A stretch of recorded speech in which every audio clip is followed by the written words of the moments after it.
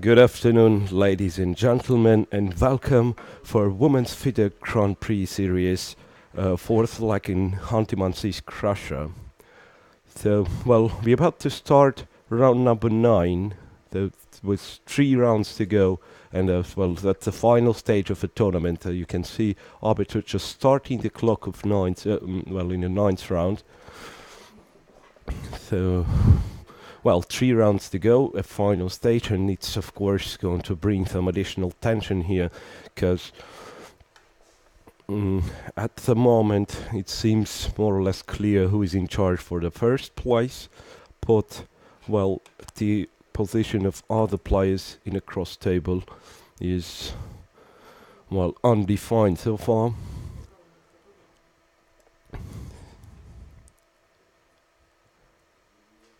So the round just had been started, so we can see photographers taking pictures, and those first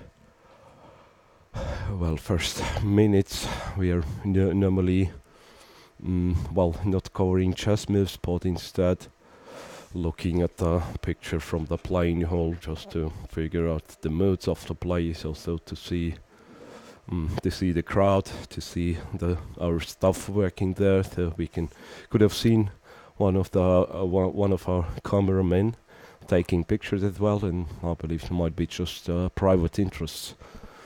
A few words about the pairings of today, and this game at our screen. Particularly the most important, the key game of today's round is how Yifan with Olga Gaguira. Olga, actually has a huge support from the local fans, and you can see the youngsters, the kids came here to follow this event, and particularly to support Olga Gaguira, who's considered to be a local player. She's not from Hantimansi, from this region meanwhile. So, the cross table of the tournament. 6.5 points after 8 rounds for Ho Yifan. Then a point behind is Olga Gaguira, so that's why actually today's game is so important. If Gaguira manages to win, and she's on track with 3 consecutive wins, by the way. So if she continues to win, then she's going to catch Ho Yifan to tie for the first place before the next 2 rounds. And place 3, overall cross table, but with, I would say, not such a good chances to win the overall event, but still reasonable chances to get the pedestal, to get maybe a second place as well. In the good case, Anna Muzychuk from Slovenia. Perhaps she spoiled her chances for a win by losing in the previous round. All the rest of the players doesn't seem to have chances to fight for medals. 1 point behind Muzychuk is 5 players on 50%, and all the minus basically represented with the minus of Kosintseva and Ushenina. There are 2 more players in -1, Muminova and Xiaoxiu, but of course the main outsiders, the main upsets of this tournament is Ushenina and Kosintseva. So, coming back to chess, and to perhaps can open a chess board soon. As I said, it's gonna announce the pairing first of all. So Ho Yifan with Gaguira already said that. Then Muzychuk is white against Alexandra Kosteniuk.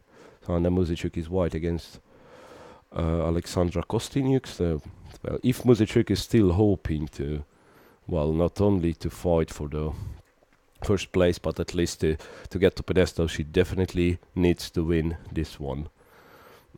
Then, another notable pair for today is Kosintseva Stefanova, and the reason why Stefanova has a birthday today. So, of course, we going to follow this game. To look at it closely. Even, I just wonder if Antoinette planning to to bring herself a birthday present. Well, Tatiana Kosintseva is white against Zhao Xu. Katerina Lagno plays again with white against Nafisa Muminova. And Butchimeg Duvshintuks is facing on Ushenina. So those are the pairs of today's round. So starting with, as I said, well, it's always been the case. We're starting with a game of the leader. So Yifan is white against Gaguira. Basically, it goes like that.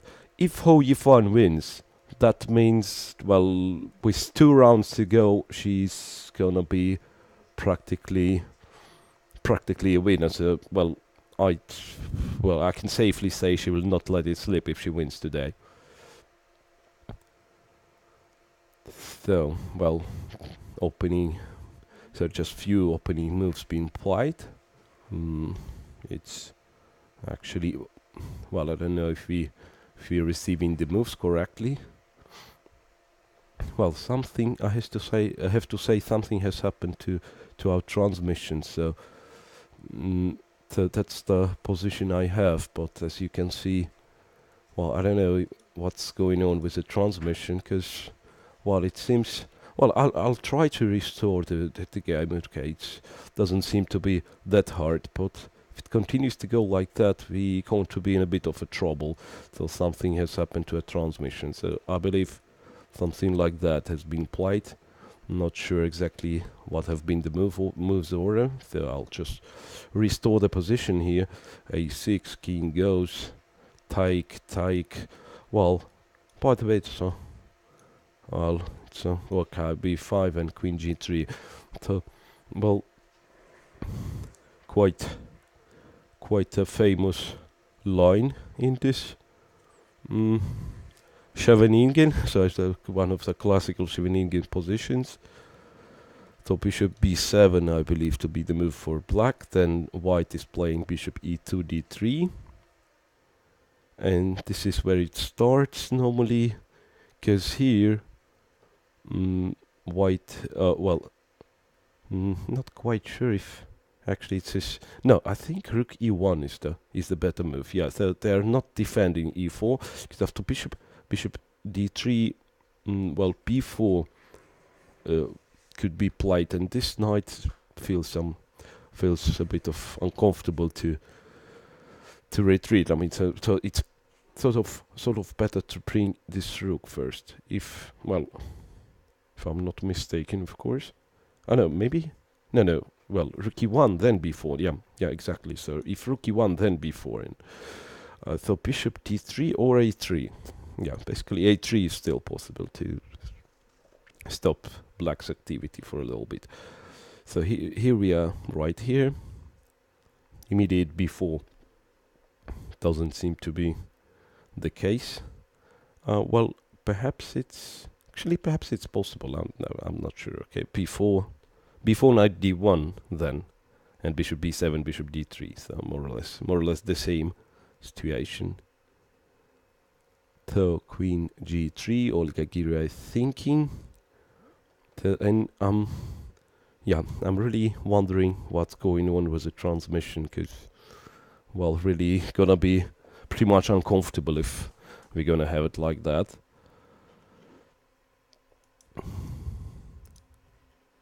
Yes, so far no transmission available. Well, Muzychuk with Kosteniuk, just to find out what happens there. Yeah, a bit of a lag in a transmission. So, well, that's Muzychuk with Kosteniuk, and those the moves what I have here. Well, seems to be a bit of a problem. Well, okay, I'll try to restore manually, but don't know how it works. Just a second.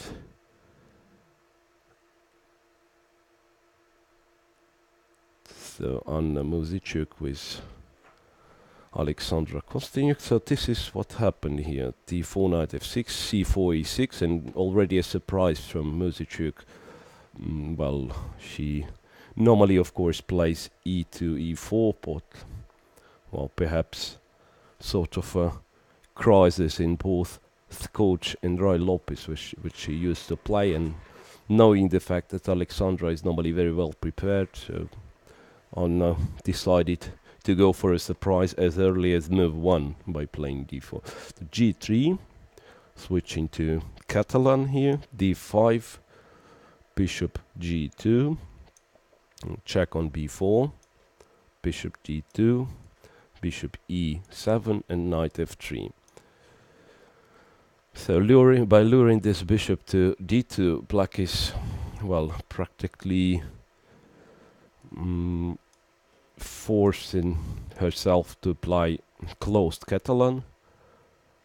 Yeah, just a second. Here we are.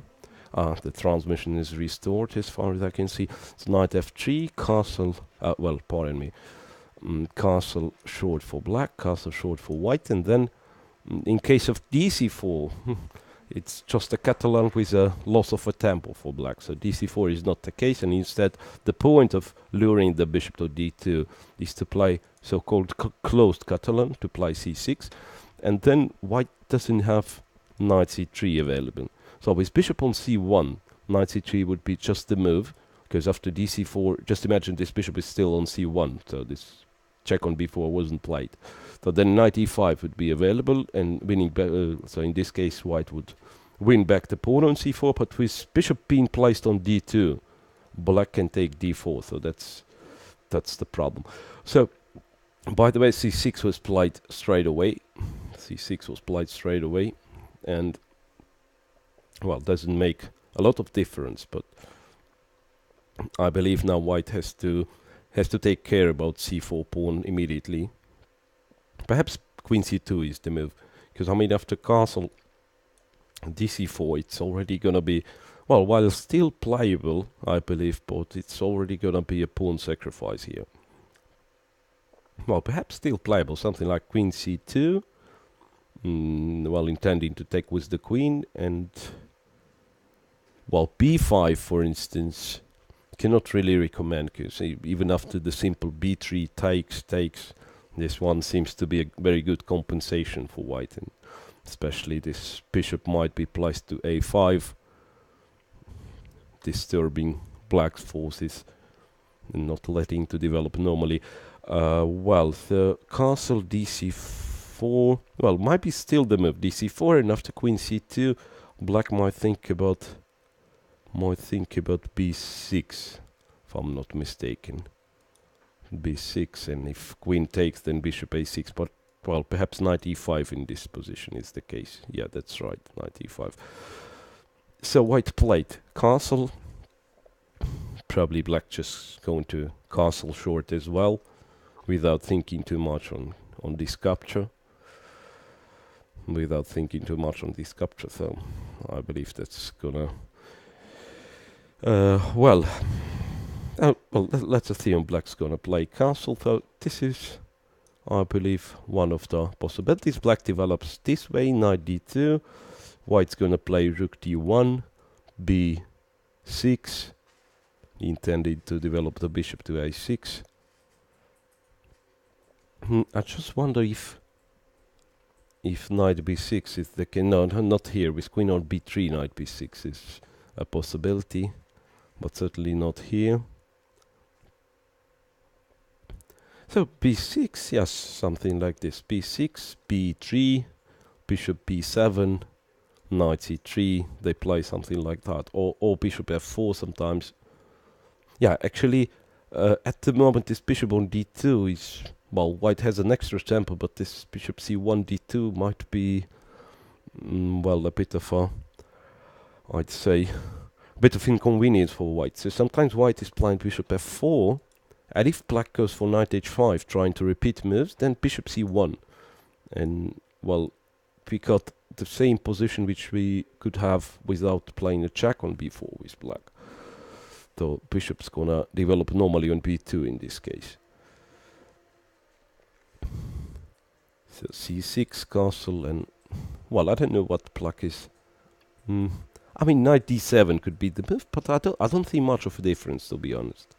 Don't see much of a difference for black about the move order, about the move orders here. So basically all castle, knight d7 and b6, bishop b7 is gonna be played. Or sometimes they develop the bishop to a6. It's also a possibility. Well, too early, let's say too early to speak. They both are still within their opening book, so too early to speak about well, the possible plans and everything, and because it's just, I believe it's always just known. So, well, switching today, as I said, Stefanova has a birthday, so I'm pretty much wondering if she's going to brought herself a birthday present. So Nana Zagnidze with Antonetta Stefanova. And, well, this is, well, I'd say this is promising. I don't remember Stefanova playing this one. The Stonewall. Yes, after spending some time, she went for Stonewall. So this was the move order here. So d4, d5, c4, c6, knight f3, e6. So black is looking to play, or, well, not a bomb Slav. In case of knight c3, black's gonna take. And, well, this sharp position at the moment seems, well, as far as I know, seems to, well, is considered to be acceptable for black, this one. Yeah. So e6, and white went for knight bd2. Not the most popular, I would say. So white just wants to keep it in Catalan style with g3, bishop g2 later, and black went for f5, which is quite a possible move here, because, well, I don't really know which setup to recommend for white in this case, because, well, normally white likes this knight to be on b1 in Stonewall, because both development of dark squared bishop on f4 or b3 bishop a3 intending to swap the bishops would have been a case in this situation. But this knight being already on d2, so knight is somewhat passive here. The f5 looks like an interesting option for white, for black, and, well, it won't be that easy for white to, well, to come up with refutation, I'd say here. Well, something like g4 might be an attempt to play in gambit style, something like g4. That might be actually what Nana Zagnidze, knowing her for her, well, concrete approach in combative style. That might be the move Zagnidze is considering, of course.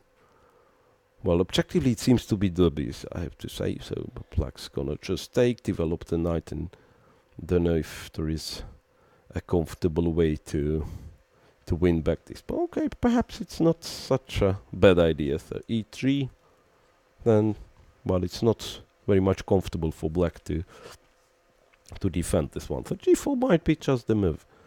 G4 might be just the move here. At the same time, knight f6 shouldn't be completely discarded, because in this case black seemed to have comfortable position even with c takes d6. Once again, knight on d2 is not well, d2 square is not the best square for this knight, even in this case. Knight on c3 would have been better. Well, and with some slow development, let's say g3, knight f6, bishop g2. Well, black looks perfectly comfortable. Bishop goes to d6, knight b d7, castle short, and then possibly just b6, bishop b7, eventually c5, something like that. So tough strategical battle, I have to say, awaits for us. Nothing is really clear so far here. Nothing is clear, and once again, as I said, too early to speak. Well, just already an indication that that's going to be a tough game, and, well, a battle of nerves with a lot of tension. So after 4 moves already, they both seem to be not very much certain what they're doing, so they already start to consume some time. Then once again, the position is still, of course, well, pretty common. Just this knight on d2, perhaps not the best placed. So just thought if white may go for such an ambitious maneuver to play knight e5. Well, if black doesn't react in the best fashion, maybe white's gonna put something like that. This other knight goes to f3, then bishop f4, e3, and the other bishop is developed to d3. But still, well, in this case, I would say black has to. Well, that is interesting, by the way. So it's already clear white has firm control on e5, right? So both knights are, and even bishop is coming to f4. So in positions like that, it's pretty much the case. You don't have to challenge. The possession of e5 square with black, because white has got too many pieces to control e5. So yes, okay, so with black you have to accept the fact that, okay, you lost the control on e5, but there are other squares available, and for instance, black may try something with knight e4, even straight away, perhaps play knight e4, already looking for a check on on a5 or bishop b4 check. So it won't be that easy for white to prove anything. Well, switching further then. Whom we have? Tatiana Kosintseva with Xiaoxiu. That's going to be another interesting battle, I believe. Well, doesn't look so promising, but still, Kosintseva, I believe her result is not really a reflection of let's say, of her strength. So perhaps after the free day, she's gonna try to do better than she's doing now.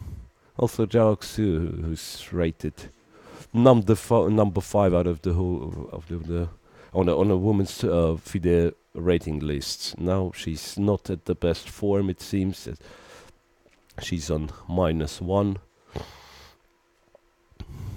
So hopefully, no. Well, I mean, it's absolutely clear she's trying to improve the situation. Well, e4, e5, knight f3, knight c6, bishop b5, knight f6. So we already saw Zhao Xu playing Berlin defense. d3, bishop c5, c3. So once again, we already saw Kosintseva doing this. Castle, castle. d6, h3, knight e7. d4 this time, bishop goes, knight d2, c6. The knight d2, c6, okay, so no. Then, well, it's a question where this bishop belongs. Perhaps bishop d3 now is gonna be played, so compared to Rai Lopez, this bishop went on d3 in one move. But then after knight g6, a black's knight is heading to f4. So once again, might be not very much comfortable for white. So we shall see how this one's going to develop. And well, I'd say in this case, d5, d5, knight c4. It's, well, the symmetrical position is roughly equal, I believe. White is maybe a little bit more active, but the position of this knight is very comfortable on g6, always threatening to jump on f4. And since white has played h2, h3, it's gonna be hard to also to play g3. So normally you like to play g3 to limit this knight a little bit. This knight will not then have f4 square, so this pawn covers f4 square. But of course, I mean, this position you cannot play g3 because this one's gonna drop. So after h3, it's not very much comfortable for white to control f4. So c6, and white played bishop a4, which is a little bit of surprise for me, but well, I have to say it has Well, there is some sense in it, of course, because at least after knight g6, knight f4 will not attack the bishop. So it's possible for white to play like that. An ideal case, in just a second, I just thought perhaps the ideal case for white would have been rook e1, by the way. So after c6, white can play bishop f1. But then, not sure, maybe take d5 could have been a possibility. Like take d5, and in case of e5, knight e4. So, well, hard to say. I mean, all those positions are pretty complex, actually. Despite looking a bit dry, let's say, but still all the pieces are on the board, and well, just it's just the case the tension is building itself a little bit slower. So no immediate clash, but more of maneuvering. But well, sooner or later, of course, they're going into direct fight. The Draugthu is still thinking here. Well, so I'll be switching a little bit faster today between the games. Maybe during this first hour I'll be in time to switch to the game of the leaders for one more time. So 2 more games uncovered. Katerina Lagno with Muminova, one of them. And, well, surprisingly, once again, a Berlin defense. I don't remember Muminova playing Berlin. But, well, somehow her opening pattern is the most unstable, I'd say, from the players here. So she's a little bit new to this, as I've pointed out, so she's a little bit new to the women's chess at the highest level, new to this Grand Prix series. So she varies her opening repertoire pretty much from game to game.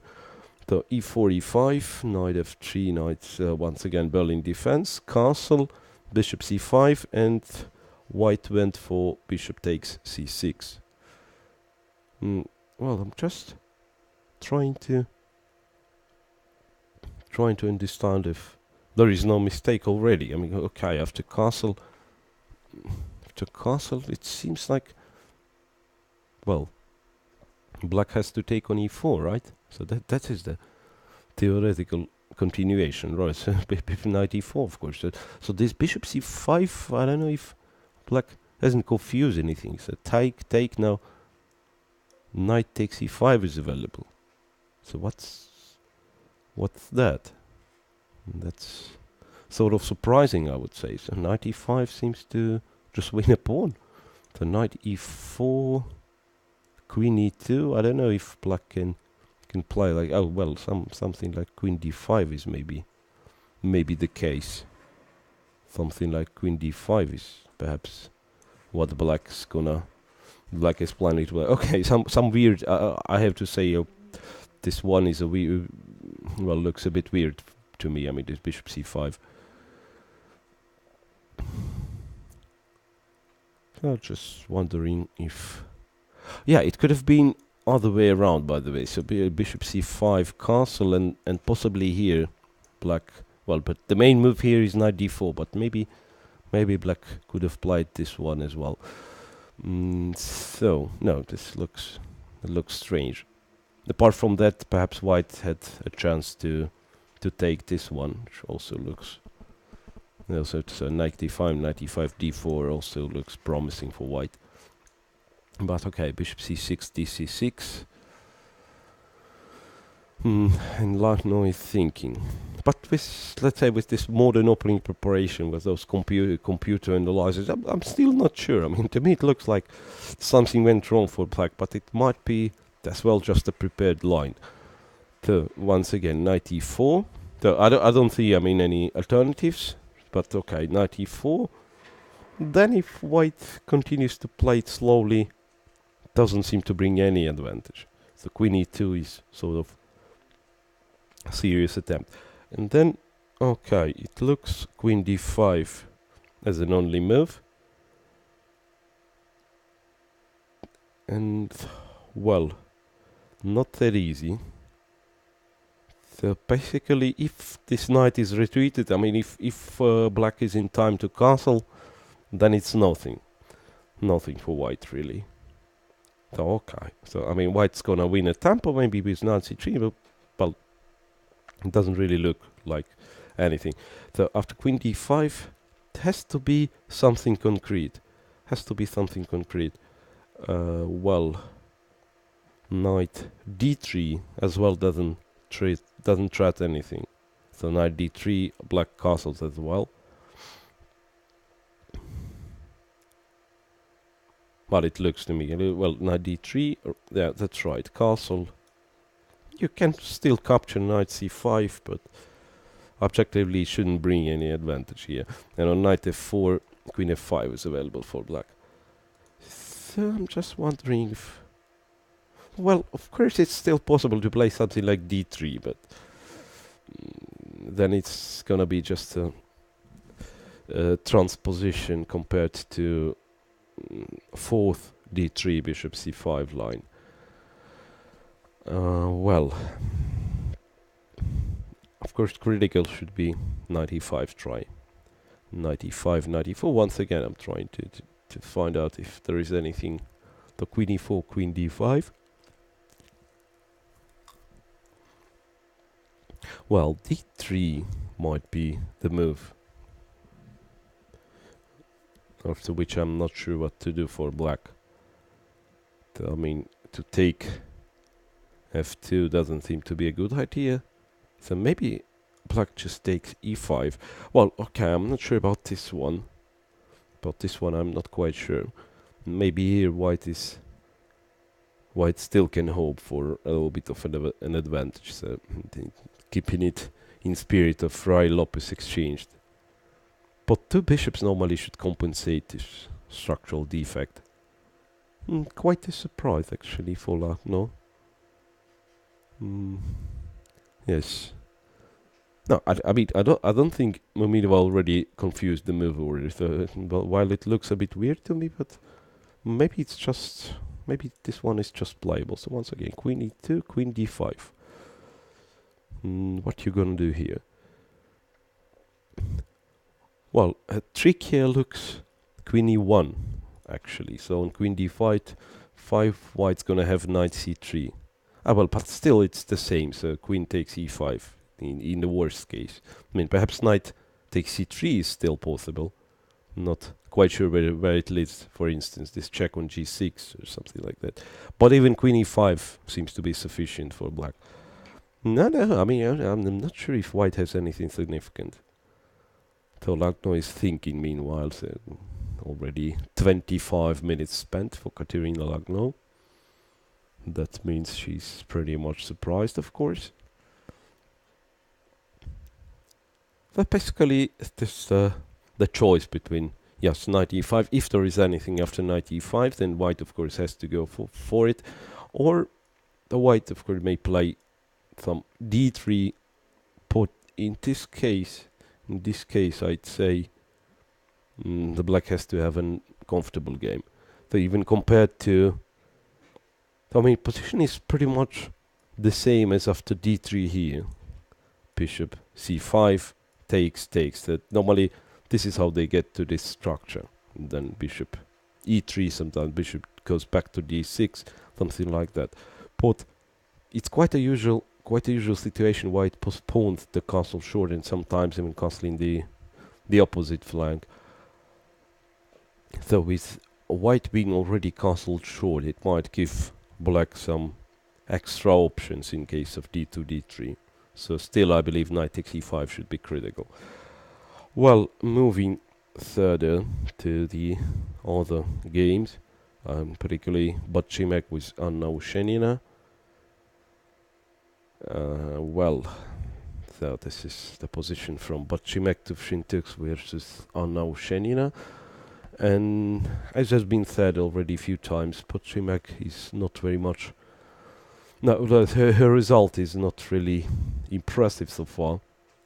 If you remember the previous Grand Prix leg she played in Geneva, when she brought really few surprises. She's not very much successful here. But still, those 3 rounds, okay, she will not improve her situation too much. But if she scores a couple of wins, at least her overall result will not be so depressive. Well, d4, d5, queen's gambit accepted. c4, d takes c4. e3, e5. Well, the most critical choice after e3. Well, to be honest, I'm not quite sure why they play e3 here. Because knight f3, so normally it's played like that. So knight f3, just a second. Knight f3, knight f6. The most popular answer for black. And then e3. Planning to regain the material balance. And in this case, e5 is not available. So I'm not quite sure about the point of third e3. e5, and then here is farther I know white's supposed to take on c4 immediately. Because after knight f3, well, it simplifies too much the position. Queen takes, knight f6, takes with the bishop, a6, knight c3 has been just played. So already looks like black has some little chat between the players. I'm not sure what actually is going on. So I do believe they cannot offer a draw one to another. So so it's too early. So perhaps something seemed to be annoying from Ushenina. So maybe Butchimeg just asked for. Well, don't know. I mean, maybe we can ask on a press conference, but that was notable. I mean, some little chat between the players during the game. So, knight c3. Well, about the position, I have to say, it already looks... well, black solved the problems, I'd say. So maybe black just can... Don't know if Ushenina is gonna try to play this one for a win. Why not? She's higher rated and... well, more title player, I would say. So, well, just the question if black can try to play in aggressive manner, something like c5. Don't know where this knight goes. Knight f3, let us say, then b5. He's in some space here on queen side, and then developing the bishop to b7, possibly knight to c6 or d7. Yeah, so that's the question. I mean, if white retreats the bishop, it's already clear. It's gonna be, well, comfortable position for black. So maybe the critical move could be this one with knight d5. So in this case, if knight takes, bishop takes, at least white is winning a tempo here. After rook a7, a4 is the possibility. So this one would be nice for white. So after knight d5, of course, this one we have to check. bc4, check, king d8, knight takes, knight d7. And it's a question if this knight's gonna be lost here on a8, which doesn't seem to be the case, by the way, after knight g5. Yes, knight g5, attacking f7, and this knight seems to run away.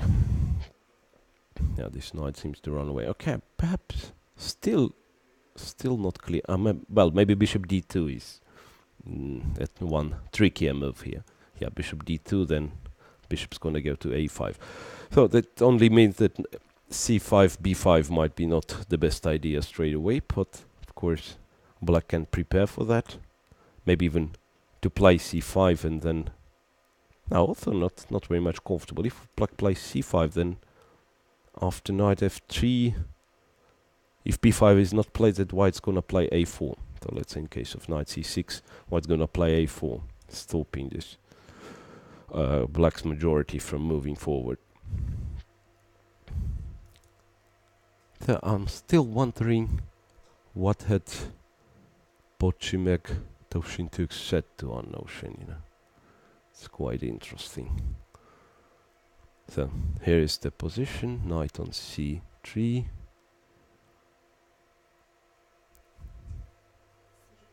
Well, half an hour already Ushenina spent to get to this position, so it's a question what exactly she meant here.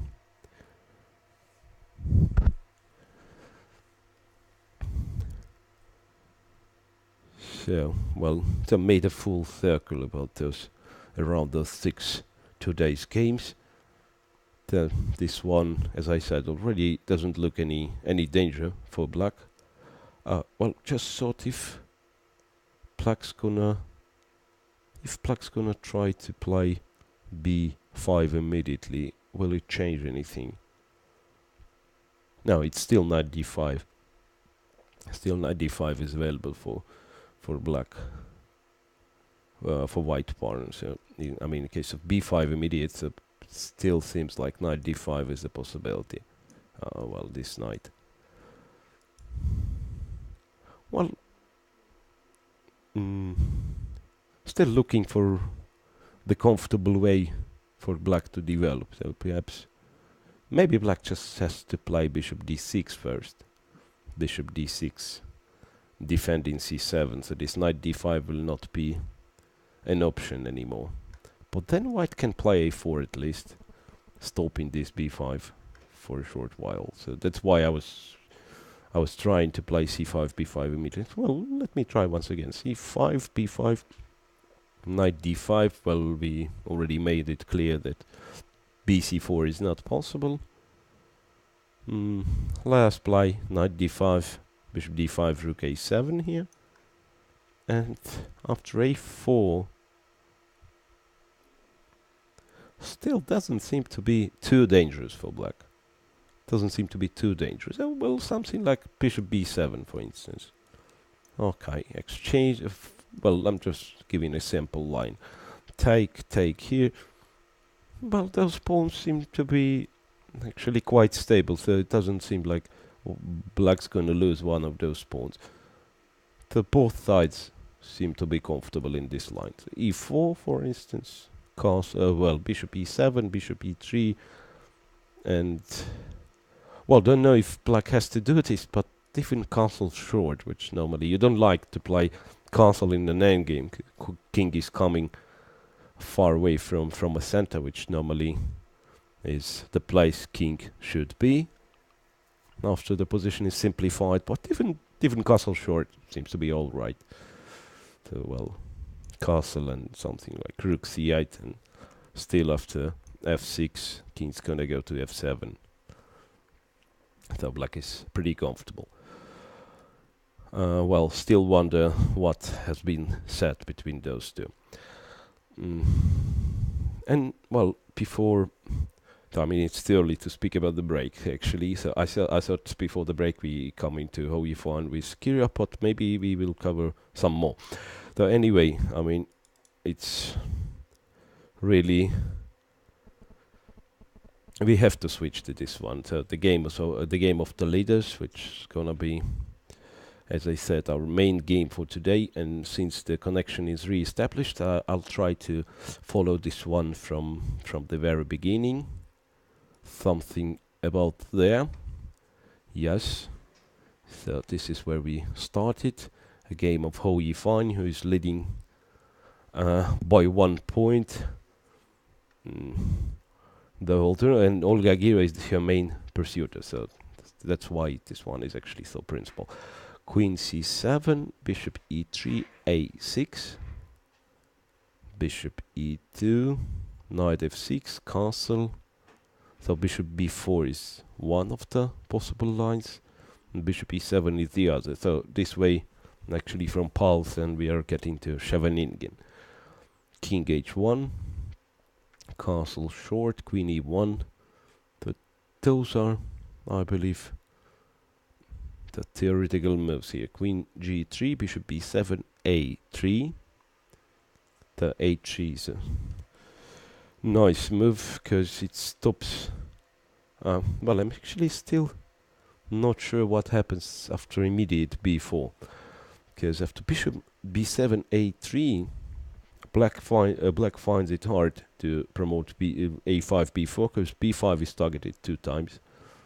So black plays bishop c6, rook a e1, queen b7.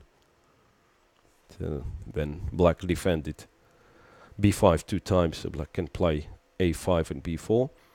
Bishop d3, now this pawn needs attention. b4 has been played, so black goes for immediate b4, so in this case black takes with the queen and targets both the bishop and the pawn. Well, I'm not quite sure actually, so because after knight e2 still this pawn cannot be taken, but well, somehow it's played like that. Yeah, before knight d1, I still remember this to be a theoretical line, so the knight is coming as well to the king side. So b8-3, b8-3, rook c8, knight f2, and knight h5 has been played. Knight h5. Well, first of all, if well, it's a question. Well, of course, the queen has to be retreated, right? So it's a question what black's gonna do after queen f3, for instance. Because to move the knight back, which could be one of the possibilities, let's say moving knight back just to no more pressure on g7. Let's say black is happy just to drive the queen away. But in this case, queen g3 may be enough of repetition. And in this particular tournament situation, I'm not quite sure Gia will accept this. So I believe she already tasted, well, how it feels to win against the strongest, well, particularly winning against Muzychuk in the previous round. So she might still find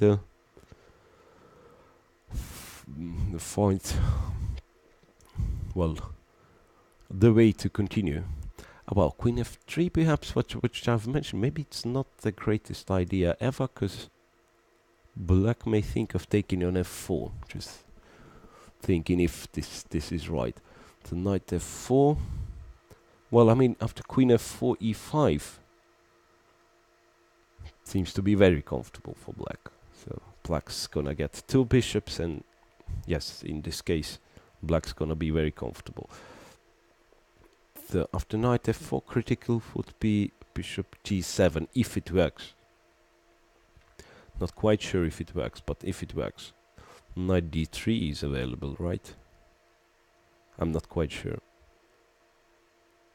No, not really. Bishop g7, knight d3 loses to queen g3, if I'm not mistaken.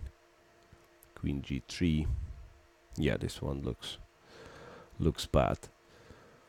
Ooh, bishop h4 is, well, I'm still not sure. Right, there is bishop h4. Queen g4 and then f5, yes. So something strange could happen. Well, perhaps queen g4 is a better move. The knight f4 is not allowed in this case. So queen g4 is perhaps a better move. Then, as I said, I don't think black's gonna go back knight f6, because, well, this normally, of course, you should be happy with a draw with black. I mean, if white didn't committed any serious mistakes here, and as well in this situation when white player is rated 150 points, roughly 150 points higher. But I mean, it's basically the tournament situation which defines the intentions of the players. So for who Yifan draws gonna mean she's gonna be still full point ahead of the field with only 2 rounds to go. So no big thing if draw is gonna be agreed here.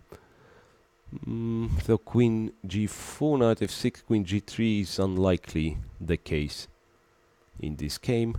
Well, actually, still white can play something like this, queen h3, also intending to win the game immediately by taking f6 and playing e5. So this is not really a repetition. So after queen g4, perhaps g6 gonna be the move. Then maybe intending to play f5. So rather complicated this game is. Still not sure what. Yeah, I mean, in this case, queen f3, knight f4 seems to be the case, and black is comfortable. Yeah, so checking once again, trying to understand. So bishop g7 seems like black can play knight d3. Can she? Yeah, looks like. Yeah, that's right. Knight d3, so this is not available. Yeah, my try queen g3 is, well, seemingly refuted with bishop h4. Oh, once again, I'm changing my mind. No, not really. So bishop h4, queen h4, knight f2, rook f2. I thought black is winning a piece, but we can go further than this. We can give this check, and after rook lift, maybe rook e3 even, to keep this one on f-file. Yeah, this seems to be, well, perhaps just lost for black. So, well, some complications then. Knight f4, bishop g7, but maybe king g7 is not that bad. Queen f4 in this case, and, well, knight is actually threatening to go to g4. So, some complicated position may arise here. Still, even in this case, I'm not quite sure what exactly goes on. So, queen g4, as I said, looks like a bit of a safer move, because black cannot really take on f4. Black is practically forced to play g6. And then it's a question if white has something good available. f5. Well, after f5, I would say it's not clear if white has enough power. So let us say e5 is going to be black's answer here to block the long diagonal. After bishop e3, well, somehow white may find it awkward to get to black's king. So at the moment it looks actually quite safe for black, this one. So not sure what's going to be a move from Yifan. Maybe queen f3. Well, it's very much different, by the way. I just thought, okay, queen f3, if black still is persistent with g7, g6, if black doesn't care too much. g6. Then g4, of course. It's going to be a huge mistake. Then knight f4, there is no bishop g7 anymore, so white will have to take. Then e5. This is just simply unacceptable for white, I would say. So bishop a3, or even without taking a3, I mean, it's not about if white is black is winning back the pawn or not. I mean, but all those ragged pawn structure of white's and black's two bishops, it looks like black's gonna have a better position in no time, and particularly bishop a3 is available, right? This bishop b4, then bishop b2, then and return into g7. So knight h5, and well, speaking about the psychology in this round, I'm not quite sure who is under a stronger pressure of those two, because well, Yifan is leading, of course, and any result apart from a draw sets her probably as the winner of this tournament. But at the same time, Gaguira kind of has nothing to lose. So already her result is a huge surprise. She already proved a lot by winning 3 consecutive games, and I have to say in a very good style. So she might be just I'd say I'll put it like that. So it pretty much depends on the mood of Olga Gaguira. So if she's coming to this game relaxed, just to play a quality chess without thinking too much about the result, then it might be quite hard for Yifan.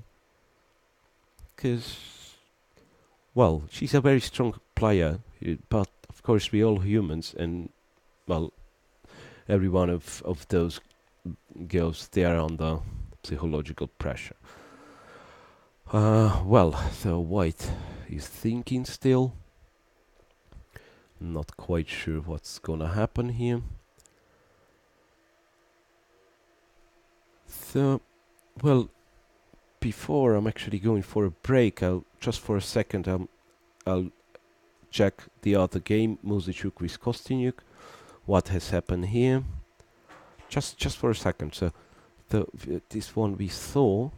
I believe that the bottom right corner of the screen, it's the position of Anna Muzychuk with Alexandra Kosteniuk, and black actually accepted the challenge, took on c4, so queen c2 has been played, b5, and then I'm not quite sure about a4 Muzychuk played.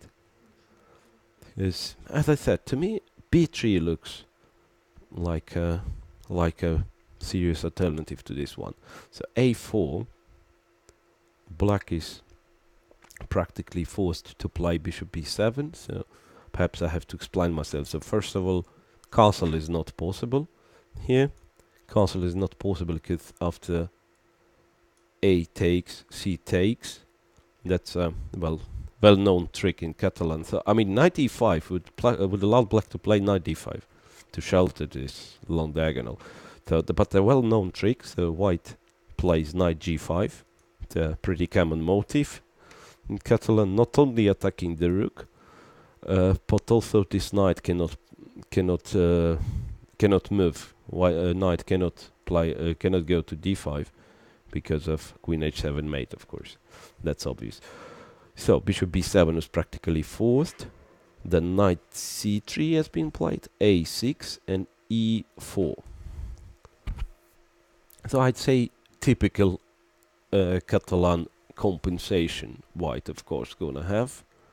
But, well, I'm not quite sure if white's gonna have more than that. So, well, two possible ways of for this game to develop. Well, black might just want to play it slowly, something like castle, and eventually developing the knight to d7, then some rook e1, rook t1. That is what they are doing here, just concentrating all the forces into a center, then watching for black not to be able to promote c5, which is quite usually met with d5, d4, d5. So this is one possibility.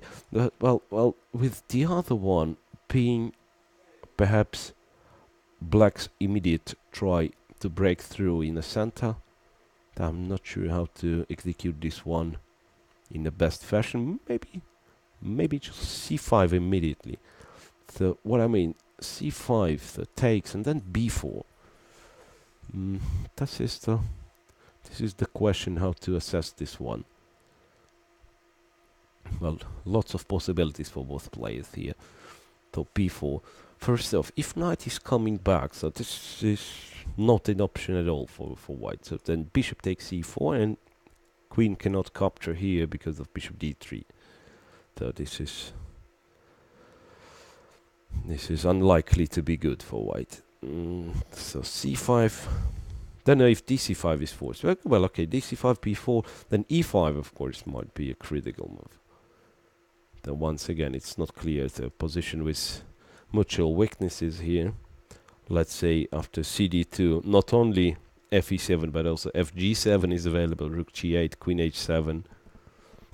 Then black has to play king d7, which is rather awkward. Knight e5 check, or I don't know, just rook d1. So really, I mean, that could really set a position on fire, this one. That is one. And the other option is, of course, just to play d5. Doesn't matter how many times this pawn is attacked, just to sacrifice this pawn. And after knight d5, I mean, try to use the lack in development black has. So knight d5, bishop d5, let us say, and something here, like just rook e1, for instance.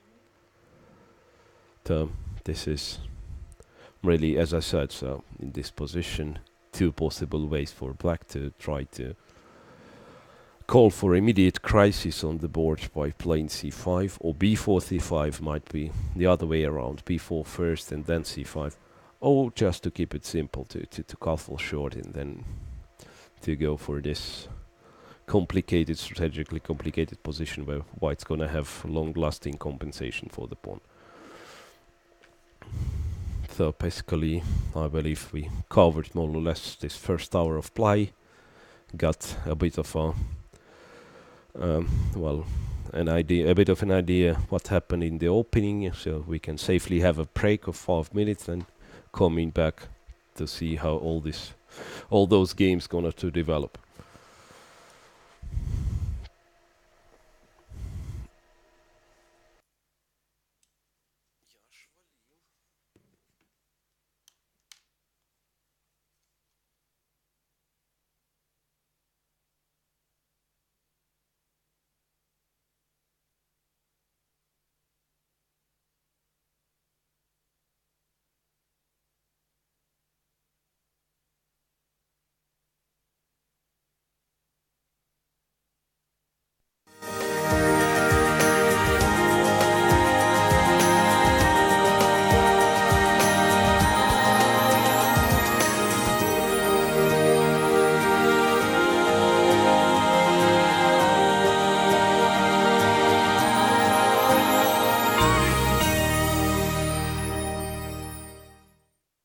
In the long string of great chess players produced by the Georgian chess school, Nana Dzagnidzhe certainly occupies a venerable place.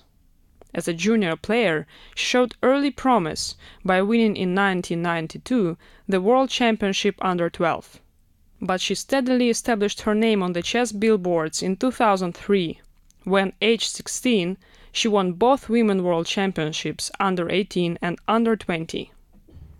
She continued to upsurge as a regular presence in the Georgian national team, which she pushed to gold in 2008 and bronze in 2010 in the Chess Olympiads in Dresden and Khanty-Mansiysk respectively.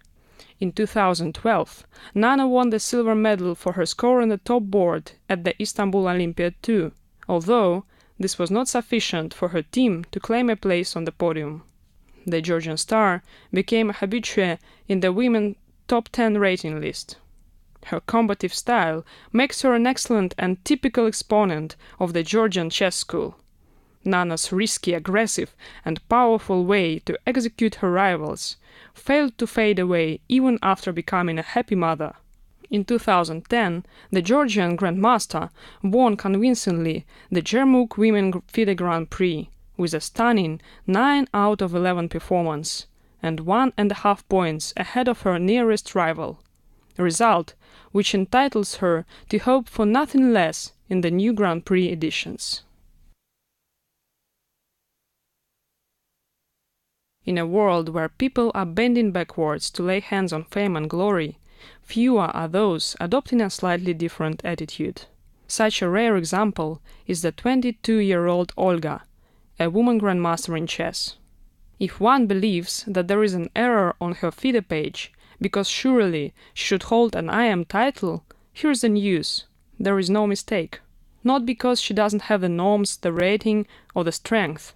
The Russian talent simply chose to focus her attention and energy onto chess, for the sake of chess, neglecting the bureaucratic formalities. Such a process-oriented player, as opposed to the result-driving ones, cannot stay in the backseat for long. Olga eclipsed her rivals in 2009, when she grabbed both the European and the world titles in her under-18 age group. In 2013, she entered the strong and very much feared Russian women team, helping her colleagues to claim bronze in the World Championship and silver in the European one. Born in the heart of Russia, in Langepas, Olga will try to prove that the term home advantage can be successfully applied to chess. Although her city of origin is rather far for Western standards, the 545 kilometers east of Khanty-Mansiysk is just next door for the Russian norms. Together with her home supporters, we will all witness the charming and kind Olga turning into a merciless opponent over the board. The Chinese prodigy Hou Yifan made the headlines with dozens of different occasions, her incredible potential being discovered back in 1997 when she was only 3. Yifan's father remarked the fascination his daughter displayed towards a chess set made of glass, and it was not long after the headstone has been set. In just a few weeks' time, the little girl started to defeat her father, and by the age of 9, the chief coach of the Chinese national teams, Ye Zhanchuan, recognized in her an exceptional genius. To meet her family and trainers' expectations, Yifan started to break one record after another. At the age of 12, she became the youngest player ever to participate in the FIDE Women World Championship in 2006 and in the Chess Olympiad in Torino. Remarkable is her jump in just 2 months' time. Between April and July 2006 FIDE rating lists, she made an impressive leap of 190 rating points, moving from 2298 to 2488. In 2007, she was China's youngest national women champion, and by the age of 14, she was already the youngest female grandmaster ever. But the highlight came in 2010, as Hou Yifan became the youngest, again, women world chess champion in history, by winning the title in Turkey at the age of 16. By the age of 18, Yifan accomplished enough to fill in many other players' CVs taken together. In the World Women's Championship 2012, held by knockout system in Khanty-Mansiysk, Hou Yifan lost her champion's title. However, as the winner of Grand Prix 2011-2012, she got a right to play a match with the new champion Ushenina. She won the match held in China in 7 games with 5.5 on 1.5 score and regained her title. And yet, the question remains whether the current women world champion will surpass Judith Polgar too, establishing her name on the men list, just like Polgar. Perhaps this day is not far away, as the Chinese proved in several occasions that many top grandmasters learned the hard way to fear her. It was a twist of fate that enriched the chess scenes with one of the biggest Russian and worldwide talents. On the way back home from dance classes, Tatiana and her sister Nadezhda were lured inside the chess club's 4 walls. Everyone knows what happened next. The 2 Kosintsevas became inseparable ever since, heading straight to the top of the tree, seizing left and right titles, prizes, medals, glory. With full steam ahead, Tatiana soon became a fearsome competitor at the top level of junior chess, winning the gold medal in the Under-10 European Championship in 1996. Her resounding performance few years later, when Tatiana won the Russian Women's Championship in 2002, promoted her to the Russian Olympic team, where she was far from disappointing her captain, scoring an incredible 11 out of 12 in 2002 Olympiad. Since then, she became one of the key weapons of the Russians in the following 5 Olympiads, especially in 2010, when she helped her team to victory, producing a gold medal on her top board as well. But the best results in her panoply must be considered the 2 triumphs in the European Women's Championships in 2007 and 2009, as well as the victory in the 2010 Grand Prix in Nalchik, which pushed her up to a remarkable 2581 rating peak. In spite of playing less than before and of some drawbacks in her career, Tatiana is undoubtedly going to strike back, and few would be surprised if she will achieve even greater results in the near future. The main question is not what Alexandra did accomplish over the years, but rather what she didn't. More than just a successful chess player, the Russian grandmaster reaped the chess world's laurels, getting the utmost out of it. She is the proud owner of the bottomless bag of medals, a renowned chess author, podcaster, blogger, educator, and last but not the least, a mother too. Alexandra's haul of trophies includes first place in the Women's European Championship in 2004, in the Russian Superfinal 2005, in the Sport Accord Mind Games 2011, and she is also the first world champion in Fischer Random Chess. There is no surprise she is a constant presence in the Russian national team since 2002, where she pushed her troop to 3 times gold in the European Team Championship 2007, 2009, 2011, and in the Chess Olympiads in 2010 and 2012. But the peak achievement of Alexandra's career is unquestionably the Women's World Crown and the 12th Women's World Champion title, which she claimed in her native country, in Nalchik, in 2008. professional not only on the chessboard, the chess queen doesn't need to bring additional evidence that she truly deserves her title in the kingdom she has built together with her husband, Diego Garces. Very active in online social networks, her pages on YouTube, Twitter and Facebook have more chess fans than many other VIPs could only dream of. A champion for peace in the international organization Peace for Sport, and the restless chess promoter, Alexandra, became a true chess ambassador before even turning 30.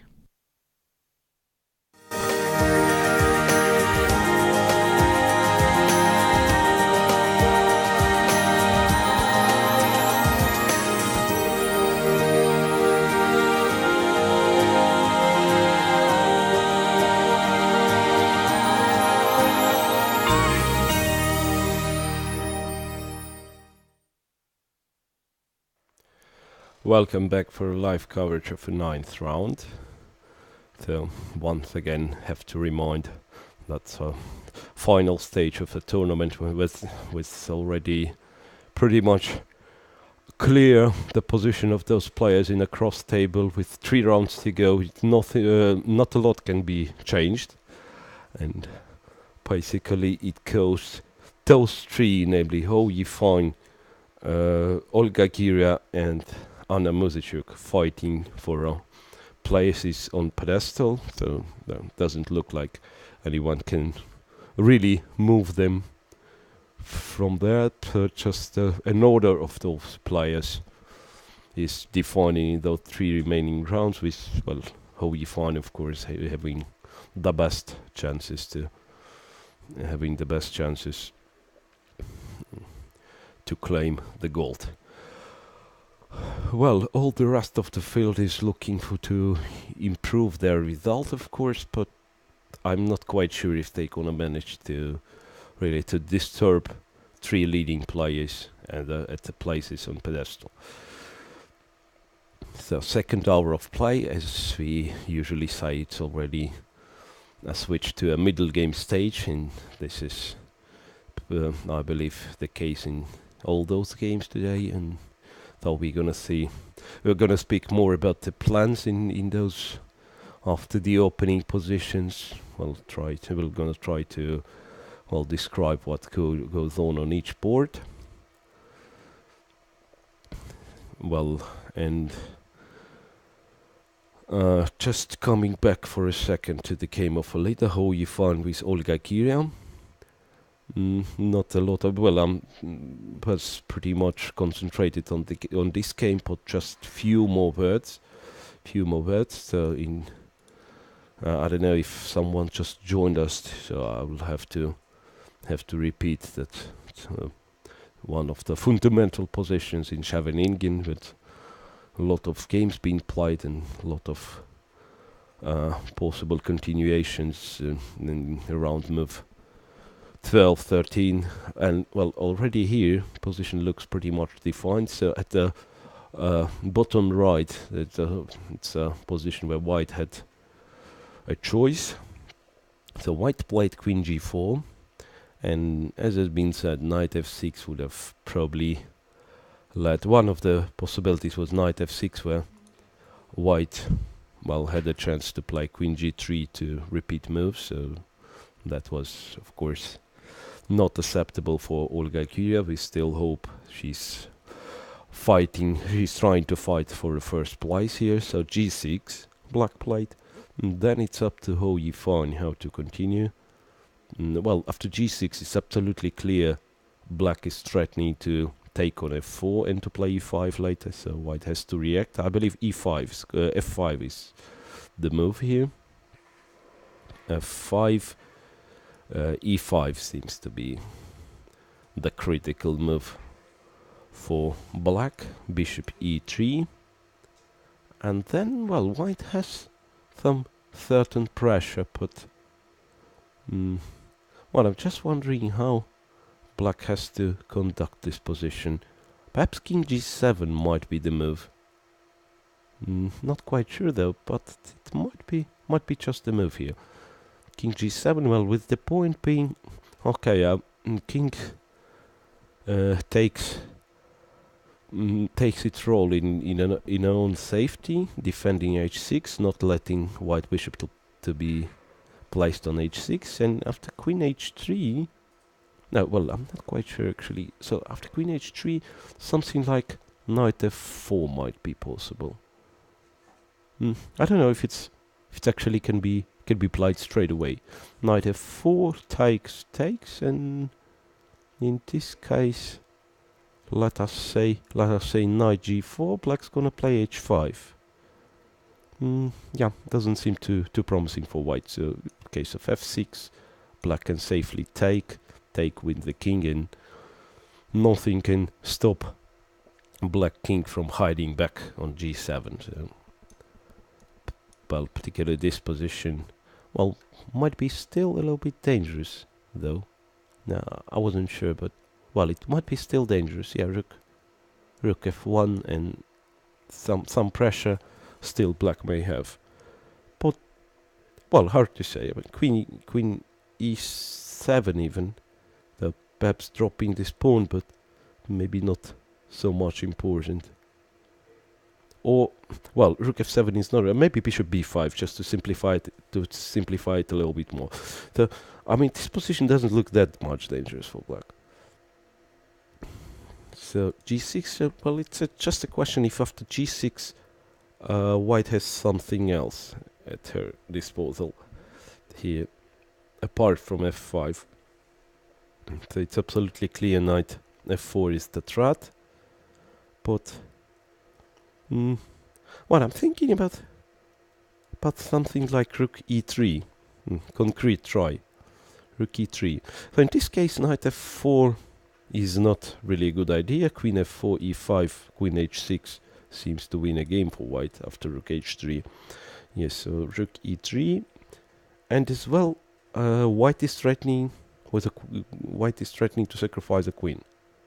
So this has to be noted. Queen h5 is the threat. So in this case, what are the possibilities? f5 might be played.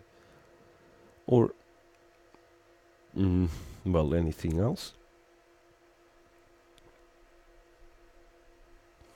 Just wonder if anything else is available. Yes, maybe f5 is just a move to play. f5 takes, queen has to go to h3. Well, the other one could be e5 actually. An interesting try also. I mean, this way black sacrifices the pawn and then tries to go for an endgame. Might be just the case. But no, well, I'm not quite sure because. So I mean, if white changes to queens, then well, has to be no danger for black. Doesn't matter how many pawns black loses. Let us say bishop a6, rook a8, already 2 pawns for white. But still doesn't seem to be that dangerous because well, all those pawns are quite weak. Particularly a3 is gonna be lost in no time. In case of bishop d3, black, it seems like black can simply take on g4, play f6, so that's needed this f6, otherwise knight h6 mate is a threat. To play f6 and then capture a3, getting comfortable position. So maybe rook e3 doesn't bring too much after all. Well, so queen g4, g6 and then queen h3. Well, not quite sure if it, what's that? Queen h3, what happens? Tricky how e5. So knight f4, I thought queen h6, but in this case e5 is possible. So on knight f4, knight g4 is prepared. Nice little trick. Knight g4, and you cannot take queen because of knight h6 mate. And well, in case of e5, still not sure what's gonna happen. Perhaps white just takes f4, then rook cannot be taken, but black can take the bishop. And still after something like queen h6, it might be dangerous for black. So extreme concentration of white forces on a king side, with rook e to f1 to follow. So queen h3, but doesn't seem to be too much convincing. I mean, at least the same standard reaction is available. e5 is a possibility as well. So take. Well, maybe it's not easy once again. Queen d7, knight g4 is once again the move white is looking for. Then f6 possibly. Bishop b2. Rather tricky position that is.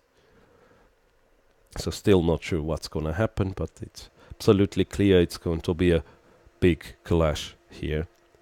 So queen g4, g6 and queen h3. So queen h3 is, yes, indeed, it's just to free the square for this knight on g4. The provoking g6 first and then playing queen h3. So we shall see how this one's going to develop. Meanwhile, we saw Anna Ushenina is walking in a playing hall. So let's find out what's going on in her game against Butchimeg of Shintuks. Well, that's an interesting position here, as Ushenina seemed to find a nice tactical way to release the pressure here. So that was the position. a6, knight c3, c5. Knight went to f3, knight c6, as I said. Then, surprisingly, white didn't play a4, but instead preferred to play a3. After this, well, I'm not quite sure. To me, it seems like b5 would be just the move to play, but black played modest h6, possibly defending against knight g5, which is hard to believe to be the case. Okay, h6, white played voluntarily knight d5, takes, bishop takes. So, well, I'm not quite sure if bishop c6 was such a threat, but black decided to go for knight e7, bishop goes to e4 and bishop f5. So, yeah, they said nice tactical trick, allowing black to release the pressure. So bishop f5 and bishop b7 is not possible due to rook a7, where this bishop is trapped.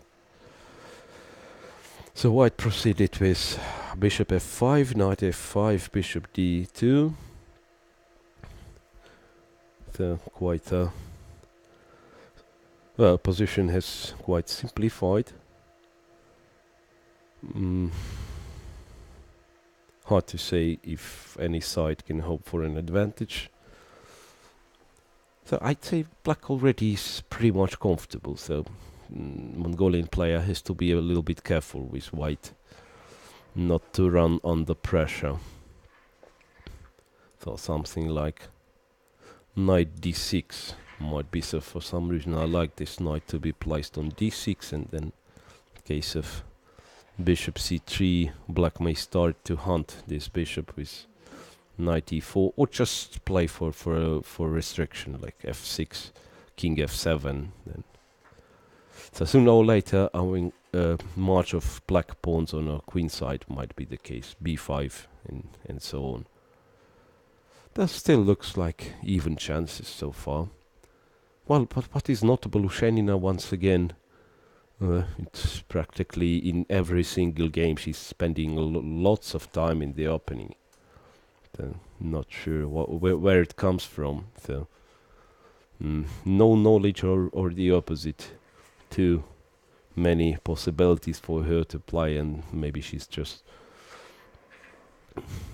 well, you know, just picking the lines which are the most appropriate.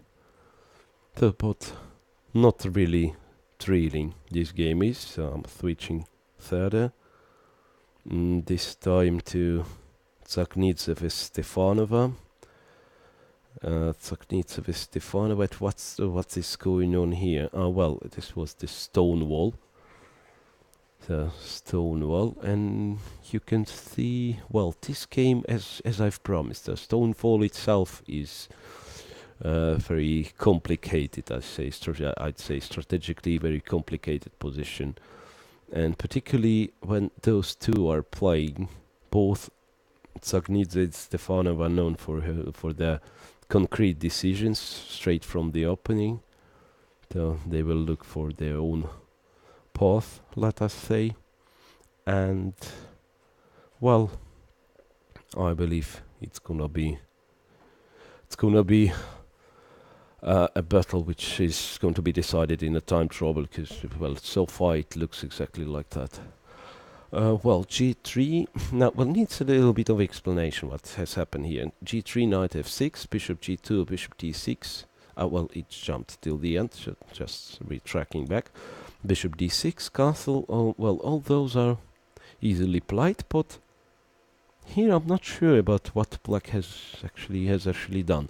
Knight d7, b3, queen e7, well, all this is possible, bishop b2, but then b6, to be honest, I don't like so much, because b6 would have been a normal development, I would say. b6 followed by bishop b7. But the problem with this is that white is taking on d5. And then normally you would prefer to recapture with e-pawn, keeping your structure flexible. Bishop's gonna go to b7, and black, what is important, black controls e5. So knight e5 is not possible in this case. But the problem with e d5 is actually white's queen c2, where white attacks both c6 and f5, double attack. Black is not losing the material straight away. Black still has knight b8, but it's rather uncomfortable, of course. Knight e5 then becomes available. After knight b8, white loses a control on e5 square. And this way, seems like white is getting a serious advantage here. Let us say after c5, which seems to be the only move here, then, well, lots of possibilities. Well, something like this is one of the possibilities. Knight c4. So if the black cannot take, black has to keep this bishop. The bishop c7, then, well, it looks rather ugly. I mean, take, and just something. Rook d1. Looks like black's gonna be under serious pressure here. Yes. Doesn't seem to be too comfortable for black, this one. So cd5, black responded with cd5. But in this case, it seems like black has weakened her e5 square almost for nothing. The knight e5 has been just played. By the way, yes, knight e5. The problem for black might be white's next knight c4. So in case of a castle, for instance, it might be knight c4 available for white, and black will have to give away this bishop, which is gonna make the weakness of dark squares even more significant. Well, knight cannot be captured. A8 rook is hanging on bishop b4. Well, apart from other moves, there is knight d3. So, well, bishop has northwest to go.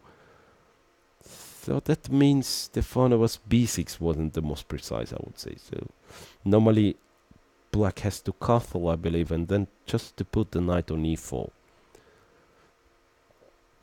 Perhaps also knight d7. Well, I'm not quite sure. Let's say, there are experts of this line, and particularly Russian Grandmaster Glazerov, I can recall to be one of them, who played this one in a very precise way.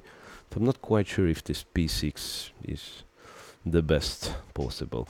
So take, once again, take knight e5, bishop b7 might change the situation. Yeah, maybe bishop b7 is a little bit different. So Knight c4 is still available, but after bishop p4 at least white has no knight d3. It seems like. Maybe still white has. So takes. In this case, well, knight b4 is answered with bishop g7, but maybe bishop takes b7. Intermediate might be an idea. Rook b8. Knight b4, rook b7. Well, this one is rather complicated. But still looks promising for white, if you ask me. Still looks promising for white. Well, bishop a3.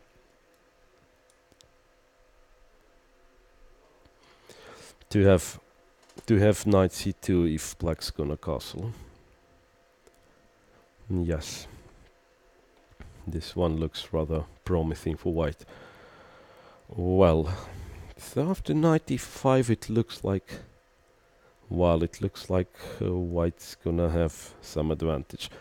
Well, there is knight e4 available for black as well, so a kind of symmetrical response. And here, well, maybe it's not that clear after all. Yeah, knight e4 seems to offer some chances.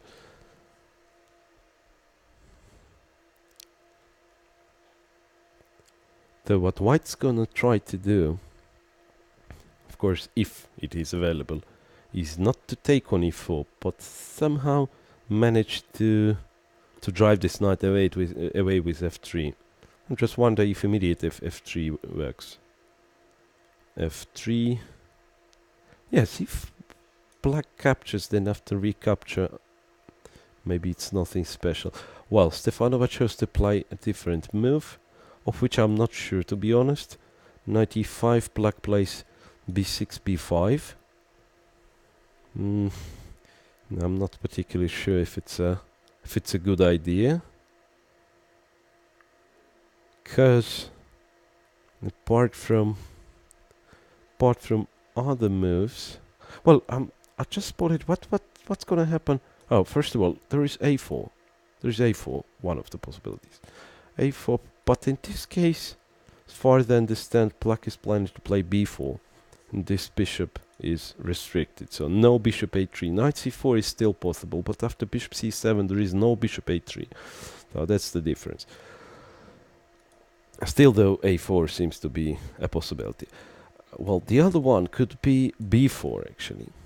So b4, in this case, if black takes on b4, then this position seems to be, well, rather dangerous for black. So indeed black won a pawn, but well, white may have very serious compensation here after queen c1, let us say, with bishop a3 intentions.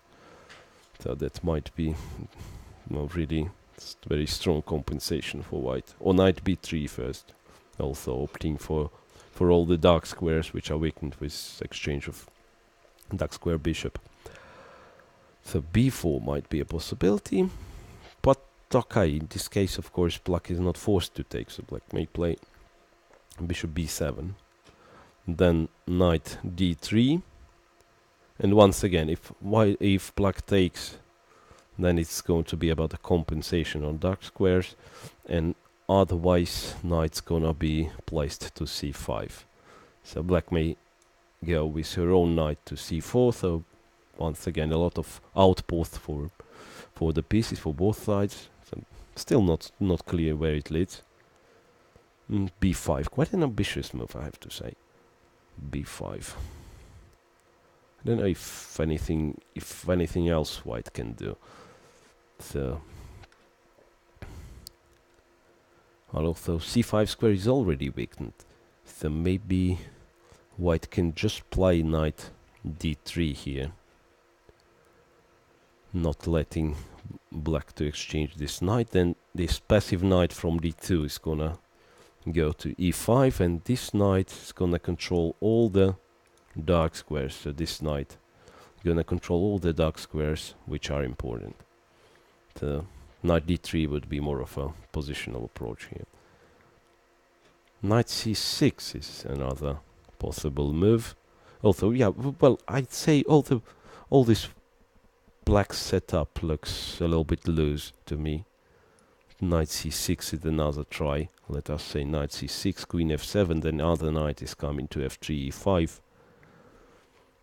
All this setup looks rather loose for black, especially this b5.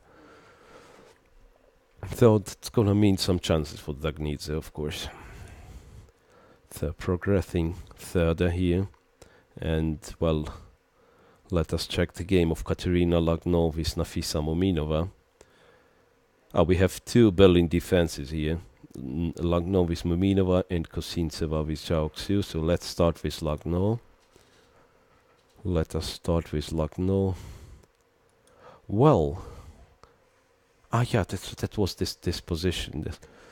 This tricky move order for black, where black allowed white to play knight e5. And, well, it seems like really like white couldn't find anything significant. Knight e4, queen e2, queen d5, knight d3 Lagno played. And after castle, decided to grab the bishop. But this doesn't seem to bring any advantage here. f3, bishop f5, queen d7, black is really very comfortably developed. Queen e5, b6. Well, queen e5 is well, a little bit problematic for black. Yeah, black cannot play knight d7 straight away. But anyhow, b6, b4, rook e8 intermediate, queen f4.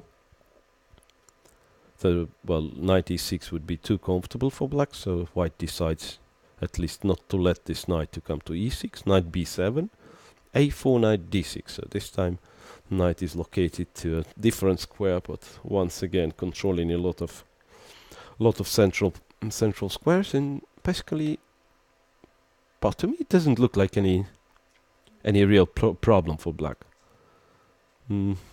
Black will look for further simplifications with bishop g6, queen f5 possibly. Also, well, there's opposite colored bishops. Well, while not being a factor so far, but just adds a little bit to the fact that draw is gonna be the most probable result here. These opposite colored bishops which are present at the board. Well, queen g3 perhaps has to be played with an intention to develop bishop on f4. I don't know if a5 white has to. I don't know if white has to hurry up with a5. So a5 might be the only chance to disturb black a little bit. So then it means it's white who's going to decide when to open this a file, because b5, bishop e3, it's always unpleasant for black. So with all those dark squares being particularly weak, still even this one. I mean, bishop c5 and black is playing bishop g6, then doubling the rooks on e file. Still, even this one doesn't look too scary for black. So here we are. And white has just played bishop b2. Well, the bishop is of course nicely placed here, but at the same time not easy to say what white's threat is. So bishop g6, I believe, is the move. Still intending to, well, perhaps knight might jump to f5, so maybe queen d4 is the move Lagno is hoping for. But after f6 here, this bishop, well, rook e6, another try, not bishop, well, rook e6, also possible. Yeah, perhaps Muminova is looking also for, she might look for some activity on the king side for black. So for some reason, I was thinking black is playing strictly for if to equalize. But, well, why not? Rook e6? Well, multi-purpose move, I'd say. So you might just want to double on e-file, but at the same time, rook g6 might be just the case in some positions, actually. Yeah, rook g6 and then rook g4 sometimes. So, well, I'll just picture this route for the rook. Rook g6, pressing on the king side, and as well, rook from g6 to g4, eventually winning this pawn. So rook e6, well, I like this one, it's a nice move. But as I said, even after bishop g6, which is, well, I'd say the most modest approach in this position, queen d4, if I understood correctly, the point of bishop b2, black's gonna play f6. So once again, this bishop looks rather passive and hard really to do anything. Okay, a5, rook e7, let us say. Takes, brings nothing. Yeah, and indeed, black's knight b5 might be the case. So, bishop b2, rook e6, knight d1 was the move of Katerina Lagno, so knight goes to e3. Yeah, I'm just wondering if rook g6 is going to be played, because actually black has not a lot to do. Black has not a lot to do on an e-file, because e-file is gonna be closed pretty soon. So it might be rook g6. Then after knight e3, quite logical, knight e3. Black, well, just a second, can black play bishop h3? Well, maybe just not needed. So bishop e6, and then knight f5. Yes, something like that. Simplifying this one even more. Well, yeah, maybe black black solved all the problems, as I said. Maybe some slight pressure is still on for white, when in some kind of position like that. But then white has to spend the tempo on king h1. I mean, even here, intermediate bishop h3 is available. Yes, it's not very nice. Doesn't look very nice for white. So knight d5 with knight d1. Yes, seems like black solved all the problems here. Okay, we shall see this one, how it develops later. So let's switch to another Berlin, a bit more complicated one. Tatiana Kosintseva with Shao Xu. So this one is actually, it's very similar to the positions in Gioco Piano, I wrote on the board. So, well, just a second, we saw this one about here. Yeah, bishop a4, knight g6, as I said, a nice relocation of this knight. Rook e1, bishop e6, and well, both sides doing more or less the same. Bishop c2, queen c7, then knight is coming to g3, rook a d8, bishop e3. Well, and somewhere around this point, this is critical. So due to the position of this bishop on c2, white somehow prevents black from counterplay. So in case of d5, I'm still not sure if it's a correct assessment, but it looks like d5 is not really available. Because in this case, white's gonna take d5, take g6, and eventually take on e5. Yeah, winning a pawn. So white has managed to play d4, and somehow black has no direct way to equalize. Rook f e8, queen c1, king h7. So this is what happened here. Queen c1 was with intention to sacrifice on h6, perhaps even straight away, because all those black pieces, the queen on c7, bishop on b6, are set aside from the actions on a king side. So, well, queen c1. By the way, sometimes queen d2 is the case. So just to place a rook on d1 and then queen on c1. But queen c1, of course, is just a possibility. Black played king h7, and judging on a situation, on a clock, I have to say, black already faced a couple of difficult decisions, and this is what is going on with Zhao Xu. I mean, when she's out of form, and I believe this tournament can hardly be considered like her successful one, being on -1 so far.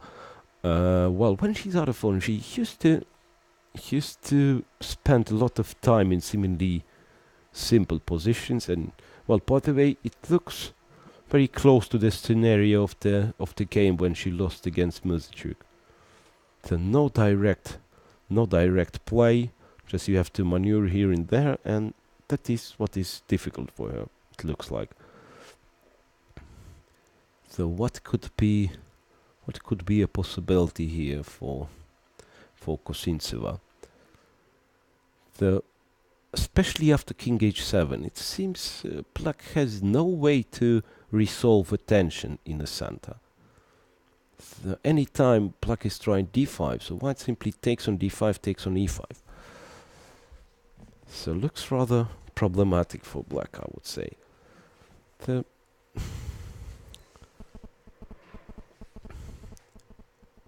knight f5 is available for White. Apart from other moves, yes, knight f5 is available. Although, in this case, Black, apart from capturing on f5, which is not clear, I would say, but maybe better for White, I'm not sure. But apart from that, Black has knight g8. Well, a little bit passive, but at the same time defending h6, so it's gonna be still White's gonna have some pressure. Well, but there is actually a little bit slower approach. I'd say to start with a4. Not threatening anything, but just sometimes keeping in mind a possibility of a4, a5. So let us say Black's gonna play a5. Then White is playing b3, placing the queen on b2, moving the rook into a center, then returning the queen. The problem for Black, as I said, no direct counterplay. It's hard to point out any sense-making maneuver here for Black. Which, well, it's surprising. I mean, with all the pieces being on the board, and already a little bit uncomfortable for Black. So, well, no real advantage, I would say, for White. And if you ask the engine, it's, well, I don't believe it's gonna give White much, if anything. But from practical point of view, it looks like it's much more comfortable for White in terms of making so-called useful moves. Well, King h2, for instance. We don't know if it's useful or not, but White just can play King h2, then return back, and nothing really Black can do. So I'd say a practical decision for Kosintseva would have been just to find some plan of regrouping the piece, and then just to stick to this plan, to follow it. Instead of doing what she does, well, it looks like she's looking for a immediate solution, which might be simply not available. Well, looking at the position a little bit more, I thought as well about something like b3 c4, getting sort of King's Indian structure in the end. Let's say b3. I'm not sure what's gonna be Black's move here. Let us say I just thought about knight d7, which might be a good idea in case of White playing c3, c4. Then knight after ed4 capture, knight is going to e5 or c5. But once knight leaves the square on f6, and particularly not being placed on g8, knight f5 seems to be very dangerous in this case. Knight f5, Black cannot really take this knight, and as well bishop h6 already becomes a threat.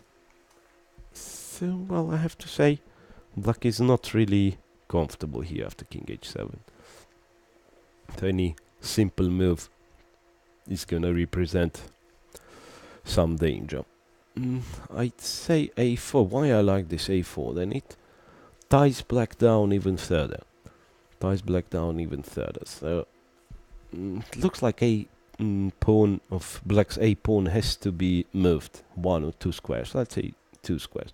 Then okay, b3, and one day, especially after queen being moved to b2. Well, just for instance, I mean, okay, queen is moved to c8, queen b2, and Black makes some indifferent move. I don't know, rook. No, well, no indifferent move is available, I'm afraid. Okay, let us say White left from this diagonal, so black decides to return with the king. I mean, it just all this line is to illustrate why I wanted this pawn to be moved to a4 and to force black to move. So this bishop now, after, well, the sequence of moves, once again, I'm repeating, it's not really important, but just an illustration what might be an idea. So this bishop is now hanging, so white has d e5, bishop e3, ef6, well, getting serious advantage. So a4 might be an idea. a4, a5, b3. Yes. And, well, still it's not exactly comfortable for black to make the moves. Also, queen c8 we may answer with king h2, for instance. So, yes, looks like Kosintseva has got some advantage here. Well, okay, we shall see what's gonna happen.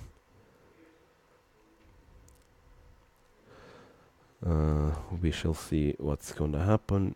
Well, what else might be under our scope? Muzychuk, Anna Muzychuk with Alexandra Kosteniuk. This seems to be interesting. Well, yes, the game between those two seems to be very sharp. I'm not quite sure if Muzychuk did it the right way. So stepping back, here, e4, knight d7, bishop f4, and as I said, after few minutes of thinking, black actually decided not to withstand this pressure, but to try to, well, to get a play immediately. So black plays b4, knight e2, c5, the e4 pawn is hanging. No comfortable way for white to defend this one, so white proceeded with d5, ed5, ed5, bishop takes d5, rook a d1, and black played queen c8. So two extra pawns for black already, which seems to be dangerous, I have to say. So dangerous for Muzychuk. This knight on e2 is really, well, fails to find a good spot. Perhaps white's idea should be connected with capture on d5 one day. Just don't know if there is a way to execute it properly. So white, it's most likely the case white has to sacrifice an exchange in addition to those two pawns.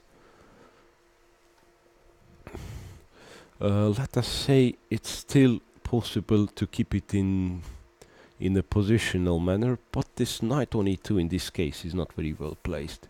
So I'm just thinking about something like knight d2. Black's gonna capture most probably. King captures, then maybe it's advisable to give this check straight away, where white really has to make her mind and perhaps to play f3, and okay, let us make castle, knight c4. So in this case, well, perhaps still white has some compensation, but at the same time, extra pawn for black, no threats for black's king. So the maximum, I would say maximum white can hope at is to regain the balance, the material balance, and to hold this one for a draw. So that means something went wrong for Muzychuk, and I would say, well, the key of those inconveniences has been this a4 move, which is rather trafarette move, but maybe b3 would have been more challenging, I would say. Still, well, so as I said, white is not going to. Seems like white is not going to change those bishops voluntarily. White has just played rook fe1. Well, rook fe1. Then what's gonna happen in case of queen b7? This is what bothers me. Queen b7. because I mean it's still there is no still comfortable retreat for white's knight on e2. So ideally, white would prefer to play something like something like knight f4. Just a question if white can play it aggressively. Well, I would be interested in trying bishop d6. With the point being, in both bishop f3 or bishop d6 cases, white's going to continue with knight f4. So let me try. Bishop d6, knight f4 check. So in this case, it seemed to work just fine for white. Knight f4. Well, after king f8, let's say, I don't believe black's gonna be able to keep her extra material. Maybe knight e5 straight away. Yeah, I mean this one looks fairly dangerous for black. Knight e5, so knight f6 has to be played. Knight c4, and on this pin, black's gonna lose something. So this is gonna be a good case for white. So bishop d6. Well, perhaps bishop f3 has to be played. Then it's much more complicated, I would say. So first off, knight f4 is the possibility, but in this case black castles and doesn't seem to have much of a problem. Okay, bishop takes e7, rook e8. Well, perhaps white had to take on f3 before that, but well, let us say bishop f3, queen f3, bishop e7, rook e8, queen c4, still an extra pawn for black, so basically black is out of danger. So all white has is maybe a compensation, but not more than that. So much more challenging could be, well, bishop e7, at least not letting black to castle. But of course it's rather dangerous as well for white. So bishop g2, and I thought about something like knight c3, but maybe it's just too optimistic. So why I need knight c3 to control e4 square?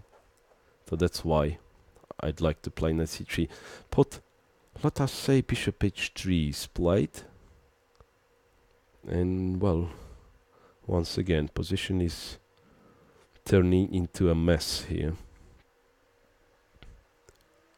So bishop f6 check, king f8, so still queen g2 is a threat. The bishop is hanging, so check, king g8, and the knight is hanging as well. Yes, and two extra pawns for black, so knight e4. Black might just play something like bishop f5, g6, h6, king h7. Yes, rather complicated position. So rook fe1, and of course a lot of things to calculate for both players. So queen b7. Just thinking about anything else, if it's available for white. Let us say knight h4. Let's say knight h4. So I mean, there is no safe way to defend on f3, so it has to be knight h4. Well, pardon me, knight h4. I don't believe really. So bishop g2, knight g2, castle. Nothing really for black. Well, pardon, nothing for white. So white is just far away with her pieces. So after queen b7, what else could be possible? Don't know if rook d5 makes any sense. Rook d5. Well, if queen takes, then well, bishop e4 has been played. Just for a second. So takes, and then well, this pin is gonna be really annoying. But I don't know if white has enough enough forces to really press here. So rook fe8. Rook fe1, black played bishop e6. To be honest, I don't like this move so much. So queen c4, Kosteniuk, well, she's playing in quite ambitious way, but all those pieces here seem to be, well, like hanging in the air, and not quite sure if white will not have something. So queen c1 basically has to be played. It looks like, I don't believe it queen a2 too much. So queen c1, and then comfortable for black. So I just mean it's not advisable for black to capture the other pawn, because it might be something. Yeah, queen c1 has been just played. I don't know if black's gonna capture the other pawn. As I said, perhaps black just has to castle. Well, yeah, after all, well, okay, white is perfectly centralized and everything, but still the pawn is the pawn, and well, this knight still fails to find a good place to find a nice path through. Well, in case of castle, I don't know what is white's plan to continue here. Perhaps this knight has to go to f4 somehow. So I don't know if bishop e5 or bishop g5, but then possibly continuing with knight f4. Well, rather complicated one this position is. So summarizing the second hour of play here, what is going on? Quite a complicated position in both how Yifan with Gaguira and Muzychuk with Kosteniuk. Then two Berlin defenses with absolutely different scenarios. A quiet game with seemingly no advantage for both players for any of players in Lagno with Muminova, and well, strategically complicated with not a single pawn being exchanged so far. A game of Kosintseva with Gaguira. Then equal in game in Butchimeg with Ushenina, and well, once again quite a complicated strategical fight in Zagnidze with Stefanova, where white seems to be a slight favorite so far. So that is how it looks. I believe we're gonna come back after the break to see how it's going to be developed, and particularly to see the most exciting stage here, where the time is running to its end, and they're gonna start to act quicker. So coming off for a break and returning.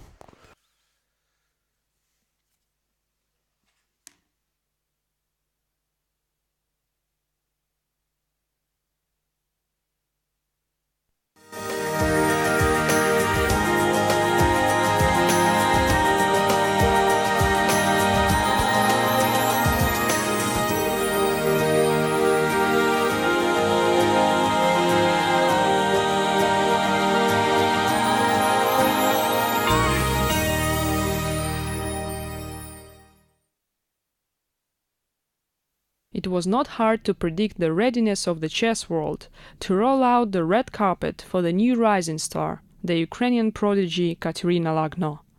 With her whirlwind progress through her childhood years, she convincingly made her first steps noticed when she claimed the Women Grandmaster title at the age of only 12. By far more attracted to play with her opponent's nerves than with some boring dolls, Katya reached the top of the ladder during her teenage years.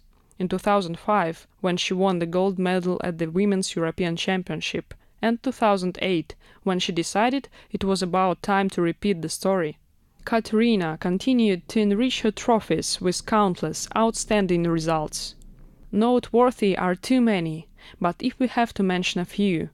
In 2006, she took the North Urals Cup to her native country, as well as the gold medal from the Women's World Blitz Championship in 2010. Since 2008, she has been the Ukrainian team leader, helping her squad to gold in the Olympiad 2006, World Championship 2013, and European Championship 2013. If you think that chess is the only dimension in her life in order to reach all of that, you are wrong. Katerina is the happy mother of a 3-year-old son Sasha, perhaps a GM in the future. In spite of her early successes, Katya has her feet firmly planted on the ground, working on her best results, which are still yet to come.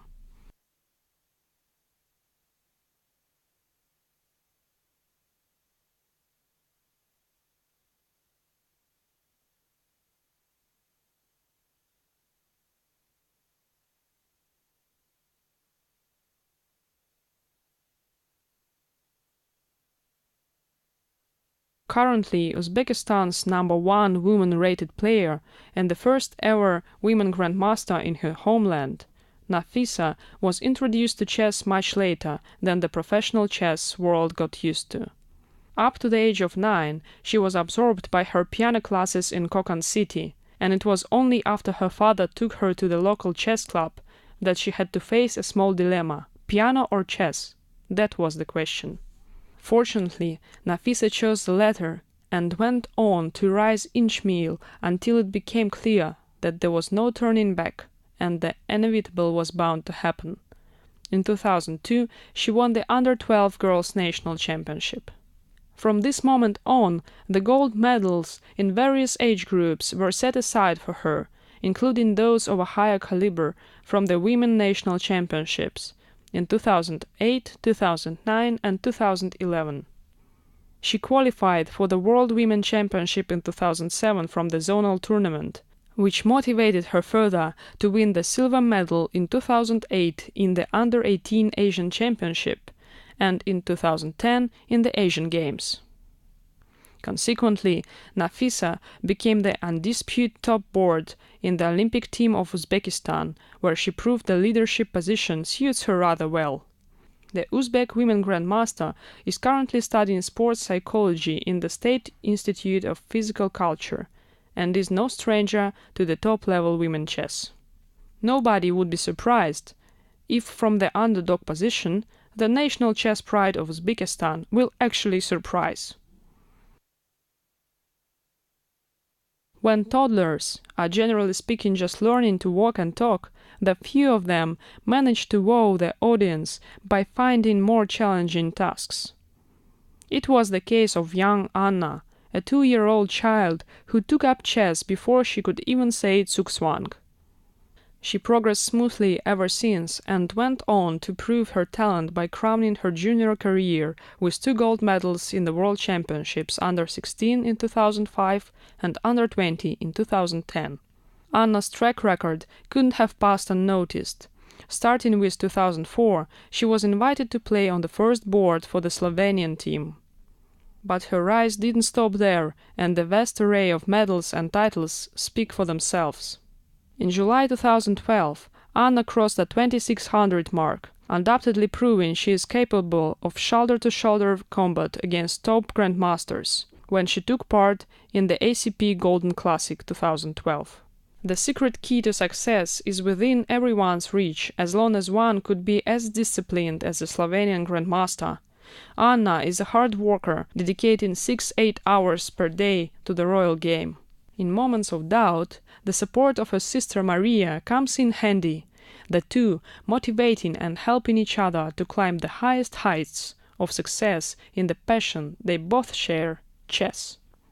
A big fan of Kasparov, whose games influenced her the most, Anna displays the same fearless, attacking chess without forgetting of prophylaxis. The Bulgarian star received her first chess guidance from her father at the age of 4, and just 3 years later she already made her name by winning the Sofia Championship. In the twinkling of an eye, Antoanetta's results bore the resemblance to the snowball effect, culminating with her win at the 10th Women World Championship in 2004. The former World Women Champion almost reclaimed her title back in 2012, but lost by a whisker in the final against the Ukrainian Grandmaster Anna Ushenina. She is now the irreplaceable top board of the Bulgarian Olympic team, where she had her debut back in 1992 in Manila, at the age of just 13. Since then, she played in the next 10 Olympiads, including the participation in the men team in 2000. But Antoinette's presence does not shine only over the chessboard. In 1997, her rating broke into the top 10 women worldwide, and in 2002 she won the European Women's Championship, a victory which propelled her to the second highest rated woman in the January 2003 rating list, with 2560. But Antoinette's presence does not shine only over the chessboard. She is also a glamorous person, known and admired for her look, perfect for any magazine cover, and not only for the chess ones. In 30 years of chess career, Antoinetta acquired the proficiency and maturity to make another leap forward. The Tuvshintuk's family has a unique engagement with the royal game. Chess is like the history of our family. Everyone plays it. Uncles, sisters, nieces, my aunt, nephew, brother, and they hold FIDE titles too, shares the strongest player from the clan, women grandmaster Butchimeg. Like father, like daughter, Butchimeg's talent gradually brought her to the second place in the national woman list, making her an irreplaceable presence in the national team. She proved her skills on several occasions by winning the gold medal in all 3 national women championships, classical, rapid, and blitz. And yet her other honorable results shouldn't be placed under lock and key either. Butchimeg took the first place in the Susan Polgar World Open Championship in 2006, the 5th place in the 16th Asian Games from Guangzhou 2010, and the gold medal with her team in the 11th World University Championship in Zurich 2010. But it was recently, in 2013, when Butchimeg made a name for herself in the widened chess spheres, by becoming the surprise of the FIDE Women Grand Prix from Dijon. Butchimeg occupied the very honorable 7th place, surpassing experienced players like Harika Dronavali, Olga Gaguira, Victoria Chmilite, Elina Danielian, and Bella Khatinashvili. On top of that, she defeated the current women world champion Yifan at the 2013 Geneva Women Grand Prix. Butchimeg's full name might be quite difficult to pronounce for the European speakers, but her easygoing personality will not fail to be noticed too. The 27-year-old is an affable lady who loves to dance and sing, proving her talent not only on the 64 squares board, but also in many other sports. Skydiving will be one of them soon. So don't get fooled by the apparent gentle look. Butchimeg's talent and courage are able to produce masterpieces.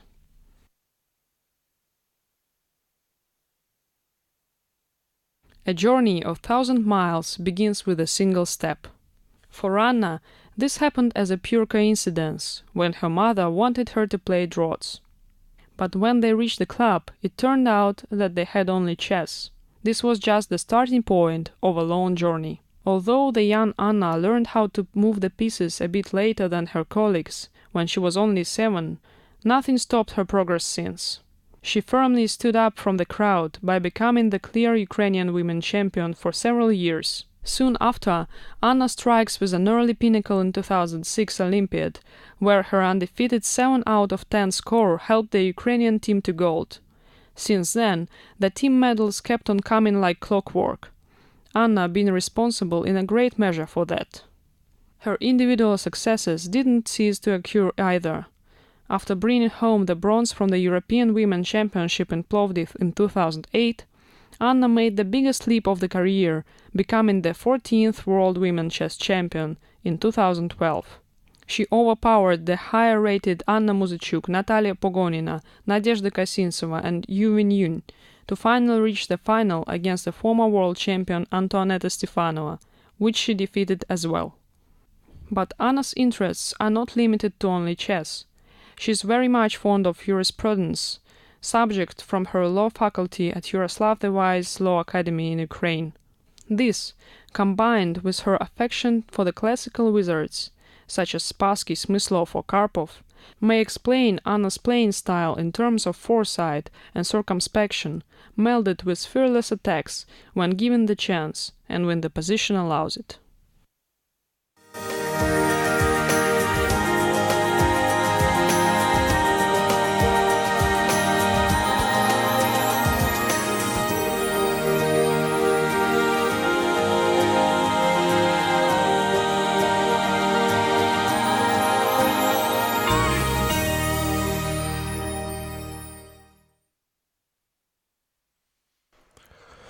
DHS France, welcome back to the live transmission of Women's FIDE Grand Prix. So we are here in Khanty-Mansiysk, Russia, and it's the 9th round of a Women's FIDE Grand Prix, and particularly the third hour of play in this ninth round. But once again, our attention is mainly driven to the game of our leader, Yifan, who is white today, facing Olga Gaguira of Russia. Her nearest pursuer, still Yifan is leading by the full point. The question is, if she's not going to lose today, she's going to be pretty much in charge to win the tournament, but well, we shall see. I believe something has happened in this game, so let us find out what exactly goes on here. Well, so this position we've actually seen here. Not yet. Diagram is not yet displayed, so here we are. So that's the bottom right, in the bottom right corner of the screen, the position we left the girls, and the upper right is the actual situation in the game. So let's find out how this one developed. Well, Queen h3, black played bishop d7 here. So knight g4, threatening mate in one, but of course never happened. E5. The e5 is a nice little move here, simplifying the position, making sure no more threats to black king here's going to be. Bishop a3, and then, well, it looks absolutely perfect for black, the situation. So after these simplifications, and well, no one should be fooled with white's 2 bishop, because this bishop on d3 fails to enter the game really, and well, so I mean, I don't know what white is planning to do. Oh, well, there is what I can spot. I mean, queen h5 might be once upon a time might be the case here. So rook e3, for instance. Black would really create a threat of queen takes h5, but well, after knight g7, which anyway seems to be on black's agenda, it's hard really for white to make a progress here. It's really hard for white to make a progress. Oh, well, rook h3, black may think of playing h7, h5, and then yes, I mean, black looks, to me, black looks rather comfortable. Well, rook a1, that has to be mentioned. Rook a1 is a possibility, but then black has an adequate response, queen e7, so defending her own bishop and also attacking white's bishop. So yes, I mean, it's really unlikely white's gonna be able to win this one, and I'm gonna tell you more. White has to be a little bit careful not to get in some unpleasant position here. So still something like rook e3 or rook f3 might be the case. Okay, let us try rook e3.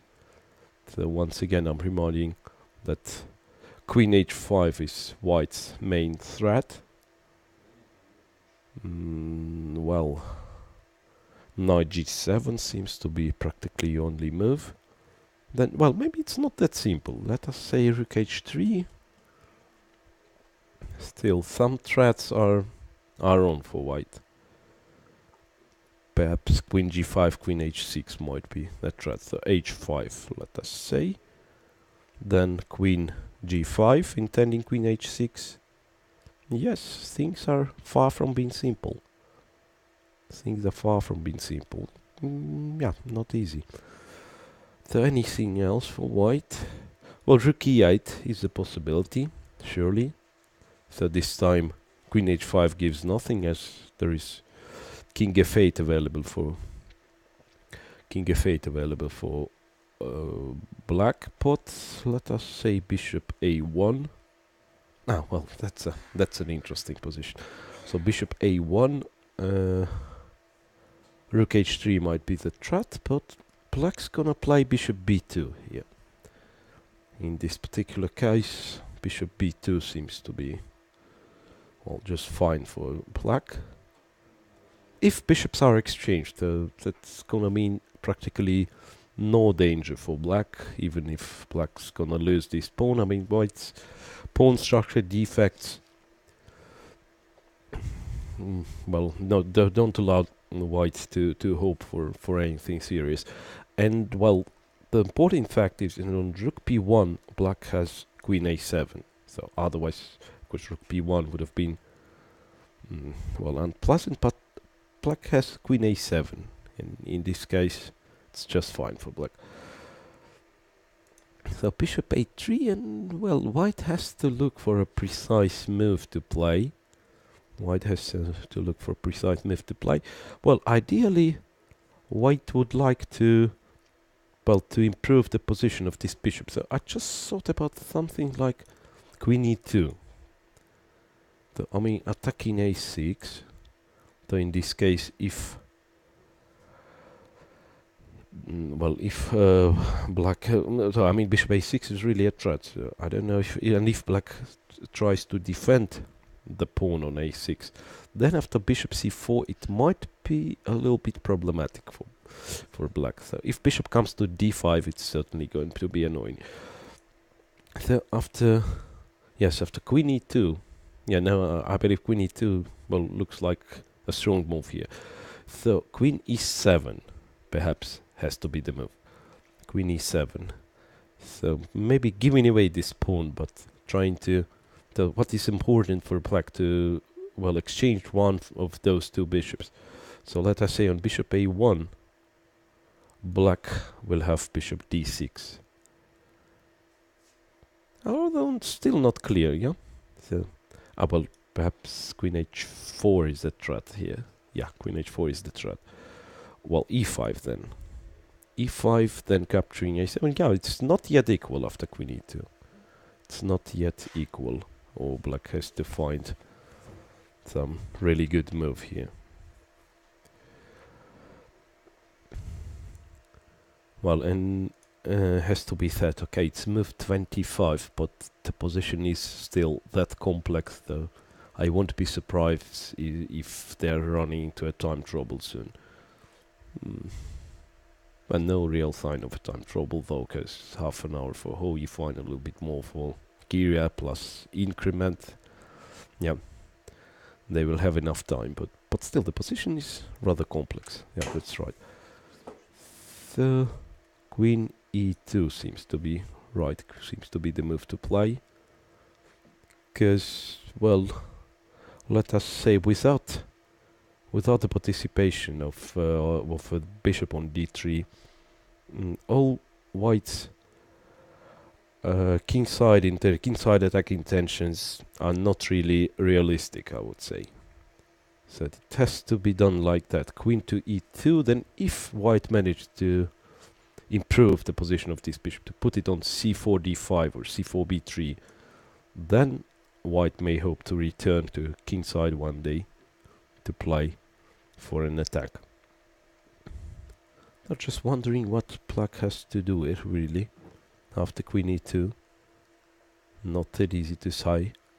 So, okay, queen e7 seems fine, bishop a1. Then white is really, well, white really wants to take this one on it. And after a5, as I said, after a5, bishop c4, now it's already looks promising. Now it already looks promising. So bishop b4, for instance. Well, maybe this is what black has to do. Not just thought, okay, to keep away this pawn, but to play bishop b4 at once. To play bishop b4, so let us say white is taking there. So in this case, black moves the rook, the exchange is hanging, so rook b1 and bishop c3, and this is going to be a relief for black. If one of those bishops is gone, then, as I said, so white's pawn structure defects going to compensate for an absence of a pawn for black. So maybe this is what black has to do after queen e2. So, but the way how Yifan thinking, I mean, she's not really sure about queen e2. I believe she can see this move, but there is something she's not happy with after queen e2. Or perhaps she's just considering if she has to go for some simplifications here. What might as well be the case. So I would say, on the other hand, I would say that white is not really risking much in case of something like, I mean, if white just goes for simplifications like rook a1 for instance, doesn't seem white is really risking too much. Because I mean, yeah, remembering the situation in a tournament, a clear 1 point lead for Ho Yifan, she might as well want to keep it safe and just to secure the draw and remain just to defend this 1 point lead going into last 2 rounds. So I would offer to wait a couple of minutes if Ho Yifan makes the move. Not sure though. Well, let us switch to the other game, and once again Muzychuk with Kosteniuk. It's the game I'm interested to see. Muzychuk with Kosteniuk, if something is really changed here.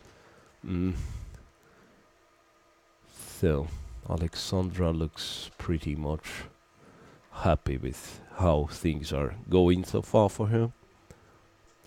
Yes, now it's absolutely clear that black managed to secure one of those 2 extra pawns she had. The castle short for black. a5, knight d5, bishop e5 and rook e8. So seems like no real compensation for white. Well, but just a second. Okay, knight. Maybe there is some. Knight f4. I just thought. Knight f4 and well, black has to react somehow, because rook e4 tends to be a threat. So let us say knight takes f4. Then queen takes f4. So somehow white pieces are coming out a little bit, and well, perhaps it might be something. Well, not sure if any real threats available for white, but let us say bishop b7, then something like knight h4 is possible. Takes, then knight is heading to f5. Knight is heading to f5, so some inconveniences are around for black, so it's not that easy, I would say. Not that easy. So Anna Muzychuk is thinking. Still 20 minutes on the clock for her. Queen c4. Well, other option. Queen c4. So now it's a nice outpost for white's queen, creating some threats here. So yes, not that easy for black once again. Queen c4. So ideally white would like to force black to exchange this light square bishop on f3. Then it's of course going to be a huge achievement. It's a question. Well, maybe it's not that easy for black to make a move. Yeah, so let us say bishop f8. What's going to happen in case of bishop f8? So bishop f6, knight f6 and knight g5. If I got it right, so that is white's point here. Yeah, attacking f7, which is very important. So still not sure if that this is a tricky possibility. Bishop g2, knight f7. So queen f7 is of course an option, but after king goes there, if white captures, then probably black has enough resources, it seems. So queen c6 check, h6, so seems playable. Although, no, probably still not good. Yes, all the above just means bishop f8 doesn't seem to be a comfortable move. So black has to look for something else. Yeah, maybe after queen c4, white has compensation. Yeah, no, I'm not sure if Kosteniuk played it right. Not sure if Kosteniuk played it right. So, well, queen f5. Let me try queen f5. So the other possible move here. Maybe a stronger one, by the way. So this bishop is hanging, so knight h4 is not available. So the white has to do something with this bishop. So let us say bishop f6, and in this case, if black would recapture with the bishop, still some active possibilities are available for white. Knight h4 or knight f4, but if black captures with the knight, but I'm afraid black's gonna capture with the bishop here, and still. So once again, the key factor is an activity of this knight. If knight is coming away here, then white is fine, but so far it seems problematic. Then maybe queen f4 is just the move to play. No, queen f5. Queen f5. And also not to forget this knight is hanging. So it seems practically forced to take on f6. Don't know if anything else is on for white. Knight f4. Just thinking if knight f4 is an option. Knight f4. Yeah, perhaps knight f4 is what Muzychuk is planning to do. Then after take, still this bishop is hanging in air with some knight h4 ideas. Yes, maybe it's not that simple. But once again, bishop d5 is a possibility. Queen once again has to go back to c1. Maybe this is how black has to continue here. So, moving further to Zagnidze with Stefanova, and I believe this game we actually missed a lot here. We haven't seen this one for a while. I guess we've been there. So once again, Stefanova with Zagnidze. Well, and Zagnidze has minute. Clock is down to some 16 minutes. So after they have less than 20 minutes, so the seconds are starting to display on the clock. So that's how we know it's not a lot of time left. Well, I'm not quite sure about white's reaction here. The one I've mentioned. So knight c6. Yeah, as I said, I mean, to me it looked knight d3 might be a comfortable move, but knight c6 I've mentioned as well. Queen f7, knight f3, castle. Queen d3, attacking b5. So okay, here it seems if white has anything, it has to be found somewhere here. Because okay, the way white played queen d3, a5 has been played, and then bishop c1 doesn't seem to be too convincing.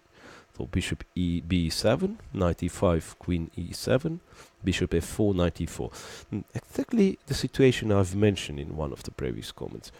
So, well, black is finishing the development and not challenging white for an e5 square, but instead trying to get some other squares available on the board. And this way it seems to be just fine for black, I mean, at the moment. So what white can do? The straight capture on d7 doesn't seem to bring anything. So if bishop d6, then simply queen takes d6. Queen b5 is not an option, and well, the position is pretty much simplified. Well, knight e5, let us say black is playing b4. This bishop is coming to a6. Then why exactly black supposed to have any problem here? Not quite sure. Yeah, by the way, knight c3 is sort of a positional threat, so and if white captures, then both f takes or d takes seem to be pretty comfortable for black. So in this, well, a bit of a one-sided variation, I believe, because here after d4, let us say, well, black looks actually already better. So knight e4. What else? Well, rook fc1 has been played. Rook fc1. Well, this one is tricky actually. This one is tricky, so I've just understand it. Because after rook c8, which normally should have been an adequate response, so white is taking an open file, so black has to challenge white's rook here. Then after this capture, well, black is not really comfortable recapturing the rook, because the most natural rook c8 doesn't keep an option of bishop a6 anymore, so white can take on b5. So rook c1, and if black plays b4 here, then it might be knight c6. White's idea might be knight c6. Though here I'm not particularly sure. I mean, if black just gonna take f4 and try to swap a couple of rooks, yeah. So this one is still not clear. I mean, this bishop finds it hard to enter the play, so maybe this is still acceptable for black. Anything else black can do? I'm just thinking.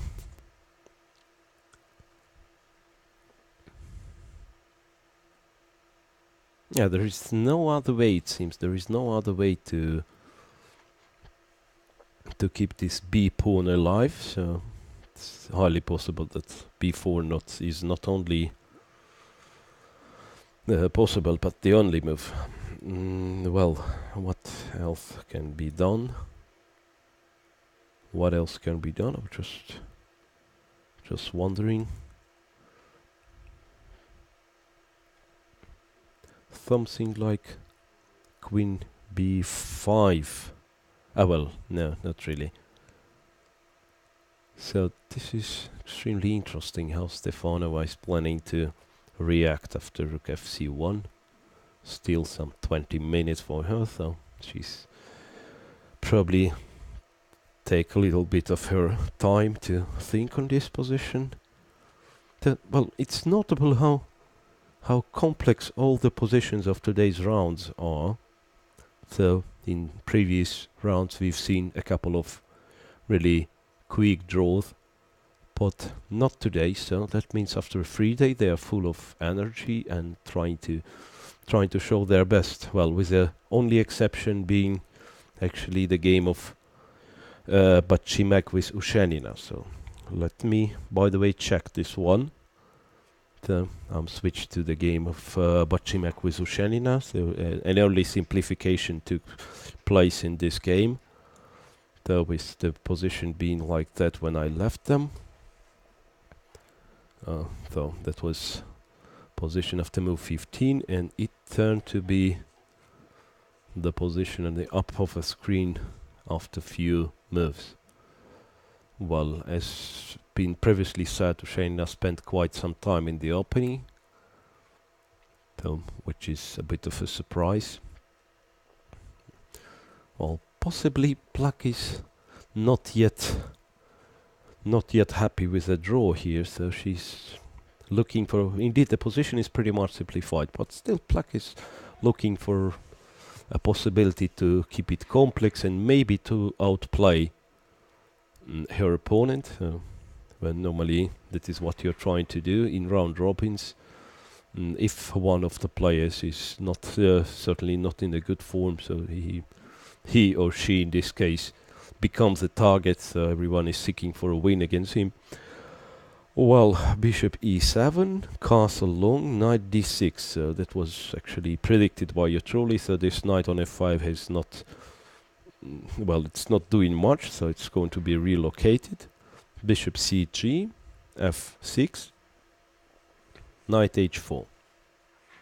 So white is trying to get this knight somewhere. King f7, rook d5, b6. So well, it's already white seems to be a little bit uncomfortable here. Just trying to understand if... Oh well, perhaps it's okay. So I just, I mean, normally white would like to, assuming that Mongolian player is playing to equalize the position, is playing for a draw. Well, somehow I get a feeling like that. So, well, white may want to swap as many pieces as possible. So knight f5. Well, in case of king e6, there is knight takes e7 available. So black is probably just taking on f5. And then after something like rook d8, this rook on f5 is not really comfortably placed. So rook d8 and maybe marching with b5, a5, marching with those pawns, but still, of course, should be very close to equal. But it has to be said that normally those are the position when the class tells. I mean, it's not a lot of pieces, but still with a bit of attention, those complicated endgames. Those are normally the position when the class tells. Maybe it's not that easy. I mean, even this one, which is pretty more simplified, but maybe still black is going to play this one a little bit further. They're not quite sure if Ushenina will. And if we track a little bit back, I mean, if you remember her game against Muzychuk, when she kept trying absolutely equal position. So this time, if she's getting a little bit of an advantage, of course she's going to play it for ages, I would say. So far that's the position it is came. Yeah, this one, as I said, it's the only one, perhaps the only game which looks quiet so far. In all the rest, the tension is fairly high. So well, let me check what else we can see. So, oh well, we've got 2 Berlin defenses left. The Kosintseva with Xiaoxiu had been quite a complicated position. So let us check what's going on in Kosintseva with Xiaoxiu. Well, so I can see it's been... Well, it's actually changed pretty much, this one. So let us find out what has happened here. Yeah. We saw king h7, yeah, that's right. So, a4, if you remember, I've been advertising a4 to be an interesting move. So a4 was played, after a5, knight f5 followed. And as I said, knight f5 has to be answered with knight g8, otherwise the sacrifice on h6 looks rather dangerous. So h4, f6, h5, knight 6 to e7. Knight 3 h4, so achievements for white on a king side, so fixing the structure in, well, not a lot black can do seemingly. So knight f5 followed, ef5, bishop f7, knight g6. Well, and here I'm not quite sure actually what's going on, because the way black responded is not very much convincing. So I'm still not sure if black is in any danger here, because it seems this knight on g6 is not doing much. Okay, black took on d4. Well, this has to be noted. So, well, c d4, the recapture. Okay, it might seem automatic for some, but still I have to note that this is one of the main ideas in this line, just to try to prove this bishop on b6 is out of place. So no way white will want to change this bishop, but instead to keep it out of play as long as possible. So knight e7 followed, knight f4, queen d7, queen d1 defending on h5, king h8 and knight e6. So this is a critical choice for black, of course. So if black is Well, if black's gonna play bishop e6, so this is what happens in this case. White's gonna take e6, queen takes, and well, not quite sure what's gonna be the move here. Well, first off, bishop h6 is a possibility. This one seems to be actually much better for white, but maybe even stronger is something like queen d3. No, queen d3, it's queen g8. No, in this case black is perfect. So white will have to take on h6 straight away. Yeah, bishop h6, and yes, black is not really comfortable. So equal number of pawns, and well, pretty much compromised. Black's king side gives white really serious advantage. So I don't know if black played it correct, but after knight arriving on e6, it really seems to be an achievement for white. So, well, let's assume rook has to move, because, well, after taking on e6, it seems rather dangerous. Still, it's a huge achievement for white, as I said, because, well, this knight really looks quite a dangerous piece. And just a second. So queen g4, which is actually quite logical, attacking g7. Yes, and not sure if... Yes, seems like black's gonna find herself under serious pressure. So the only move being rook g8. And, well, it seems like no way black's gonna be able to take on a6. So not that easy for white also to break through. But... well, just a second. What happens after... I just thought what happens after queen d2, by the way. Queen d2 might be the case as well. Queen d2 where black has to play knight g8. But maybe that's fine. Maybe that's fine, because it's... well, it's really hard to... No, queen g4 is better, of course. Queen g4. Queen g4, g7 is attacked. Rook g8. So it just has to be said. Okay, knight f5 might seem to one like a nice tactical operation, but after queen a5, black has no time. It's a pity, but black has no time to capture the knight on e6, because queen h7 mate is a threat. So rook g8 is the only move. Then white might just try to increase the pressure. I don't know, like doubling the rooks on e-file. Maybe then moving the bishop away and try to, well, to play knight f4 and penetrate on e-file. So, well, black's position after knight d5 though looks rather solid as well. So still quite complicated, and I'd say not that easy to assess this position. And particularly with both players not having too much time, still might be... Still we might see a bit of a, well,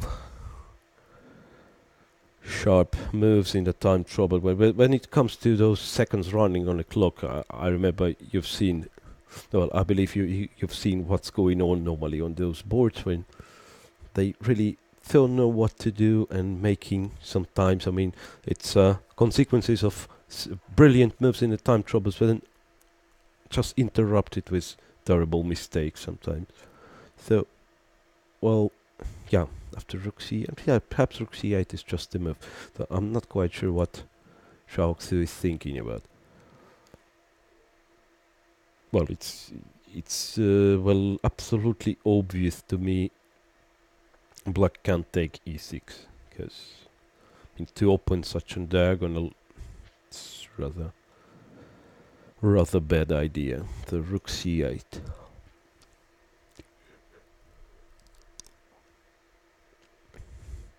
Just trying to understand what's gonna happen here. What's gonna happen here next?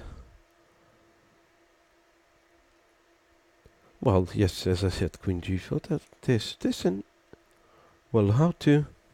To me, it looks practically obvious that white is better, but just how to to manage this position. I mean, how to take the full advantage of it. Just, well, bishop d2, I thought. Perhaps trying to bring the rook. Oh, well, maybe this a1 rook can be transferred here. So just rook a3, bishop d2, then rook a3, rook g3. Maybe this is the way. Yes, rather complex play here. Knight e6. Well, just a question. Okay, rook c8 is... basically what Zhao is thinking is maybe the square, we don't know which square to put the rook, but still rook c8 seems to be the most natural. Rook a8 also might be possible, just to, you know, so for some reason just to... No, she takes on e6.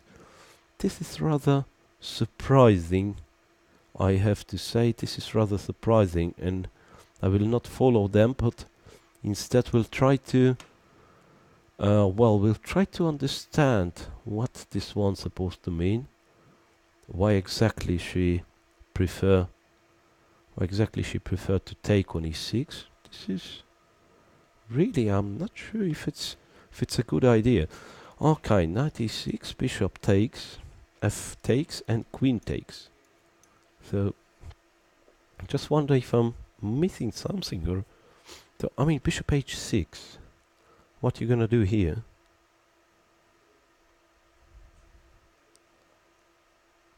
Bishop h6. Well, queen f7.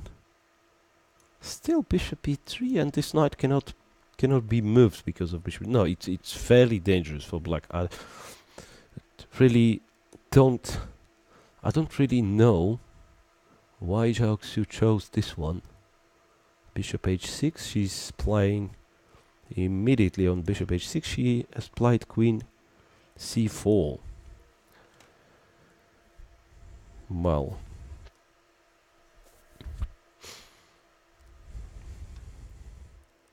I have to say this looks fairly suspicious. So just, I mean, okay, perhaps there might be even some ideas to sacrifice g7, but well, I don't believe. But just by playing bishop e3, white seems to have a terrible advantage. So I mean, really a huge one. With the point being, okay, white wouldn't actually mind to change this bishop to capture back with the pawn, because black has really a very big king here, and well, lot of weaknesses on light squares. So this is gonna be really dangerous for her.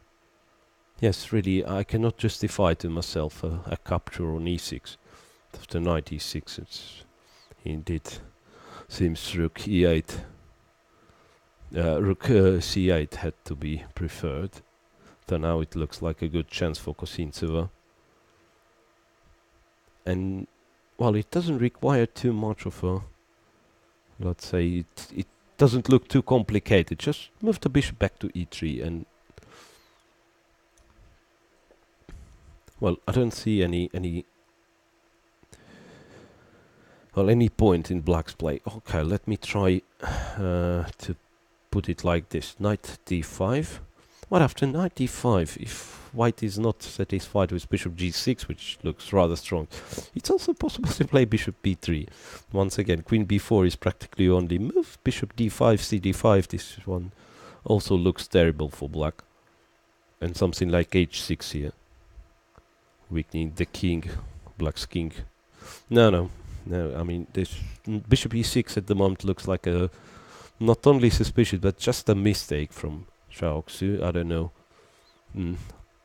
Well, she perhaps just cracked under pressure. So rook c8 would have, I mean, just keep the tension, and sometimes you just don't have enough mental strength to keep the tension. So you want to resolve this position in some way, but this one surely seems to be suspicious. The way she decided to solve it really seems to be suspicious. Well, apart from that, apart from what I've said, perhaps there are some some other possibilities for white. Just thinking about something forcing like bishop d3, but yeah, as I said, it's simply not needed. I mean, after bishop e3, it looks so easy. Looks so easy for white.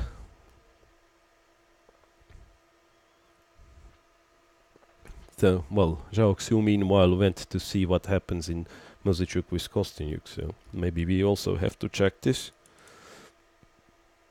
Because something is changed here. So something is changed here, and well, an unusual move from Anna Muzychuk. I mean, the move off the board. So she takes Kosteniuk's habit of moving the leg. Yeah, both are doing this, as you can see. That's quite a funny image. So a bit of a fitness at the board. Well, and to speak about the position, so I will. We saw this one, I believe. Queen c4, Queen b7 has been played. I don't remember if I said something about this one. Yeah, knight c1. So Queen b7 attacking the bishop. So black has nothing to do, practically. Black played knight b6. So c takes. Bishop f3. Bishop f3, Queen f3. Well, this seems to give... Okay, it's one extra pawn for black, and this seems to give white some chances, I have to say. This seems to give white some chances. This b pawn shouldn't be underestimated. If queen is gonna be driven away, then b pawn really turns to be dangerous for black. So they managed to set quite a serious tension here. So both players' clock is down to roughly 15 minutes. Well, while still black is probably a side to be preferred here, I'd say Alexandra Kosteniuk misplayed it a little bit. He misplayed this position because at some point it just looked like a safe extra pawn for black, and now it's already not clear. Well, knight b3 followed. Well, knight b3. Yeah, indeed, knight is heading to a5. But what are you gonna do? What are you gonna do after? Yes, what are you gonna do after knight g4? That's the question. Attacking f2 and also planning to take this bishop. Perhaps queen e2 is what Muzychuk is thinking about. So, I mean, in case of queen b3, queen g4 is probably just good for white. In case of queen's exchange, I'm afraid once again it's white who's going to be a superb side here. So, well, the bishop f6, but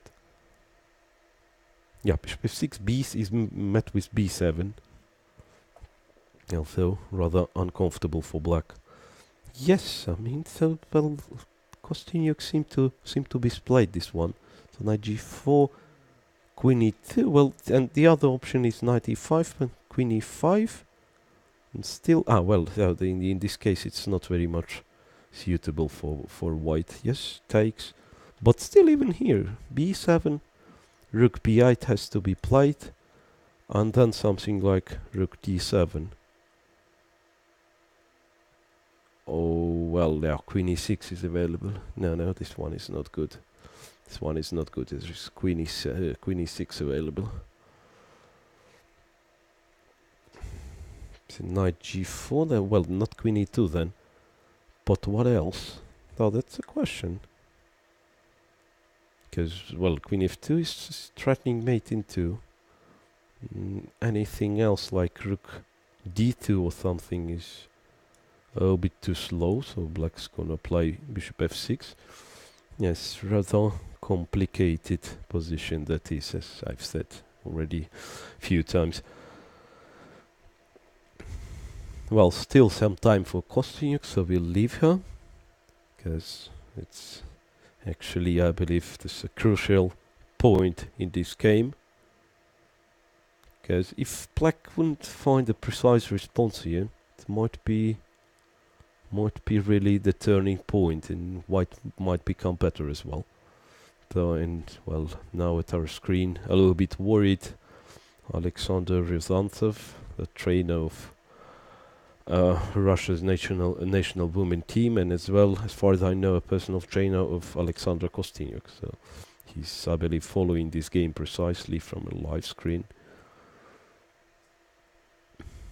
Yes, and trying to also to send his mental energy to Alexandra. So yeah, knight g4 seems to be the move here. So I'd say in case of queen b7, bishop c7 seems to be rather dangerous for black. So white most probably is gonna win back c5 pawn. This b7 pawn is fairly dangerous. Apart from that, knight a5 is a threat. So not only knight c5 but knight a5 is a threat. So well, queen b7 is not acceptable. So it's all about if knight g4 is possible. So let's try once again. Knight g4. So queen e2, as we agreed, queen e2 is not good because of knight e5, queen e5, and queen b3. And well, at least I don't see how white is going to restore the balances. So too many. Well, there's material loss for white is just too huge. Well, knight g4 has been just played, so we shall see in no time, I believe, what Muzychuk has planned for this. Well, I mean, any queen move is no different.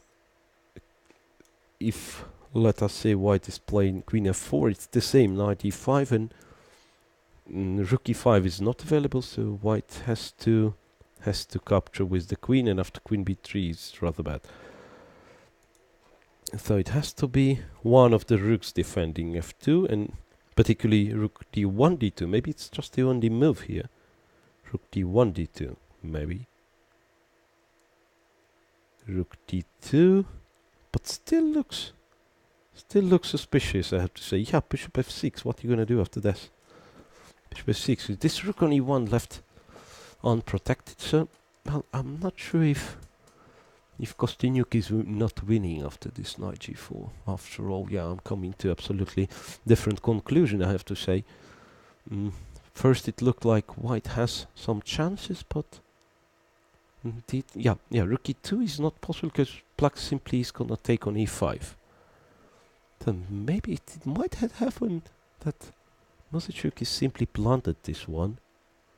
Well, she might have just blundered this one, and yes, I'm not quite sure if there is anything available for white.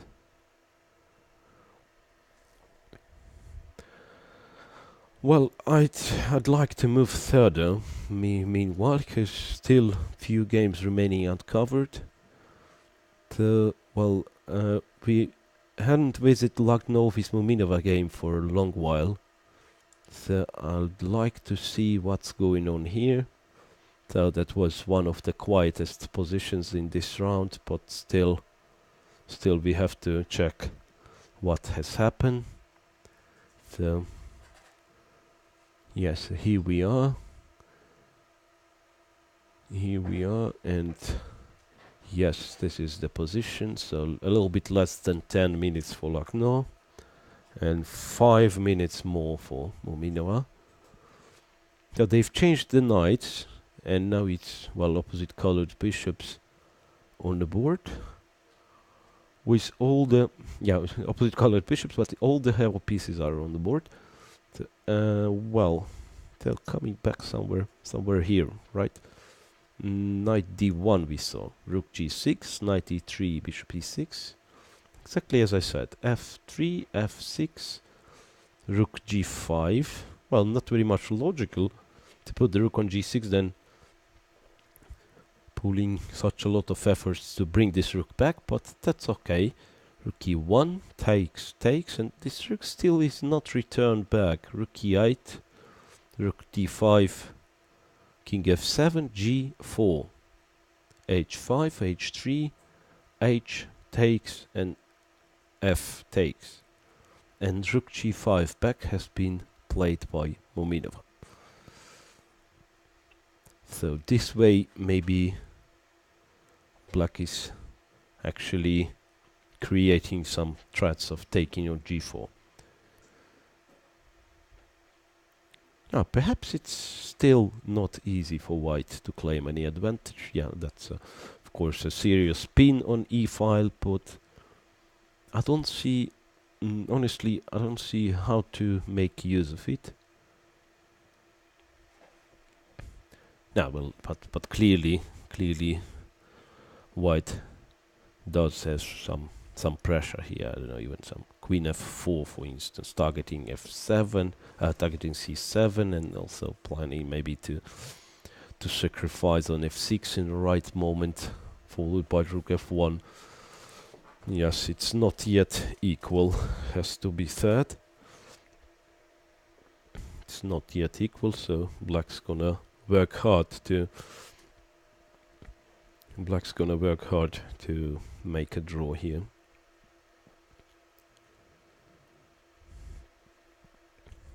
So still this rook on g5 is really misplaced. Well, maybe what Muminova has in mind is to return this rook this way to h8 to defend e8 rook and then to move the bishop. But white may play c4 and this bishop still cannot be moved. Yeah, not easy for Lagno. Well, not easy for Muminova, of course, yeah. Lagno is managed to get some little but stable advantage there, I have to say. Yeah, well, just stepping back a little bit, I'm not quite sure about white's fg4 move. So kind of, well, opening an f-file, so hoping to create some threats on f-file. Maybe that's the point. So rook g5.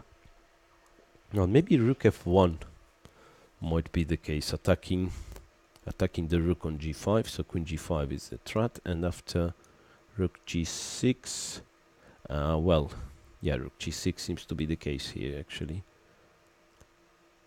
Not clear if white has anything. Yeah, f6 is defended and not easy to increase pressure here. Just thought maybe white can try to set all the forces to attack f6. So queen f2 first, and it's needed to be played like this. Queen f2 first, but then rook f4. That's gonna be, well, f6 going to be attacked 100 times, but maybe still not enough. So bishop d5, let us say rook f4. Now it's still not a threat. So let us be fair, it's still not a threat to take on f6 even in this case. So after all, I have to say it looks fine, Muminova's idea.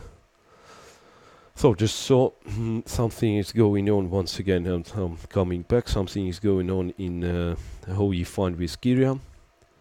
So let me check this one before we are actually going for a break. So how Yifan with Gaguira, well, a lot of moves.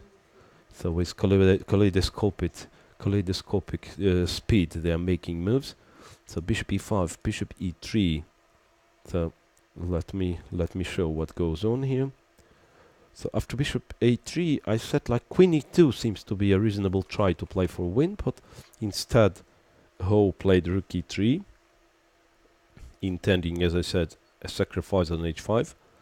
So rook c6 has been played, so this time sacrifice on h5 doesn't work, because in this check black has rook g6.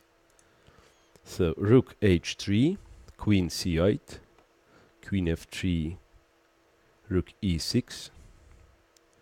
White took on h5, played bishop f6, black took on f6, played queen e6.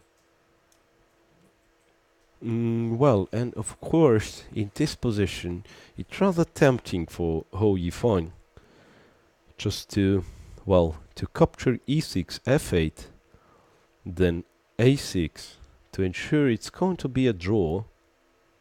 And, well, just wait a second. So, I mean, queen e6, pawn takes, and, well, rook f8 certainly wins the pawn for white, but it normally should be a draw. But how about rook a1? How about rook a1? So in this case, white's gonna keep the rooks on the board. White's gonna keep the rooks and win the pawn. So even rook p8 is no help for black, because g3 is available. And since rooks are not exchanged, it's gonna be really tough. So it's gonna be a bit of a suffering for black. So black didn't actually equalize quite comfortably. And, well, as well, if white prefer to keep queens, it's still a little bit annoying for black. I mean, because white might want to win the pawn with queens being on the board. Let us say queen g5. Yes, exactly. That is what she played. Queen g5, queen g6, then queen a5, and then capturing the pawn. Also e5 is gonna be a threat in this case. Yes, it's rather uncomfortable for Olga Kiria. I do believe Ho Yifan is not going to lose this position, and she has serious chances for win. And it has to be stated that a win for Ho Yifan practically gonna mean a win in this tournament. So she's, and well, particularly if Muzychuk doesn't win against Kosteniuk here, which is most likely the case, it's gonna be 2 points ahead. So Ho Yifan's gonna be 2 points. It's going to be 2 points lead for Ho Yifan with 2 rounds to go. So, well, and with single half a point in those 2 rounds going to secure a first place for her. So we are off for a break and coming back in very short time, because of course it's a time trouble stage, and well, we have to cover those games firmly. But well, the life is life, you know. It's not that easy to speak in more than 1 hour. So well, I need a break for 5 minutes, coming back right after.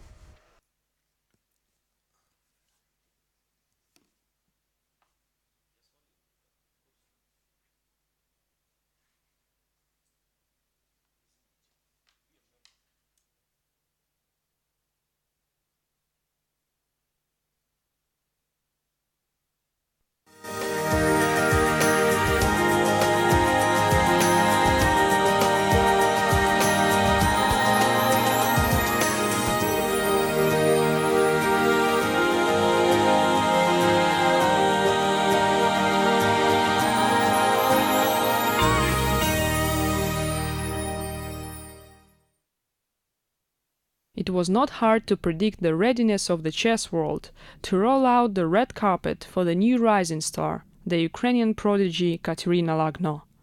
With her whirlwind progress through her childhood years, she convincingly made her first steps noticed when she claimed the Women Grandmaster title at the age of only 12.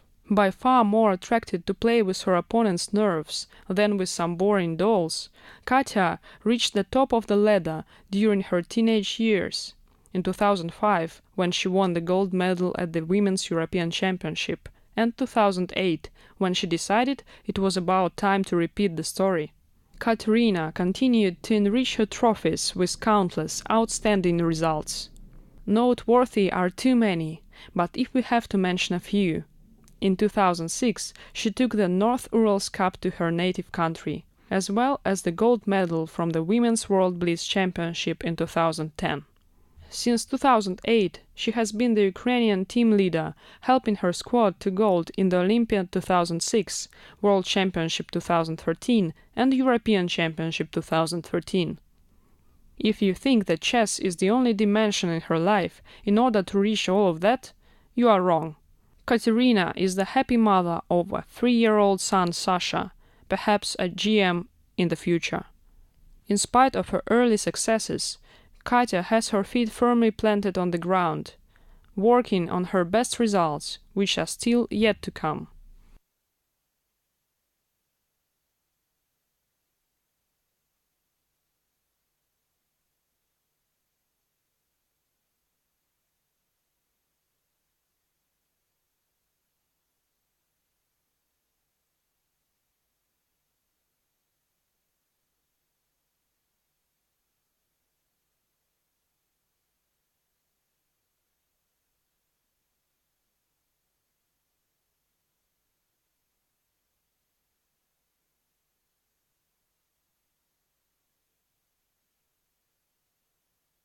A journey of 1,000 miles begins with a single step. For Anna, this happened as a pure coincidence, when her mother wanted her to play draughts. But when they reached the club, it turned out that they had only chess. This was just the starting point of a long journey. Although the young Anna learned how to move the pieces a bit later than her colleagues, when she was only 7, nothing stopped her progress since. She firmly stood up from the crowd by becoming the clear Ukrainian women champion for several years. Soon after, Anna strikes with an early pinnacle in 2006 Olympiad, where her undefeated 7 out of 10 score helped the Ukrainian team to gold. Since then, the team medals kept on coming like clockwork, Anna being responsible in a great measure for that. Her individual successes didn't cease to occur either. After bringing home the bronze from the European Women's Championship in Plovdiv in 2008, Anna made the biggest leap of the career, becoming the 14th World Women's Chess Champion in 2012. She overpowered the higher-rated Anna Muzychuk, Natalia Pogonina, Nadezhda Kosintseva and Yifan to finally reach the final against the former world champion Antoaneta Stefanova, which she defeated as well. But Anna's interests are not limited to only chess. She is very much fond of jurisprudence, subject from her law faculty at Yaroslav the Wise Law Academy in Ukraine. This, combined with her affection for the classical wizards, such as Spassky, Smyslov or Karpov, may explain Anna's playing style in terms of foresight and circumspection, melded with fearless attacks when given the chance and when the position allows it. The Tuvshintuk's family has a unique engagement with a royal game. Chess is like the history of our family. Everyone plays it. Uncles, sisters, nieces, my aunt, nephew, brother, and they hold FIDE titles too. Shares the strongest player from the clan, women grandmaster Butchimeg. Like father, like daughter, Butchimeg's talent gradually brought her to the 2nd place in the national woman list, making her an irreplaceable presence in the national team. She proved her skills on several occasions by winning the gold medal in all 3 national women championships, classical, rapid and blitz. And yet her other honorable results shouldn't be placed under lock and key either. Butchimeg took the 1st place in the Susan Polga World Open Championship in 2006, the 5th place in the 16th Asian Games from Guangzhou 2010, and the gold medal with her team in the 11th World University Championship in Zurich 2010. But it was recently, in 2013, when Butchimeg made a name for herself in the widened chess spheres, by becoming the surprise of the FIDE Women Grand Prix from Dijon. Butchimeg occupied the very honorable 7th place, surpassing experienced players like Harika Dronovali, Olga Gaguira, Victoria Chmilite, Elina Danielian and Bella Khatinashvili. On top of that, she defeated the current women world champion Yifan at the 2013 Geneva Women Grand Prix. Butchimeg's full name might be quite difficult to pronounce for the European speakers, but her easygoing personality will not fail to be noticed too. The 27-year-old is an affable lady who loves to dance and sing, proving her talent not only on the 64 squares board, but also in many other sports. Skydiving will be one of them soon.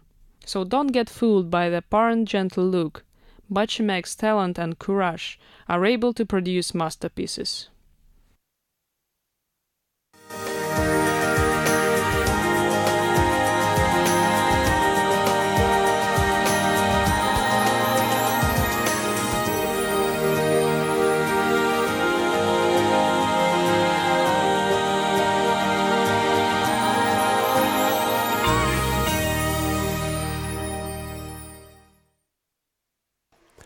Welcome back to a live transmission of Women's FIDE Grand Prix in Khanty-Mansiysk, Russia. So round number 9 is still in progress, and well, we are coming back to see the game which is most close to be finished first. Well, I'd say so. Well, my vote would be for this game to finish first. Anna Muzychuk, after quite a suspicious opening, she planted, I believe, Black's 26th move, and now it looks like she's lost against Alexandra Kosteniuk. So, quite a unlucky result from Muzychuk, and have to say, depressing performance for all Anna's fans. Well, I'm not quite sure, though she seemed to find some resource. Okay, we shall see. We shall see how this one's going to develop. Well, so that was the moment where Black played knight g4. As I said, looks like White has planted this move. Queen f4 has been played. Knight e5, queen e5. Here I'm not quite sure why exactly Kosteniuk needed this bishop f8.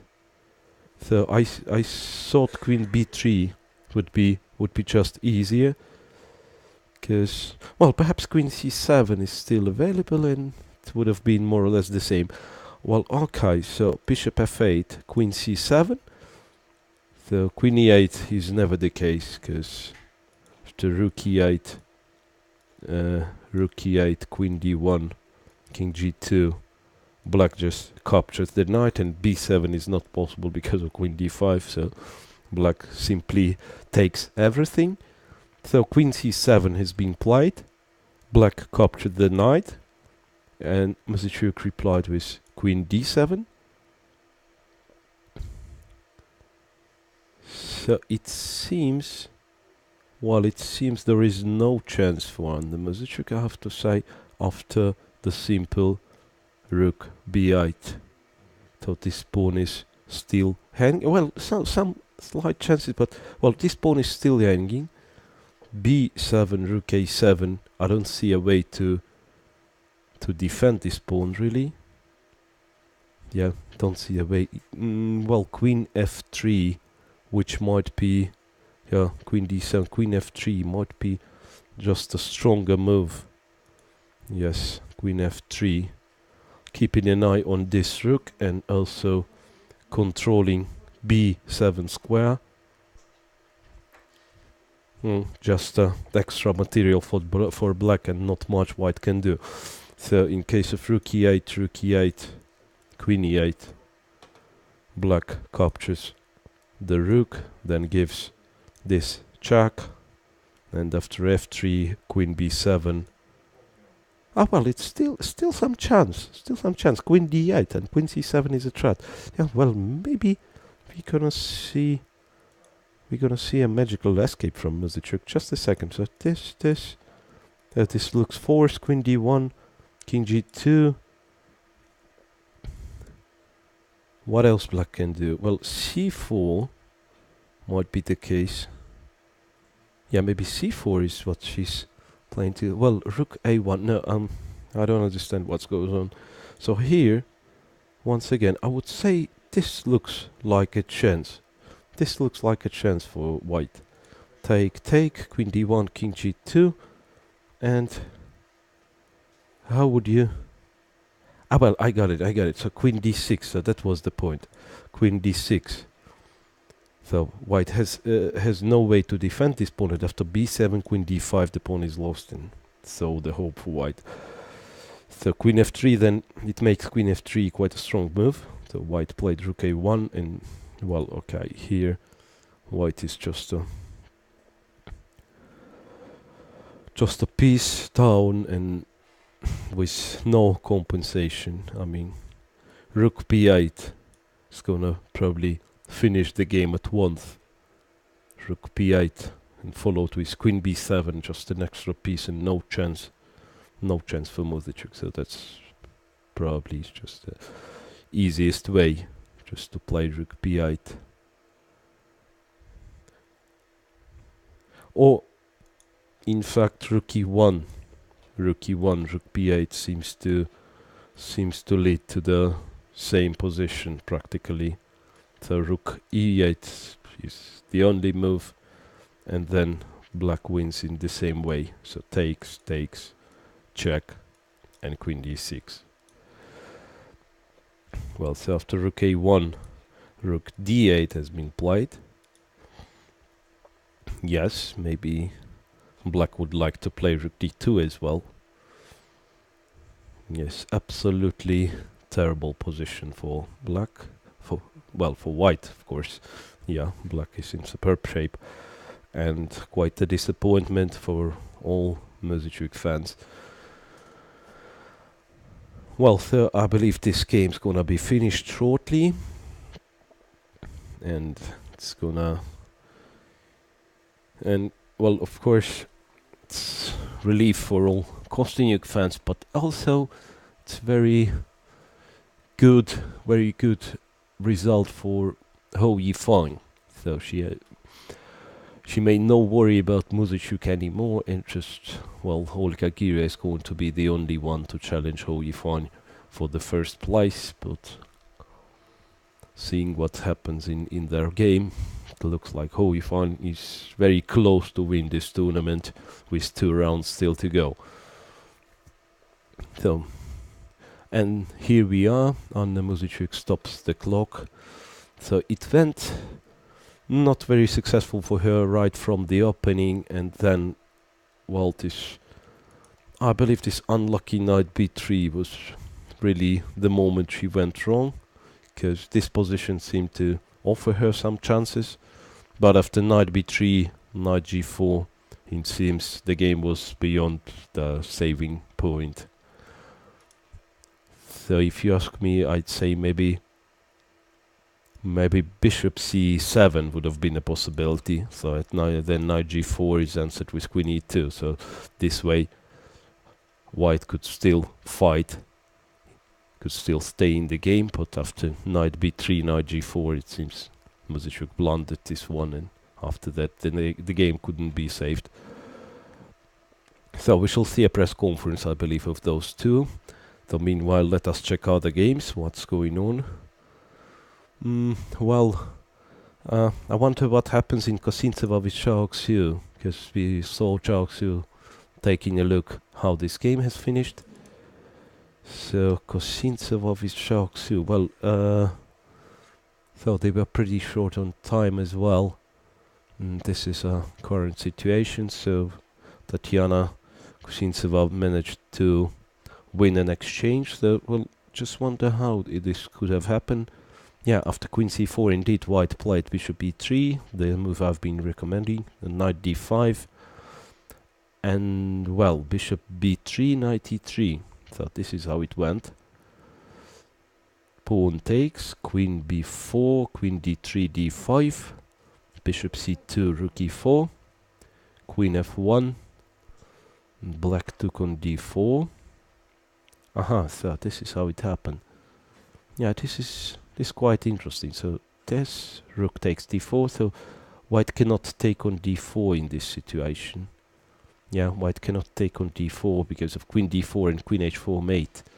So queen f5, rook e4, captured with a queen, takes, and yeah, it seems like black has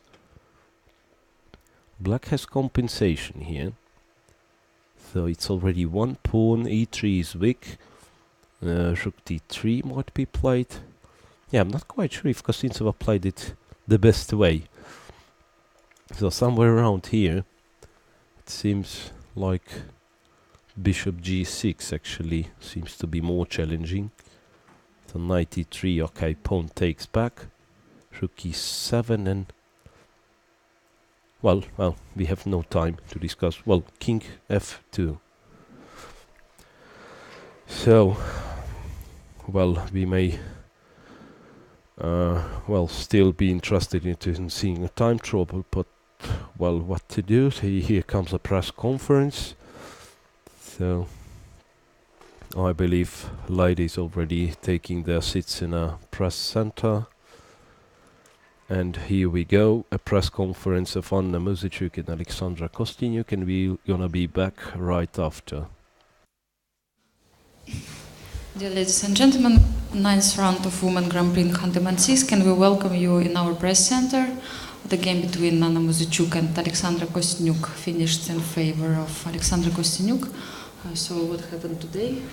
Дорогие друзья, мы приветствуем вас в пресс-центре. 9-й тур Гран-при в Ханты-Мансийске. Партия между Анной Muzychuk и Александрой Костениuk завершилась в пользу Александры Костениuk. Сейчас посмотрим, что случилось в партии. Да, она несколько удивила меня выбором дебюта. I was surprised by the opening choice of Anna. Потому что обычно она все-таки играет Е4, но Normally Anna plays E4. Тут предыстория небольшая, что я с сестрой, Аня играла на командном чемпионате Европы, тоже у нас был каталон, и... I played with Anna's sister Maria in European Championship, Team Championship. Ну, сегодня я как-то не была готова ввязываться в длинные теоретические дискуссии. I was not ready for a long theoretical discussion. Так что я выбрала такой самый крепкий вариант, на мой взгляд. I chose the most solid line in my opinion.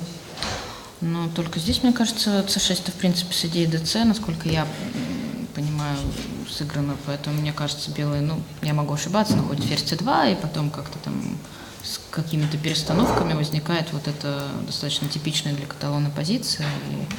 Normally, black plays c6 with the idea to take on c4, so I thought white should play queen c2 and then b6, and it's going to be a normal line for this kind of positions. Потому что то, что мы получили, но здесь я уже взяла. Ну, here I decided to take on c4. В принципе, у белых должна быть, конечно, компенсация. Я не знаю. Of course, white should have some compensation here. Насколько все точно с обеих сторон игралось. I don't know how did we play, if we played precisely later on. То есть здесь c5, ну, то есть та же идея была b4, c5, но мне показалось, что я не готова, а после слона f4 я решила, что я уже готова. I decided not to play b4 earlier because I thought I was not ready for this, but after bishop b4 I played it.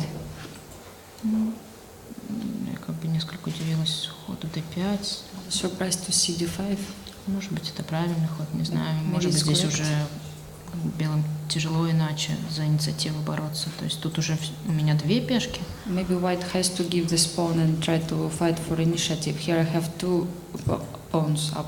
Я не знаю, 0-0 тоже было возможно сразу. Я думаю, в конце концов, примерно то же самое бы получилось. Short castle was also possible, but I think we would end up in the same type of position. И здесь вот критический момент, наверное, где-то здесь. The critical moment Мне was about казалось, here. ферзь b7 ошибка, как мне I показалось. think queen b7 was a mistake. Я зевнула, сейчас покажу попозже, наверное, ферзь c6 было точнее. I think queen c6 was more d4, precise. конь d4 я, конечно, уже не видела. Каким конем? Да не важно, не знаю, ну Knight F, d4 допустим. here. Наверное, c6 не надо было. Не надо? А тут как-то что-то как-то мне не понравилось, потому что на самом деле, когда ферзь b7 играла, я планировала здесь ходить конь c3. Ну, I так was конь planning to G5, play наверное, Конь knight g5 я правильно. видела издалека, Knight g5 но I я saw, что-то как-то вот здесь вот я оборвала, but here I а потом я stopped поняла, my что после слона f6 я уже сдаюсь, видимо. But after bishop f6 I'm Ну, то есть losing я actually. попыталась что-то еще такое I продолжить, tried to continue this variation, but ладьи у меня меньше. I остается think I на have доске. less rooks on the board Ну, то есть, at да, the end of variation. как-то там. Поэтому конь c3, видимо, невозможно. Я какое-то время, мне как-то было так обидно, конь b6 я считала, что это уже как-то, ну, совсем...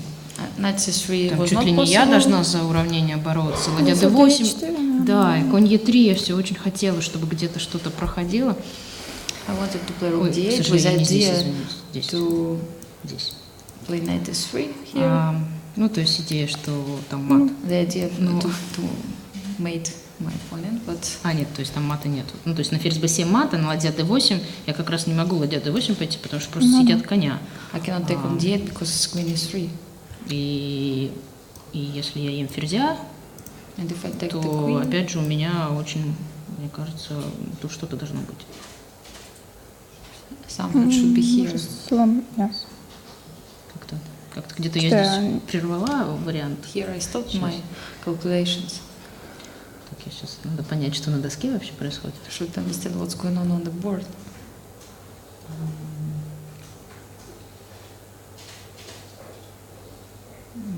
даже, наверное, съесть. Maybe I can just take. Съесть.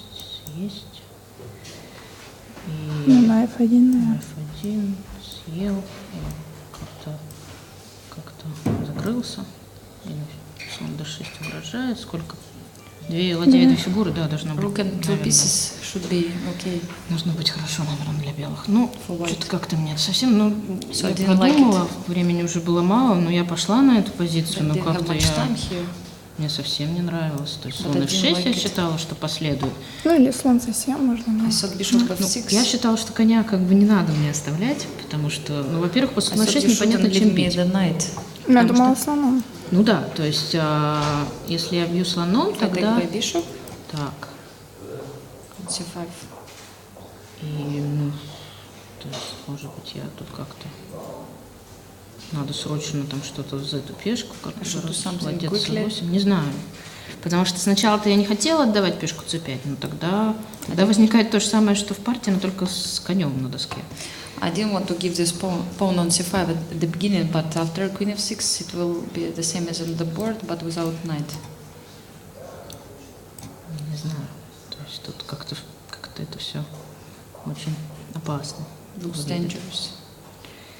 То есть я-то считала, что белые пойдут слон F6, и я тут подумаю еще раз и решу, чем бить, но просто как бы это So все white will take единственное. on f6, so I was Конь thinking B3 what несколько to ход do. меня удивил. I was потому что, surprised да, to здесь see конь knight G4. Здесь вот после ладья D2 я что-то как-то не могла ничего увидеть. After rook d2 I didn't know. Слон F6, слон How to D6, play? как Ну, бы, давай на F6. допустим, так.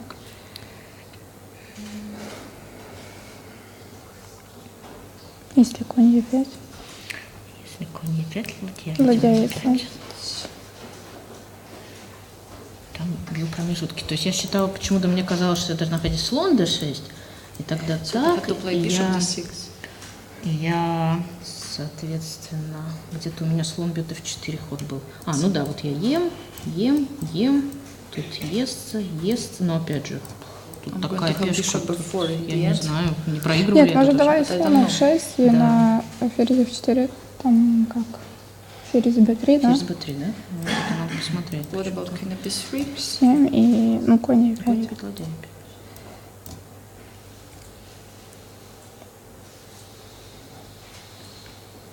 Что-то я не могу Или сообразить даже за, так. за черных. Даже так. Сейчас я переверну. Ну, ладья 8. Ладья 8 я съела. Так, что, без пешки, да? Двух. Хорошо, ладья E5. Слон E5, да? Ну да. Беззвучно. Может быть. Что-то ферзь B3 я ход здесь не I смотрела. didn't check queen b3. Не, ну я могла this ферзь position. C2 как-то пойти вместо, ну здесь, но это Ферзь C2. Ферзь C2, ну как-то, чтобы без фигуры-то не оставаться. Вряд ли уж так. ну да, чтобы... Что ты вот пропустила вот в этот момент, я так понимаю, здесь вот какая-то конкретная позиция после... Потому что здесь, да, я ничего не видела за белых. Проблема в том, что ладья постоянно висит. И ну, непонятно, как белым усилиться. То есть я даже так, если ладья не ходит, я всегда бью на b2. Или ферзь А4 у меня всегда идет. It's hard to give advice for white in this position, and Я rook не is знаю. hanging all Ну the так time. ладья 1 и Так, ферзь ладья D5. E1 и ферзь D5, да. Ну, где-то будет. Так что не знаю, вот здесь вот. Ну, может быть, все-таки слон F6 легче было. Я на конь B3, это, конечно. Да, потому что конь. На b3, да, ошибка? Ну, если здесь не держится Да. позиция, я не знаю, тут уже надо смотреть, если она не держится здесь, тогда конь b3 ошибка, Как еще потому может что... быть идея ферзя f1 c9, это побить на e5, ладья e1, если побьют на b3. Ну, может быть, вот опять же, компьютер, может быть, и Конечно, держит здесь, я где-то понимаю, что-то но... видит, но я не знаю. Потому до что я конца не думала, что здесь у меня выиграно, то есть, I опять didn't же... think I had winning position at Просто this point. проблема у белых, у них Just white на has часах problems. 5 минут, и надо что-то конкретное решать, иначе они могут без материала просто White has остаться. 5 minutes on the clock, on his clock, and they should Не find знаю, ферзь decision. B3, ну, Просто бассейн.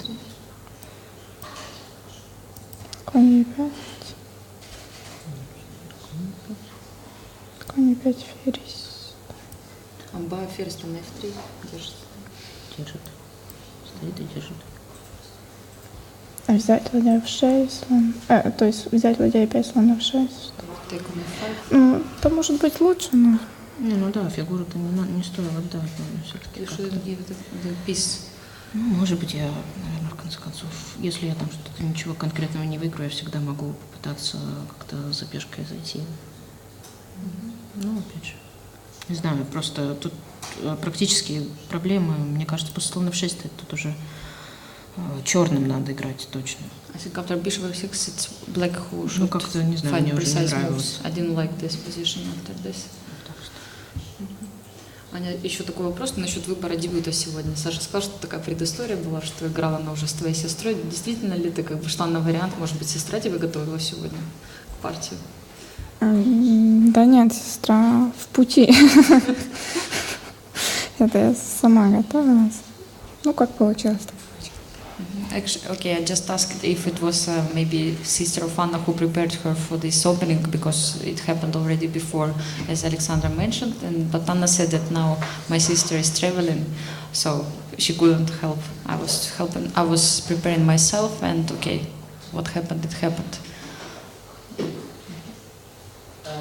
Just very quickly, in relation to yesterday being the rest day, how was it spent, and do you feel more refreshed for the end of the tournament?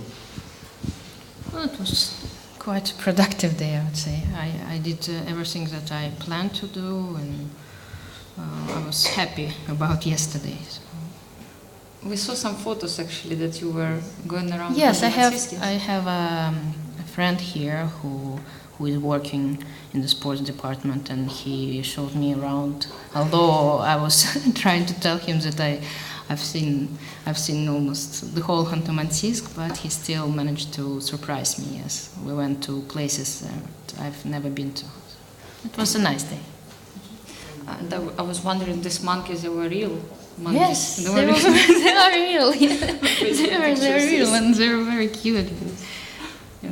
So you had a good day. Yes. Anna, what about you? Okay, it was good, it was a free day. Maybe it was better we could continue with 3 days. So. Okay, thank you very much for your answers.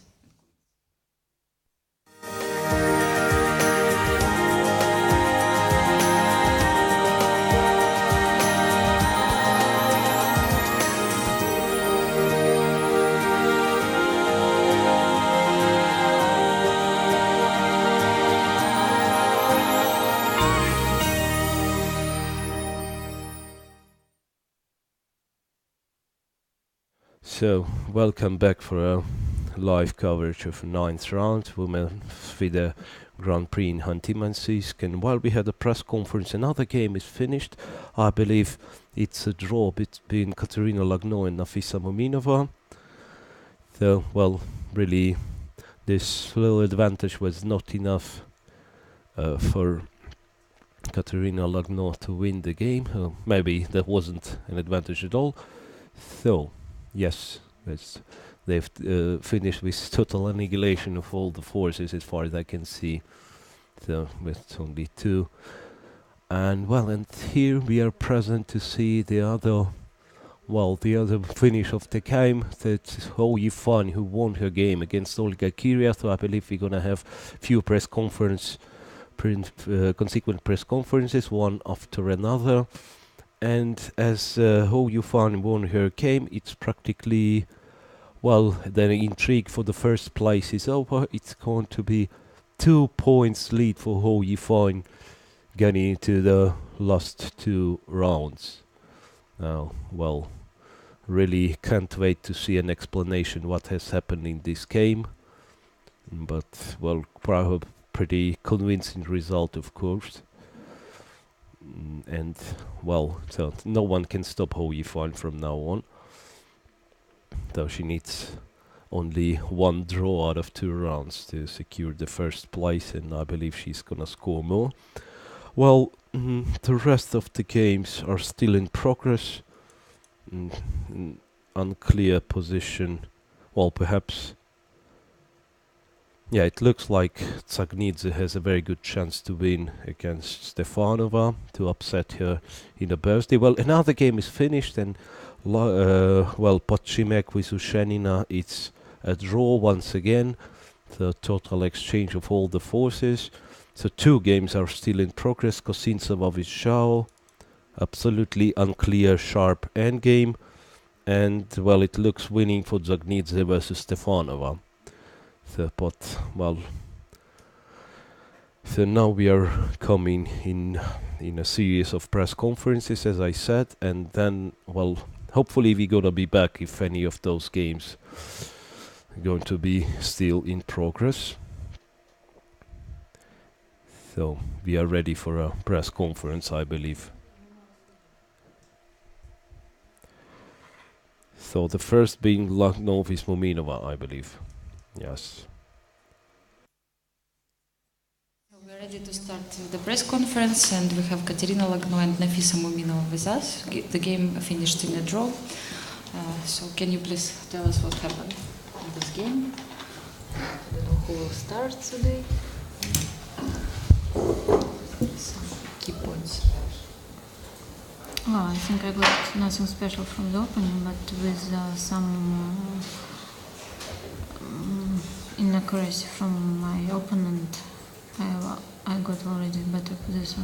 Мне кажется, что я ничего особенного не получила по дебюту, но благодаря где-то игре моей соперницы удалось получить какие-то шансы.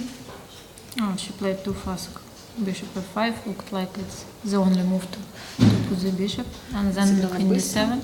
And here I don't know, looks like already black is.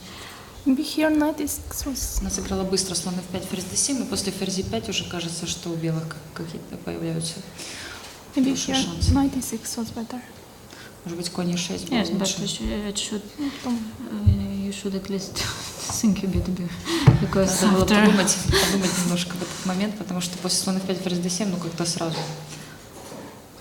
Well, maybe it's still nothing special, but at least already unpleasant for black. Может быть, тут все равно ничего особенного, но уже неприятно для... Because now knight is going to b7. Что конь идет на b7. And maybe this plan is not so good. Rook g6 here. Maybe just rook f e8. Okay, then I Может быть, стоило d8 просто пойти.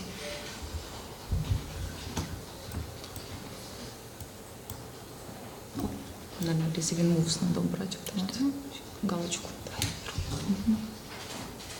Все, теперь двигайся. Yeah, we can of course analyze this position, but should be better for white. Вот с этого момента позиция должна быть лучше за белых. Oh, g6.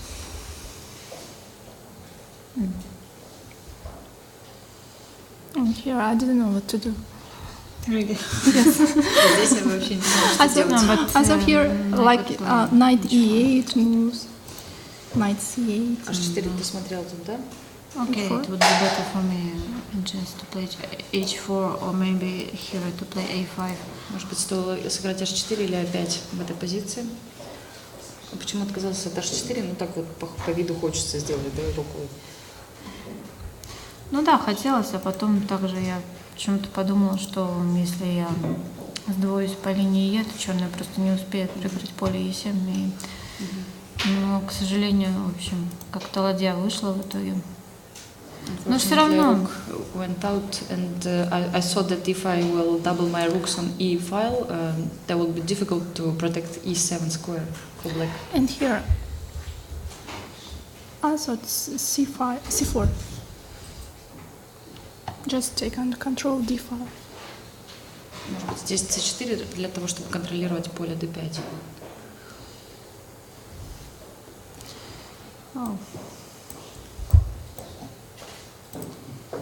And then starts problems with rook. I don't know, maybe I can finish this one here.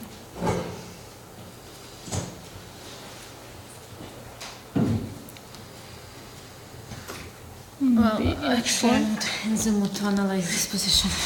To be honest. Yes, so just Как-то нет настроения именно эту позицию смотреть. no, but here already I should have played something like h4. Здесь надо было пойти h4. Again, to avoid this rook g5. Maybe, no, maybe black can hold it, but well. Возможно, черные как-то могут это держать, но But, well, here I was already. Попробуйте. I made something wrong. Just. ты думаешь, здесь уже ты Yes, упустила yeah. где-то? But You rook missed g5 there is something. nothing. Я считаю, что после g5 на самом деле тут ничего уже нет. Нафиса, what would you add to this? Maybe you had still feeling that. How did you estimate this position? I mean, after it. Okay, here, I don't know, maybe it's already. I thought here c4, and after c4, I don't know. Maybe. You didn't like it, yeah? Yeah, I don't like this position for black. Мне не нравится эта позиция за черных. Ну а где ты, where did you feel that it's already okay? I mean, you will kind of hold it. After rook g5, I thought it's Also, already. yes, you Yeah. agree with Katerina about it. Okay, so thank you very much for your comments.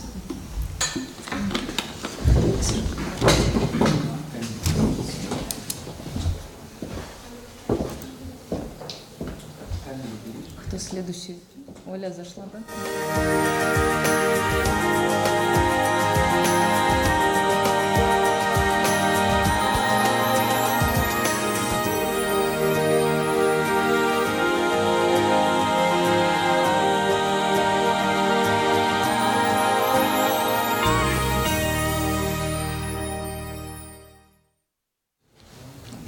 Okay, so welcome back to our press center, and another game has finished already between Yifan and Gaguira.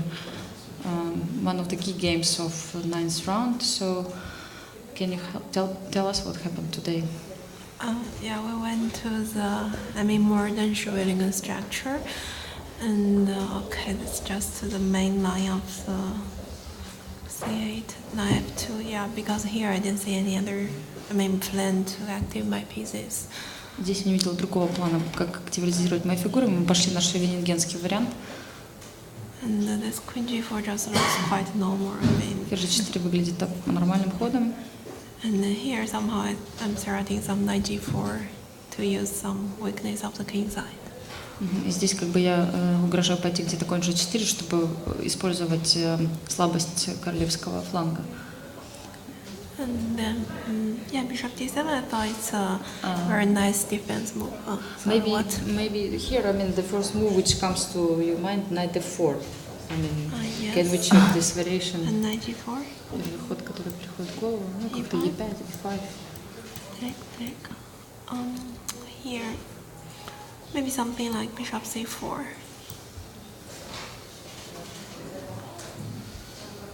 Ольга, ты считала этот вариант? Have you checked this variation, knight f4? Or it looked scary? Yes, it looks so scary that I even didn't thought about this. Да, выглядит страшно, может быть, но я об этом не думала. So, what do you think? Still, white has some. I thought maybe there is some attacking on the king side, but didn't calculate very, carefully. Может быть, здесь сохраняется атака на королевском фланге, но я на самом деле не считала это очень глубоко. Bishop d7, knight g4. Here maybe also this f6. I didn't like f5. This one and e5, bishop e7. Bishop e3. Ольге не нравилось ход f5. I'm not sure, maybe something like kh8, the black can hold here. It looks, something, but I didn't see the exact moves. Может быть, стоит тут король h8. Я чувствовала, что здесь что-то есть, но я на самом деле не видела конкретного ничего, говорит Yifan. Maybe rook b1. Yes. Just this. Rook b6. Rook c6, yes.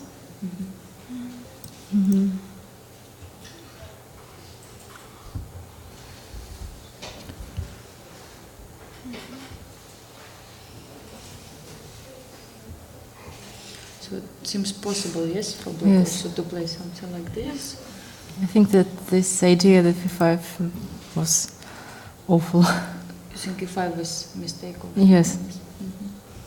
Yeah, because after this, a pair of bishop and some attacking on king side. Потому что после этого варианта, вот c5, который Ольга считает не самым удачным, здесь у белых остаются два слона, и как бы атака тоже продолжается. Yeah, I'm not sure I played the precise moves here, or there's some better playing to attack king. Я не уверена, что тут играла очень точно, может быть, были какие-то лучшие варианты. But this just looks quite, normal. Но это выглядит достаточно нормально, моя игра.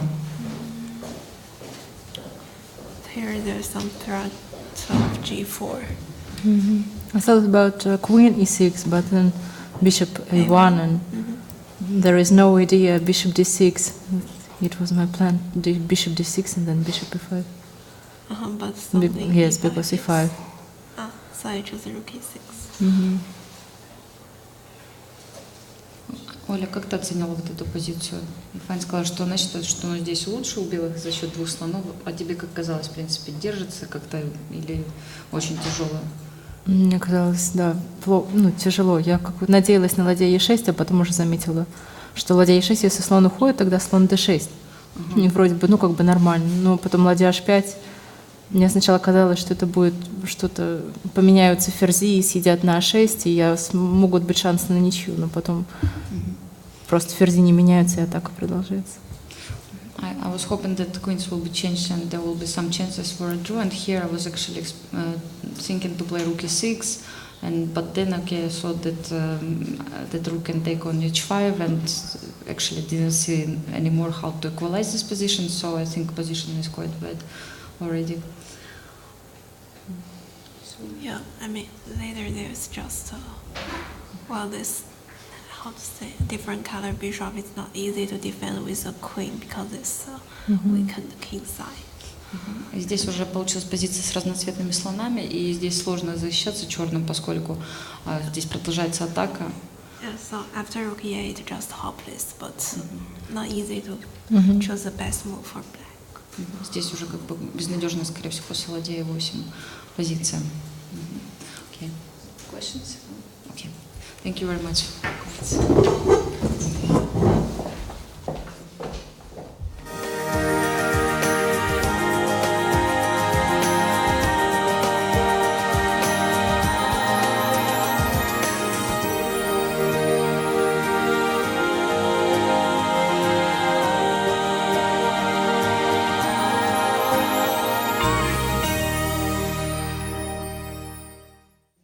Another press conference, and the game between Ushenina and Butchimeg just finished, also in the draw. Please, let's see what happened. Я не знаю, эта редакция так ходит? No, just должен быть. Просто интересно, я как-то такой редакции как-то особо не смотрела. I never was checking this наверное, variation. ходят. Maybe somebody plays like this, but I didn't know. Тут, я не знаю, конь c6 еще был интересный ход. Knight c6 was also конь possible. c6, d8, конь d8, слон c4. Может, так лучше было. И слон e6. Не знаю, конь d2. Какую-нибудь такую позицию. I could also play this kind of position. Не знаю. Что? Ну да, но это другая структура уже получается. Jimmy, you were in the mood to play endgame, I understood. Yes. Jimmy, well, I didn't expect, honestly, d takes c, which is the variation that I also played, but after e3 also e5, I didn't expect that, so I thought just, to exchange my queen and then just play endgame. Ну да, тут она примерно равная позиция. I think the position is more or less equal here. Yeah, here's the critical moment. I think. Instead of bishop d2, I'm not sure what should I have done, but. Okay.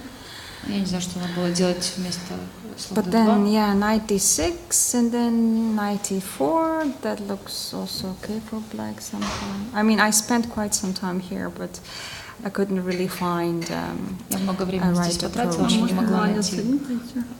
Или король d2. Yeah, maybe. Возможно, так стоило, играть. Король e2 или ладья c1.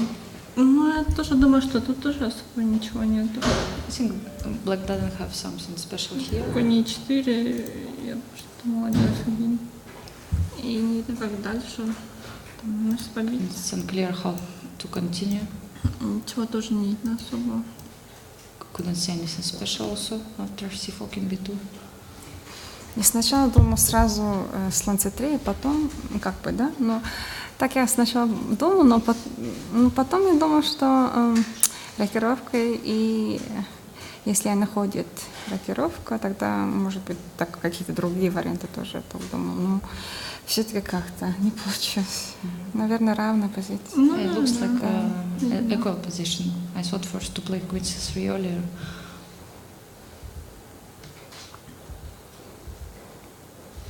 Не знаю, тут, может быть, сразу или d8 можно было. Не, тогда слона слон опять, опять, да. Не знаю. Bishop a5, then e4. Немножко какая-то другая позиция получается. Да, я бы хотела так играть, но b6 я Ну как-то да, не слон вы, опять. как-то нормальный ход такой. Что? c5 защищает и все. Ну, b6 да, хороший ход. b6, чтобы Да, слон да, опять не да. было. Ну, тут можно было, наверное, пойти f3. Я думала, здесь, может быть, как-то e4 сразу тоже есть, но... Сразу, мне кажется, не получалось. Там все забирается. Как I e4? couldn't play like this immediately because you can take everything. Если я бью, Тогда ладья Just e1. take. сюда побить. Конь c3, тогда ладья d7 сначала. Ну, а не d7, конь d5 еще есть ход. First Ah, rook d7, but there is knight d5. И потом ладья d8. And then rook d8. Хорошо. Да. Тут не Наверное, получается. да. Doesn't work. Поэтому я думала f3. That's why I thought f3. Ну, вот тоже, наверное, примерно равенство после I think it's about equal the position. ладья d8. Мне кажется, как-то после f3 я думала, что, наверное, g5 будет Ну, как-то, да? можно было, да, f3. Да, как-то и потом как-то Потом не... g5. Ну, просто конь f5. Да, тогда. конь f5. Конь f5, ладья Ага. f5. Ну, потом e4, e5, есть уже And then 4, e4, f4. e5. То можно ладья d8 и потом Как? король e6 или что-то, да? Ну, как-то равно, что-то там. e4. h4 еще с этой стороны. Ну, тут, наверное, тоже примерно равно, на самом деле. Не, наверное, About сначала equal. король e6, да? Как бы. Нет, Ну, когда как вместо там? ладья e8. Да. Ну, наверное, без разницы. I Да. think it doesn't make big difference if king Там e6 за ладья first. d5 уже хочет пойти. Угу.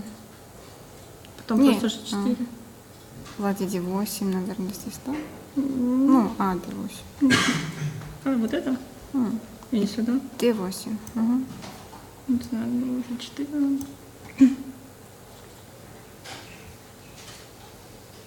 Так, как-то. H5 можно. Можно, да. Может быть, тут h4 пойти, не знаю. Да, думал про этот вариант. Ну, как я сыграл? Ладья h1 тоже сыграл, да?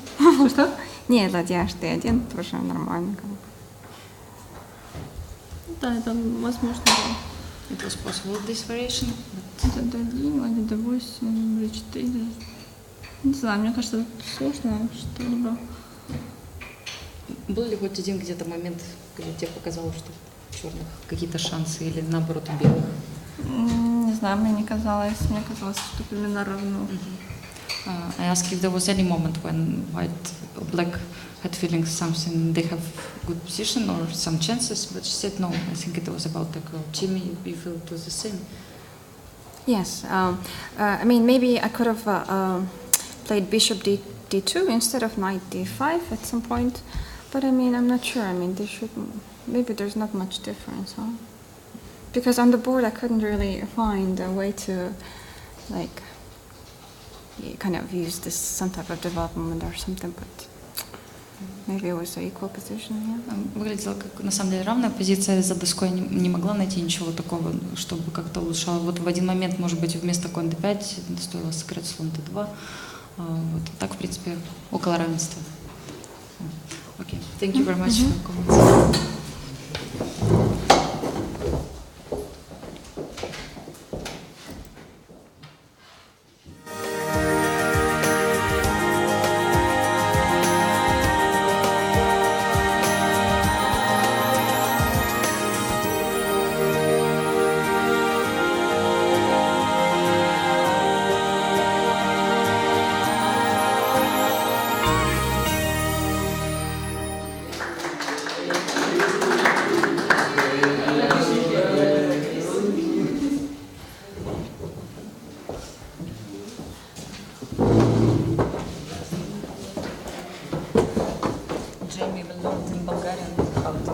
this, but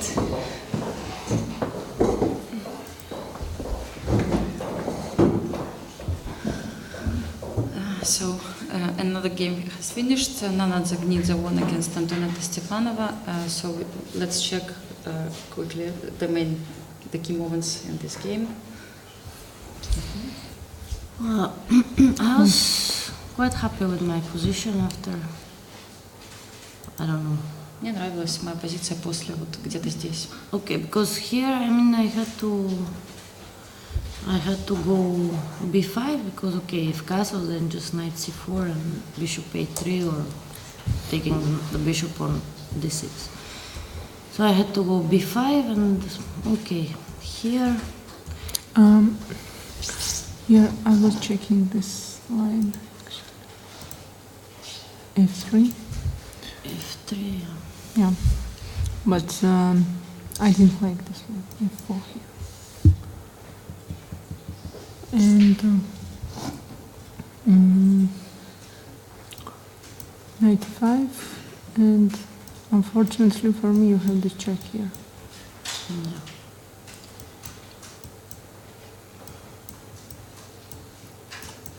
Something like this, I don't know. But I didn't like this. Yeah, I don't know. I mean, it looks strange. So F4 was strong for you after F3, that's why I didn't play. Okay, knight F3, castles. Queen D3, yeah, queen. Maybe it's not the best move because okay, after A5 somehow I'm developing no, queen faster. D3 for sure it's wrong. Yeah, I don't know. Maybe bishop C5 is right away. Okay, maybe, but I mean, it shouldn't. Yeah, but here, if not Queen D3, I think white should be a little bit better. I think. But maybe. After Queen D3, I lost 2-3 tempo there, and after that, my position becomes worse. Okay. Up to here, maybe. Okay, here there were a lot of different variations, so I chose this one. Here, G5. But as Nana was saying, maybe here I can play before before knight C3 somehow. Yeah, here. I thought about before. Yeah. And B6 sometimes.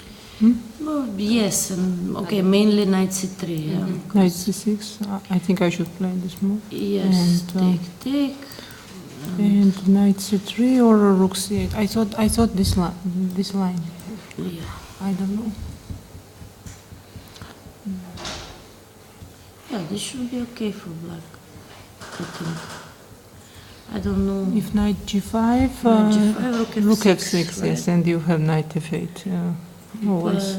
I don't know. I thought that what I played was somehow better, but then, okay, maybe G5 is not necessary, but I kind of like this. But after bishop E1, I started realizing that it's not so easy to put a knight on C3 anymore. Maybe just impossible, so okay, it looks kind of nice, everything, but here, okay, G4 should be bad move. I mean, I don't know. My first idea was to play F4, but then I could not find anything after rook C8, rook C8, rook C1. I mean, it should be about equal. No, rook C1 you can take on E2, no? Okay, but take on F4. No. Take on F4. Okay, then first on G3 and then on E2, no? First rook C1, yeah. Take here. Just take, yeah. Maybe, but okay, if check, king G7, knight C6, maybe not. Queen C7 you have or not? Queen C7, maybe, but okay, I was already short of time here, and somehow I was thinking, okay, G4, H5, H4, and and somehow I should mate, but okay, after bishop takes e4, it's very important move for white, and then okay, I realized that maybe I over pushed because now bishop is coming back to f4 or something, and my king is becoming very weak. Okay, I took. Okay, if I take on e2, then bishop h6. So here I started playing just very bad moves, all of them. I mean, okay, h5, who knows why I played that. Here maybe bishop c8. Yes, or maybe, okay, maybe, or maybe just take on d1 and rook d8, what was my first idea. Yes. Because, okay, allowing this rook to d6 was just, okay, no comments on that. I mean, okay, bishop d5 here, and okay, here I should try somehow not to give this rook takes d5, but it's not so easy anymore, the position, right? And okay, we were both short of time, so I mean, probably it should be holdable somehow for black. I don't know, queen f7, for example, queen g5 check, king h7. So. After queen f7, maybe bishop g5, bishop f6. Maybe, yeah. I mean, okay, it's more pleasant for white already, but I cannot believe that it just lost. I don't know. But what I did, I think, is just losing immediately. Okay, after this one. Maybe queen e7 here. Queen e7. No, here. Queen e7. Queen e7. What I didn't like here. Queen e7. Maybe just queen bishop, a5. I don't know, just bishop g5, something like bishop that. Bishop g5 or rook c5 you have. Okay, this I missed. So, yeah, so what do you, maybe e6 or what? Just maybe just take on a5, I don't know. And my threat is queen b6 next. Or queen a6. Yeah, no, I mean, yeah, maybe. Okay. Still, I mean, better than in the game, but okay, it's only white who is playing for a win now. And okay, here is just losing all this. But for some reason, I mean, I thought that I can just check and take on e2, and okay, completely missed that after queen d8 there is no queen d1 check anymore. So. But okay, here probably it's lost in any case already, right? So. Okay, here, I don't know if there was anything better for black, but it looks very bad because, okay, all my pawns are weak and I don't know, I mean, it was much better not to allow all this in any case. Something else to it, or we checked? Yeah. Okay. Please, Jane. Firstly, Chestit Rojdenden. Hopefully I pronounced that correctly, Antonetta. Tell us, how did you spend your rest day? Did you do any small celebration or did you just relaxed? Well, okay, I was relaxing, preparing for today, went to gym as usual, and okay, at 12 o'clock, Chimi, she made a nice surprise for me. She brought me improvised cake with candles for birthday and for my birthday. So yeah, okay, it was a nice day yesterday. And how did you spend your rest day, Nana? Me and my coach, we went walking around the city and we liked it very much here. Okay, so happy birthday again. Thank you. Thank you for comments.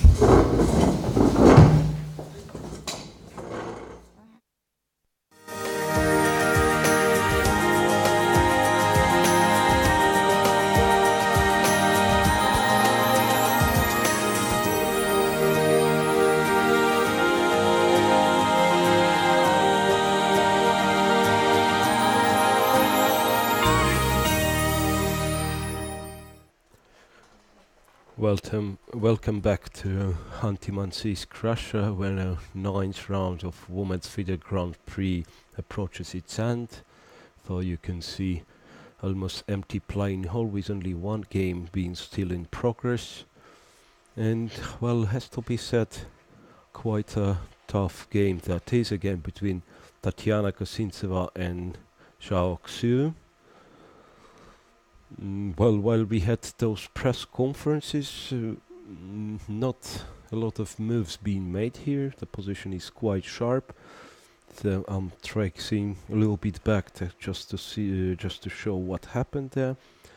So I believe that was the position we saw when ladies got to the end game with an exchange up for white, but well, quite reasonable chances for black, as I said. Well, king f2, so that those were a couple of time trouble moves. I'm not quite sure if those were the best possible moves played by both players. Still, I'm not certain why white couldn't play rook e2. Okay, king g3, check, and king h3. So a little bit of a strange decision. Bishop e5, so this time it seems black is perfect. White is perfectly safe still, but black of course has got good counterplay here.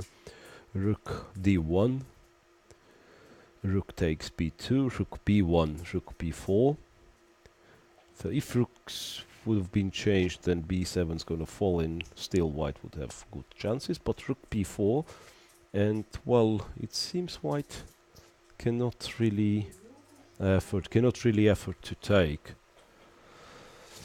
Cannot really afford to take on b4. So instead white well, prefer to activate the king. So king g4, rook takes, and king f5. So white is threatening to play king g6, as far as I can see. Well, with the point being, if black is playing king h7, then rook b7 is gonna follow, and white has a threat to play h6 here. Although I'm not quite sure. Well, even this one seems possible. Rook a2. Well, I'm not certain if Kosintseva did the right thing. Yeah, so here still rook a2. So I mean, h6 is actually a threat, right? So h6, and if king takes h6, then rook h1 is gonna be black's answer, white's answer. But okay, let us assume black's going to play rook a2, attacking the pawn in case of g4. So it has to be mentioned h6 doesn't work anymore because this check is available. So in this case, it's only black who can fight for a win. Well, still looks rather drawish, but well, almost no chance for white. So it's gonna be black who is going to try for a win. Yes, in this position, I mean, the bishop on e5 is superbly placed. So, well, in this case, I don't really expect white is gonna have any winning chances. So still, and as you can see, ladies still got enough time, so black's gonna take quite some time to think what to do next. Well, I'm just curious if black can try to play something like this. So this is interesting. King g6, I assume, and then rook a2. Rook a2, attacking g2. So g4. Yes, g4, and possibly on rook g2, white's gonna play rook g1. So then black's king's going to be in danger. So rook d1 is a terrible threat, and in this case, well, check. King goes there, then rook a8, a4. Still not clear, I mean. So in case of king g7, black is playing f5, takes the pawn here, so a lot of passed pawns for black. White's h pawn might cost black the bishop, but still it's gonna be unclear. So king is gonna run to queenside, black king is gonna run to queenside, and those far advanced pawns are also dangerous. Let us say king f5, bishop is moved somewhere. White will have to take g pawn, and let us say king d6. So this, if it looks dangerous for any side, so it's white who has to be careful actually. So let us say h5, king goes there, h6, king goes there, h7, and okay, king c4 looks rather dangerous for white, because I'm not sure if white will be able to fight those 3 passed pawns. So that means Kosintseva somehow, well, what I really cannot understand, I mean, why did she play king g3 here? So rook e2 seems natural and strong, and then on rook d3 she would have rook a3, so intending the same, to change the rooks or to play rook b3. So really strange play from Tatiana Kosintseva. So well, that's a current position, and yeah, it looks rather tempting to save this pawn, of course, but yes, black has to be aware of has to be aware of king g6. So let me try once again. b5, king g6, so that is the point of Kosintseva's play, as far as I understand. Rook a2, now g2 is hanging, so no other option but to play g4, rook g2, rook g1. As I said, black's gonna take, play king g8. It's a question if white has something better than rook d1. This, take. Doesn't look like white's gonna, well, maybe rook g8. Yeah, maybe rook g8 is much more dangerous. Yes, rook g8 is much stronger, so in this case a4, white is taking the pawn, plays h6. Yeah, this looks terrible for black. Now maybe black cannot afford to save b7 and just has to play king h7 here, or rook a2. To start with rook a2 might be an option.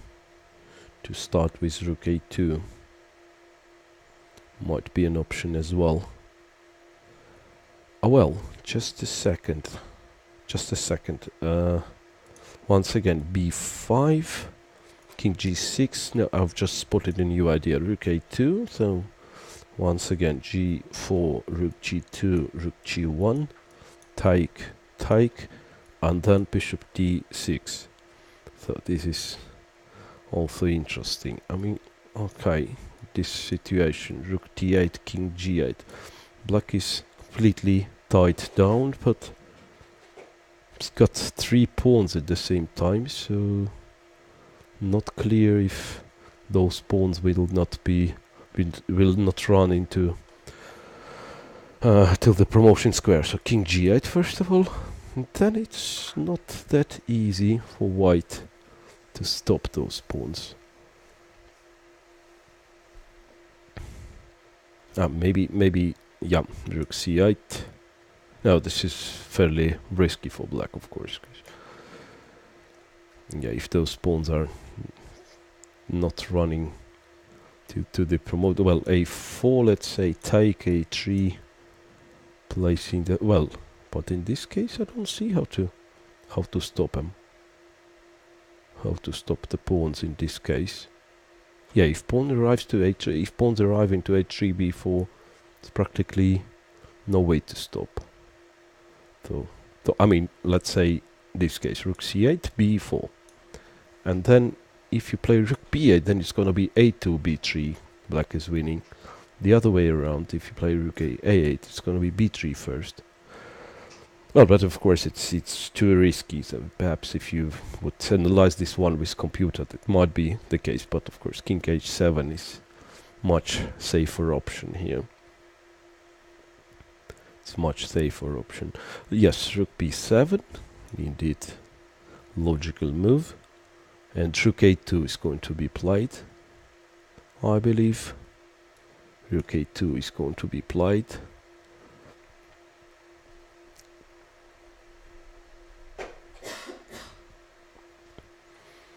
Well, now draw seems to be the most probable result here.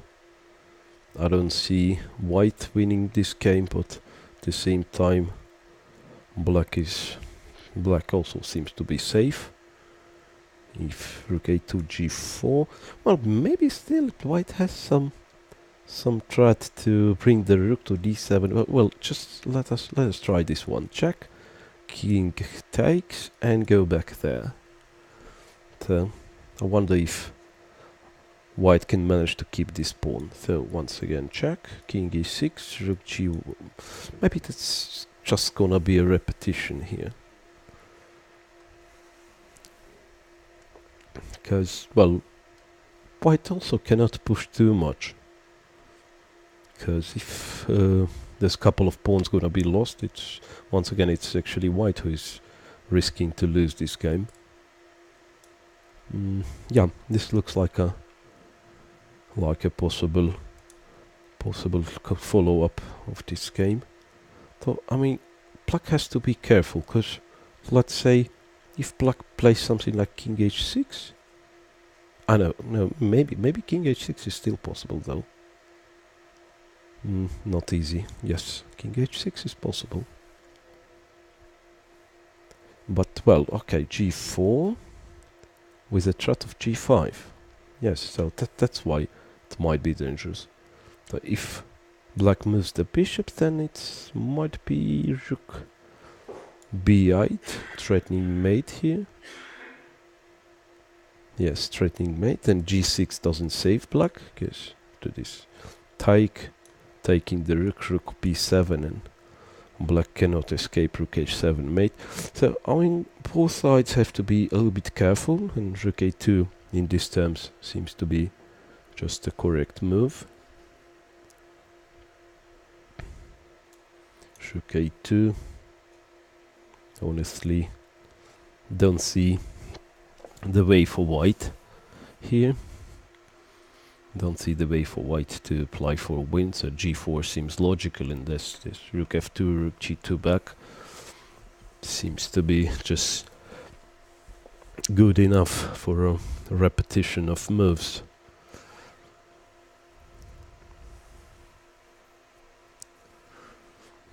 Just a second. Okay, g4, check.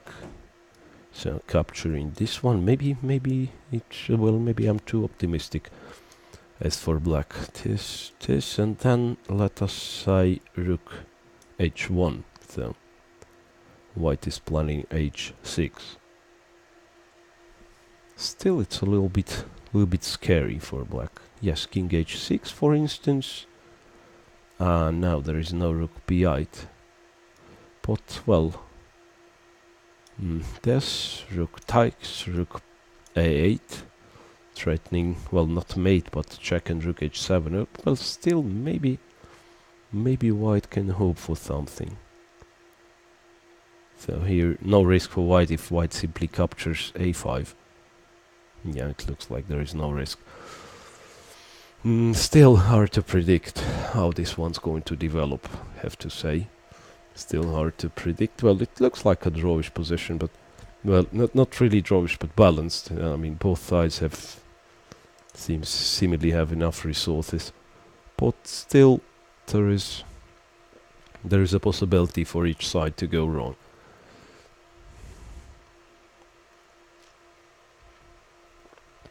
And still Zhao Xu to make her move here. Well, to speak a little bit about the results of today's round. Well,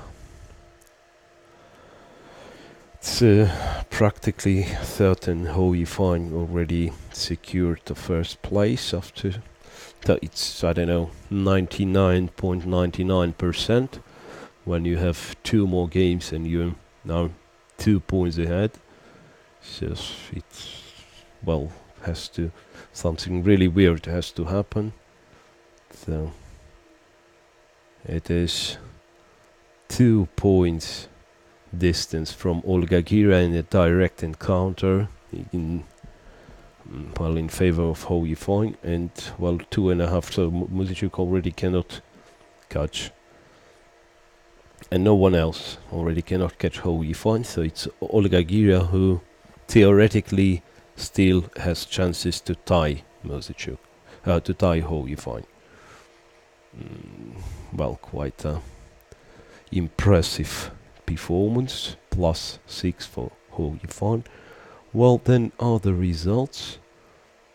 Well, 5.5, so 2 points behind for Gaguira. Then on 5 points, it's quite a lot of players here. On +1, it's Muzychuk, Alexandra Kosteniuk, and Nana Zagnidze. Yeah, so 3 players tying for 3rd spot in the cross table, but far behind the Ho Yifan.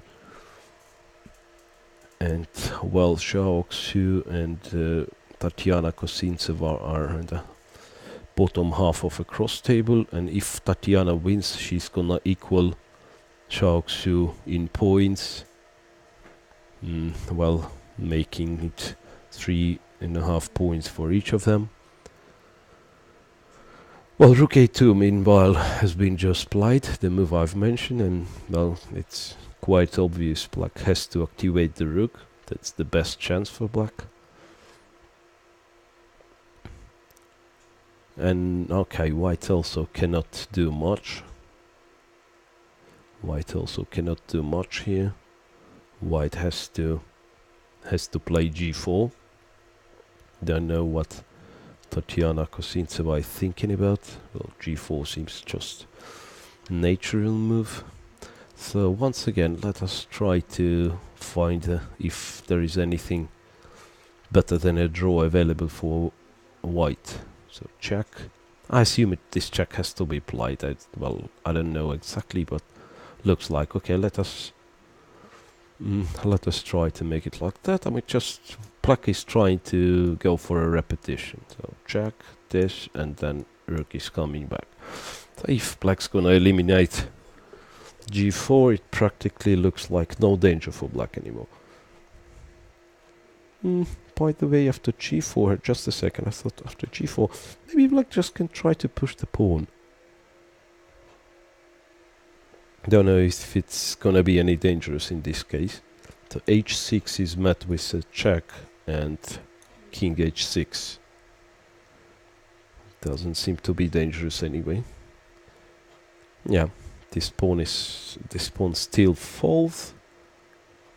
A rook. Ah well, so G4 has been just played. Quite logical. So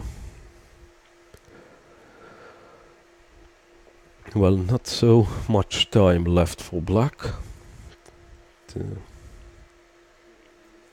I wonder if so I mean, it's interesting who's playing for what as usual. I mean, objectively it seems like, as I said already 100 times, balanced endgame, and most probably has to finish in a draw, but it's really interesting to know the intentions of players.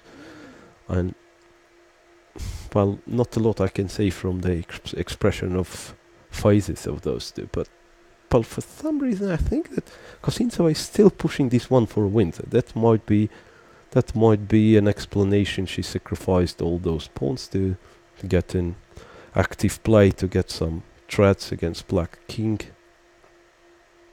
Possibly. Well, Rook F2 has been just played, so probably I've predicted this one correctly.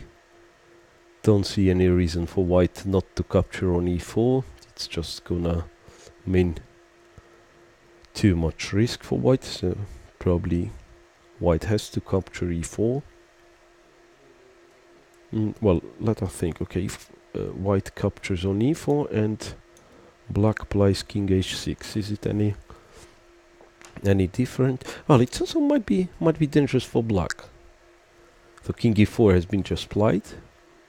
That might be also a little bit dangerous for Black. If White plays Rook D1 and succeeds to get there to D8 and H8, winning eventually G7 pawn, yeah, okay, this King H6 is not a good idea whatsoever. So rook g2 is, as I said, a logical follow-up. King f5, once again check. King e6, rook g2 again. So that is the question, I would say.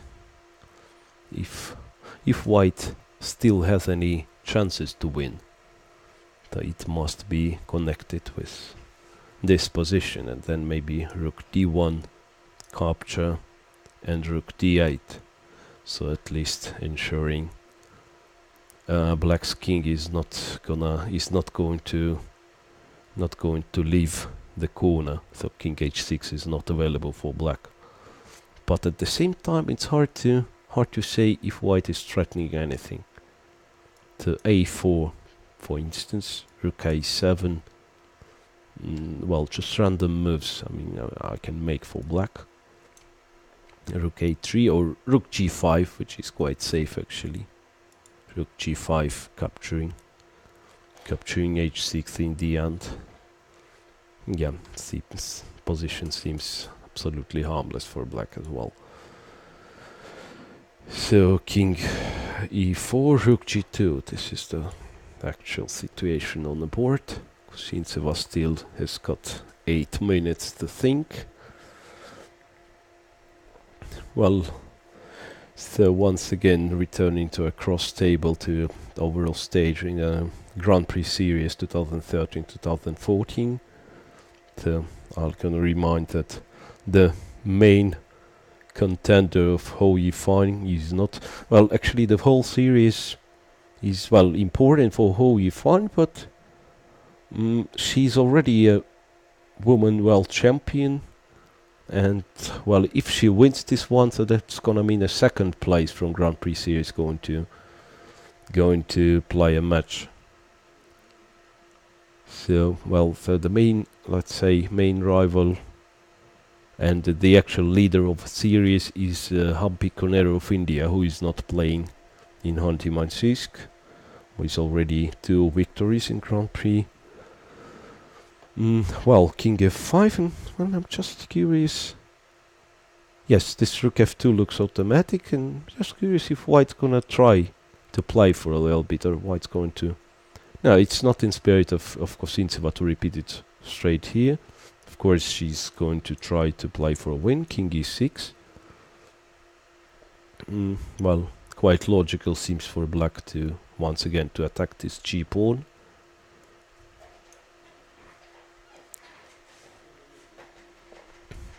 Well, but to be honest, I don't see much of a chance for white. Maybe I'm exaggerating. Rook g2. Let's say white keeps it. Let's say white keeps it simple. So rook a7, rook takes, and rook a5. To eliminate one of those. Well, bishop c3 is here. Yeah. So rook g2 once again. Yeah. So in this line, I mean bishop c3, and it's all of a sudden it's black who is winning. So rook g2 once again.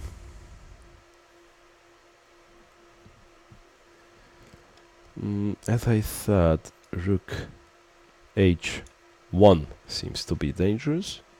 King h. So I mean, in this case, after rook g4, h6, black is facing quite an unpleasant position, and maybe black is already lost here. Yes, it seems so. So after rook h1, black will have to play king h6. Yeah, maybe this could be a possibility.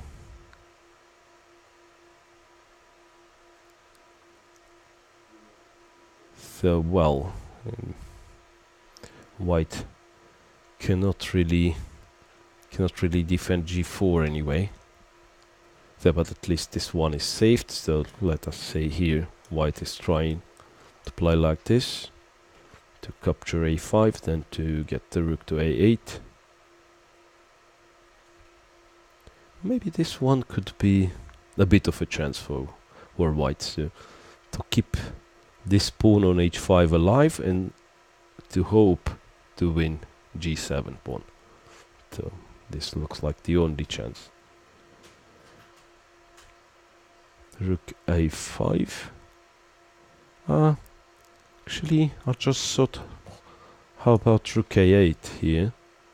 And in case of king h7, king f7. Yeah, this one actually looks rather dangerous for black.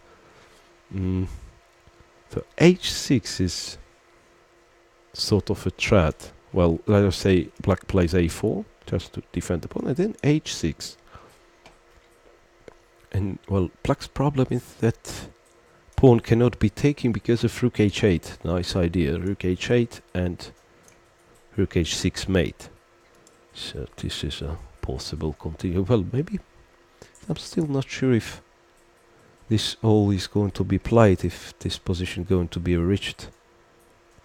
So once again I'm checking after rook h1 if there is any other way to stop h6.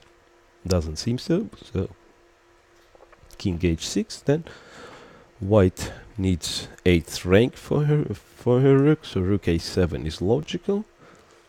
Black takes on g4, rook a8. So if a black is not reacting here, let us say a4, then it's gonna be check, king g5, rook h7, or rook g8, king h6 back is available, so rook h7.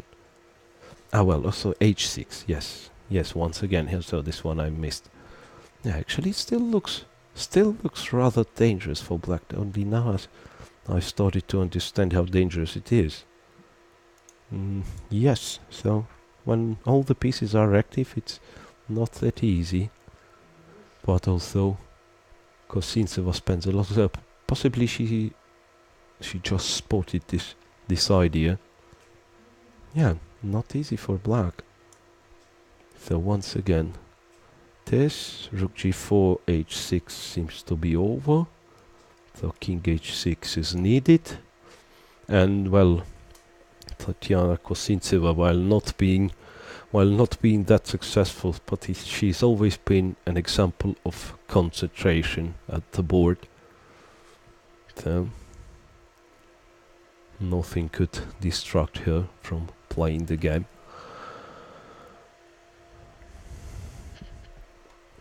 So king h6, rook a7. So I'm just trying to understand if there is anything black can do.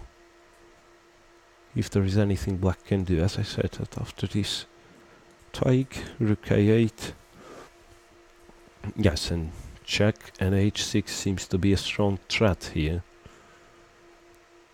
Yeah, this looks really bad. So king h7, and we said king f7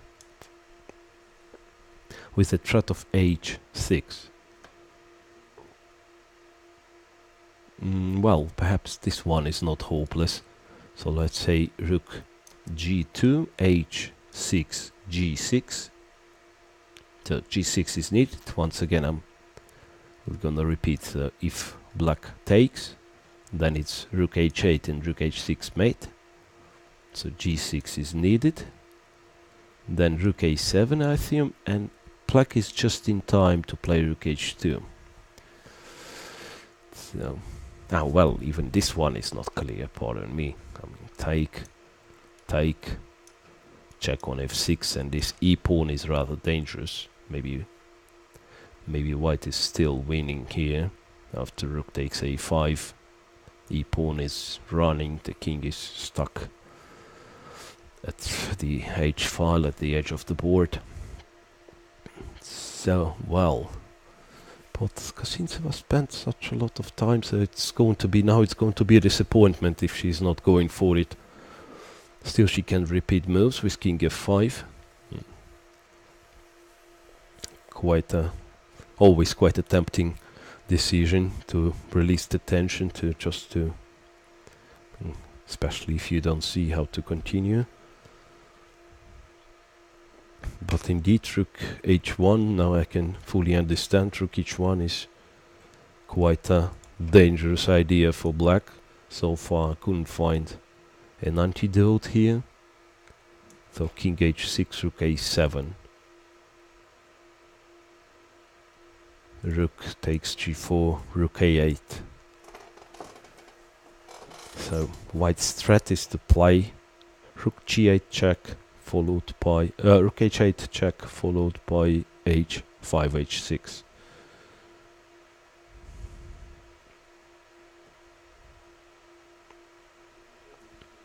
King f5 back. This is interesting. So king f5 back, rook f2, king e6. It's not repetition yet, but just maybe just to try to gain 1 extra minute. So it has to be said, but position doesn't offer much of a different choices for black. Black still has to go for rook g2. Black has to go for rook g2. And then we shall see if Kosintseva found this idea with rook h1.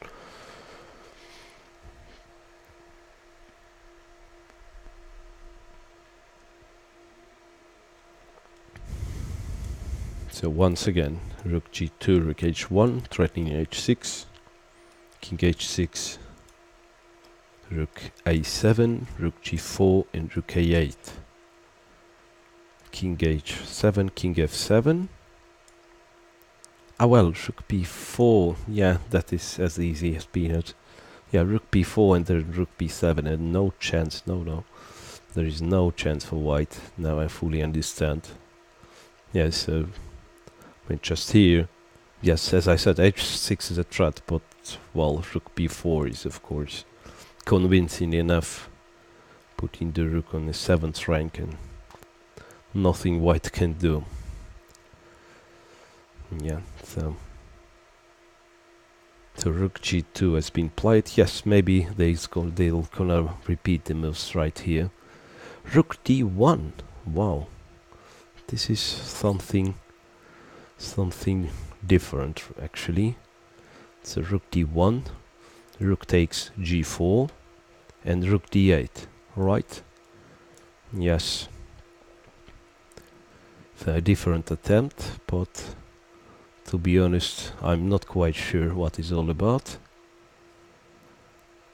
Because now there isn't any threat, I would say. There isn't any threat. So for instance, well, on rook h4 it's gonna be rook d7. That's right, but how about rook g5? So it's just a, a time trouble decision, but you cannot really think about. So I'm not quite sure if Kosintseva calculated something, but just a will to play for a win. Maybe that's what is ruling. With so rook g3. No, it's a fairly surprising decision, I have to say.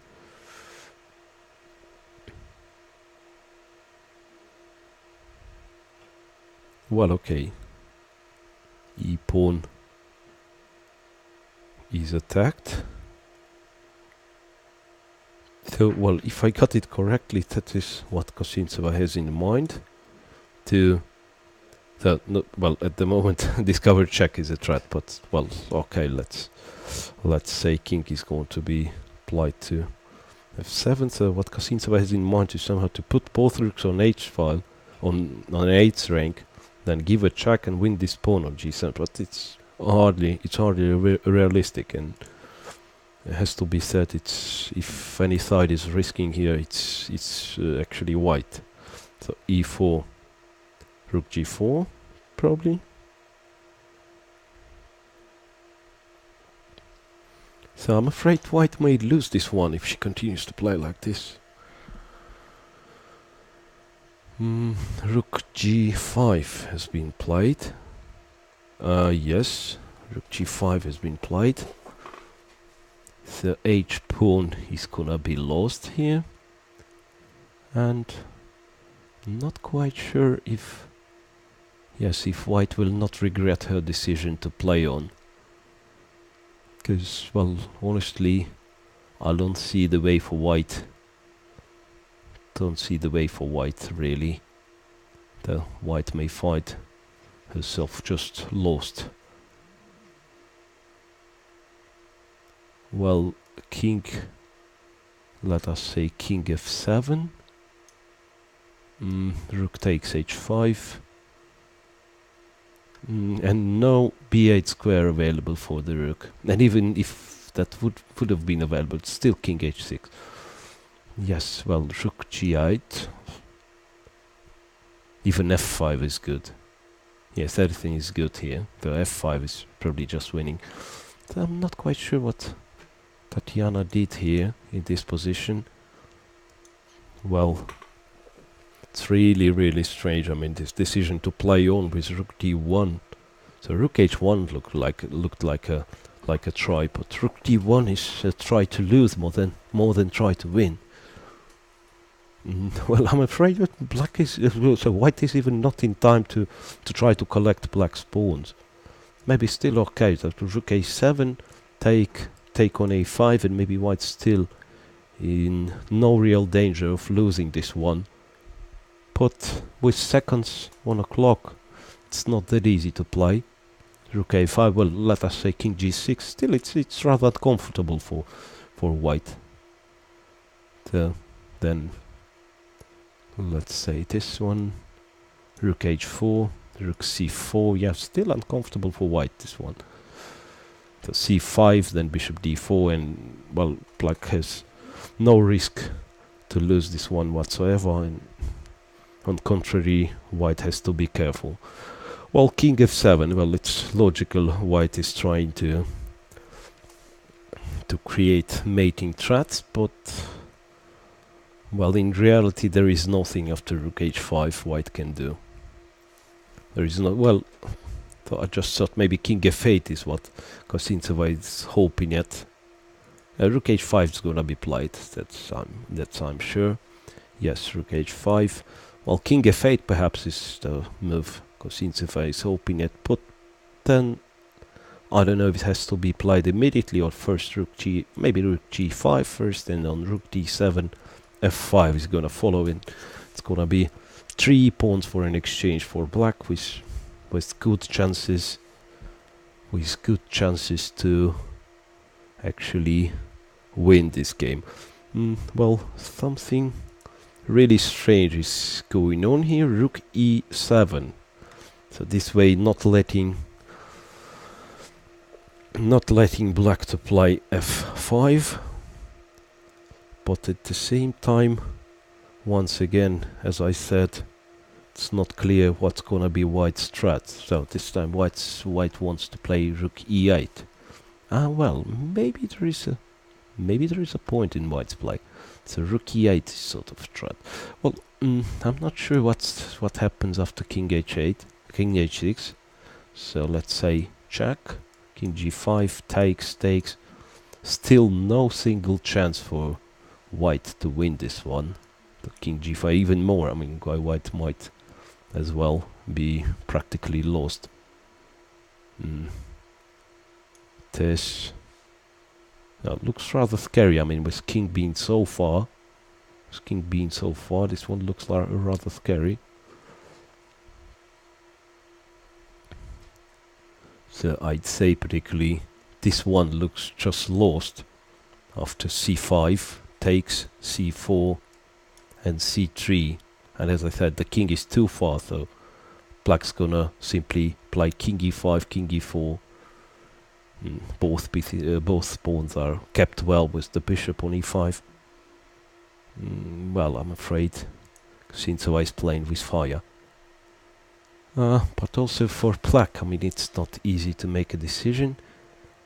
King h6 is what Zhao Xu is planning to do. Yes, indeed, she just played king h6. What else could be a move for? What else could be a move for white? So, I mean, on rook g8 once again, white is just playing black is just playing king g5, king f4 after this recapture, and again, it turns out that white king went absolutely wrong direction. So king h6, this is the current situation, and seconds only for Tatiana Kosintseva. Rook d1. Well, come on. This looks really strange, I have to say. This looks really strange. Well, still chances for Kosintseva, as well. Black king is stuck here on an h file, so this time she wants to play rook g1, always changing the direction of attack. But I'd say king g5, for instance, looks like absolutely safe option for black. No chance to lose. Maybe there is something better than this, but rook h3. This is interesting as well. Rook h3. Just wonder if rook g1 is a good idea then. Just let us try rook g1. Then it's not that pleasant for black to drop this pawn, so I assume g5 has to be played. Rook e8, king h7. Yes, at least white has no risk to lose this game. Rook e8. Oh well, so rook g1 wasn't played. Rook h3, rook e8. I find it hard to guess moves of the girls. So this time the position calls for king g5. For king g5. This is what's going to be played. Yes, king g5. Now it seems really bad for Kosintseva. Yes, indeed, it seems to be bad. Well, white's problem is that if white's gonna play rook f1, hoping to play then rook g8, black simply doesn't pay any attention, I believe, but just plays a4. And on rook g8, black may as well play rook h7. Don't see much of a problem with that. By the way, rook f1 has been just played. And well, g6 is as well available. g6 is available as well. Then on this check, once again, king is running away, and on rook g8, black has rook h7 check. Just a second. So once again, g6, and on rook g8, there is rook h7, king e6, and then any possible move should do the job. Yeah, so it's, well, mission impossible to surround black's king anymore. She's so persistent in trying to make use of her activity, but the position of king on f7 turns to be, in real fact, counterproductive. King g4. I'd say it's a last chance for white to capture on g7. Otherwise, the pawn will go away here. And, well, she realized it just in time. So king takes g7, but after rook f3, now it's, well, it really seems to be, as I said, it seems to be dangerous for black. For white, pardon. Yeah, rook f3, so king is coming to grab an e-pawn. So really white now has to work hard in order to make a draw. So I'd recommend rook c1, which has been just played. Yeah, maybe in fact white has not such a risk of losing if white eliminates one of the pawns, and then, well, yes, maybe white still has enough chances. But, well, playing this one on a seconds might be a little bit unpleasant. So what's gonna happen next? Let's say black is pushing the pawn forward, a3. White will have to put the rook behind the pawn, and then king f4. Yes, and well, this is what happens. a4, well, no other move but to capture on c6, right? So capture c6, a3, rook a6. Still looks like a draw. Yes, king f4. White may want just to play rook g8, rook a8 first, bishop b2, and then capture on. Seems like this should do the job. Yes, capture on a3. Yeah, this one is a draw. Hey, well, what's total annihilation of all the pawns. So white was pushing for a win too much, but still seems like it wasn't sufficient. So to keep the tension for black has to play king g5 actually to keep an eye on f6 pawn, but not sure if black can really make any progress here. Not sure if black can make any progress. So well, this is the question. What black's gonna do? It looks like Xiao Xu is planning to move the bishop. Yes, rook a6. That's the current position. If she moves the bishop, then it's well automatically a draw, I believe. So king g6, then attacking a pawn. Well, doesn't matter which move black makes. It's rook a8 and then capture on a3. Well, king f4. So this one we already discussed. King f4, it's rook a8, bishop b2, and rook takes a3 with a draw. But I'm afraid it's gonna be the last chance white can make a draw. Otherwise, it might be too late. So once again, attacking this one.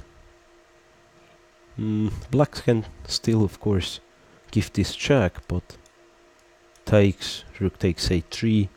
I don't know if black can try to play for a bit longer. Maybe attempting to get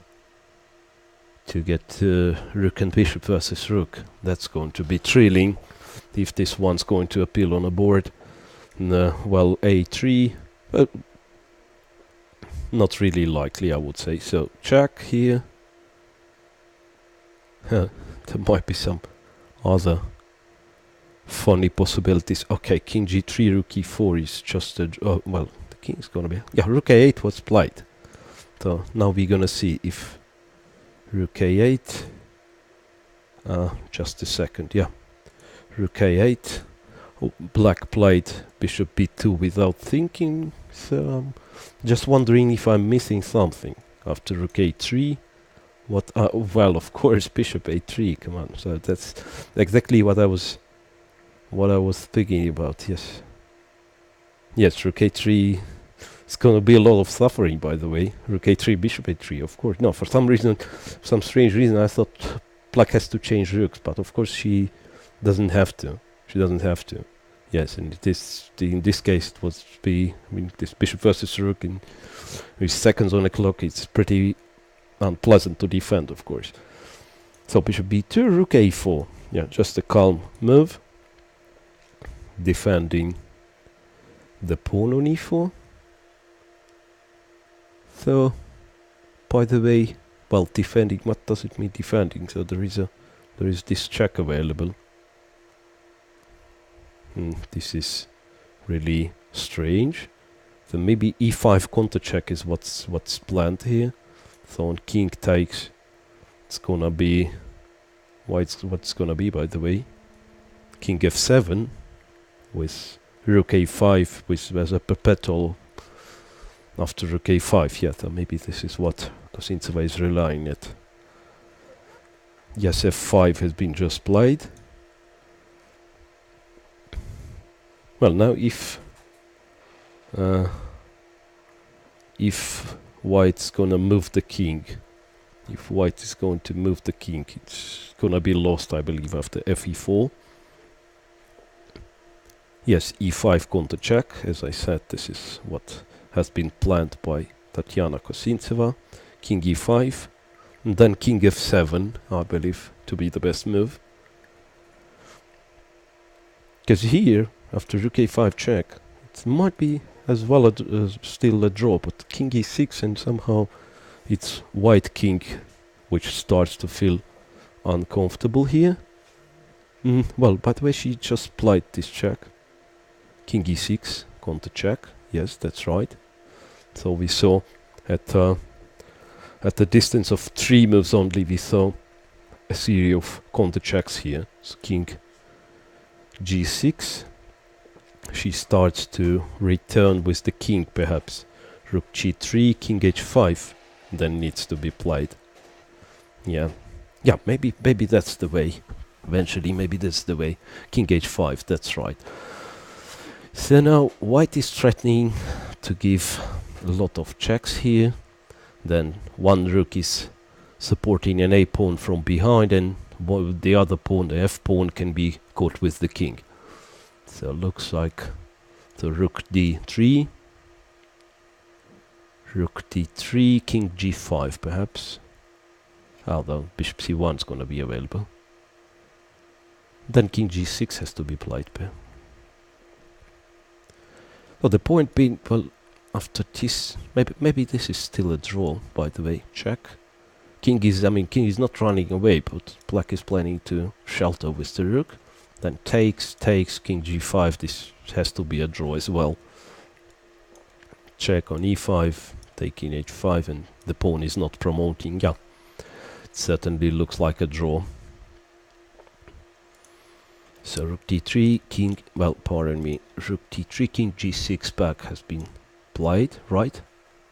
No, not this one is not the position. Just a second. Yeah, king g6 here has been played.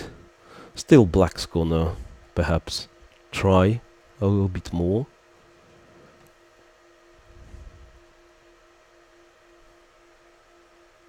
Yeah, they've also black managed to accumulate a little bit of a time here, so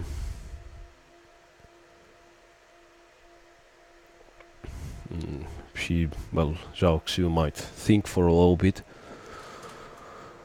Well, we shall see if black's gonna find any chance to win. Oh, rook g3, king h5, so now it's up to black if she's going to accept the repetition. But I believe now it's Zhao Xu who might want to try this one, might want to try to play this one for a little bit longer. Although there is no place to hide the king, I'm afraid. There is no place to hide the king. Okay, king might be, well, might run to h7, then, well, no, not really. Yeah, it's still a draw.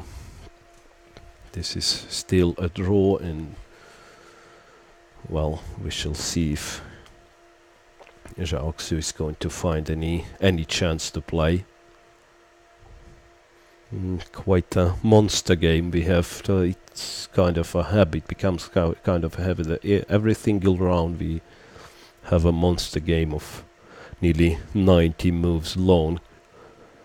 Then this one, well, okay, so far it's 70, but maybe black's gonna find a couple of find another try to play, and it's gonna last for a couple of dozens moves more.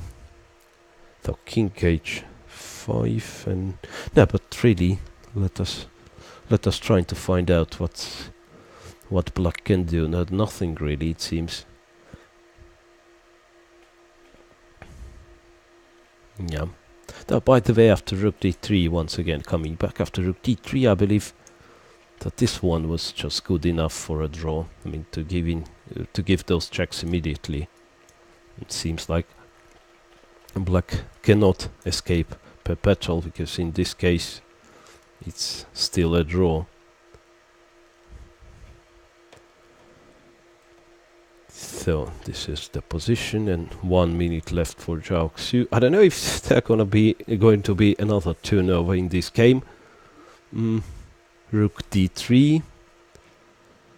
So white's reply is automatic. King g6. Then rook g3 is going to repeat moves in this game for a third time. So, well, I don't see black making any progress here, so I just believe it's going to be a draw.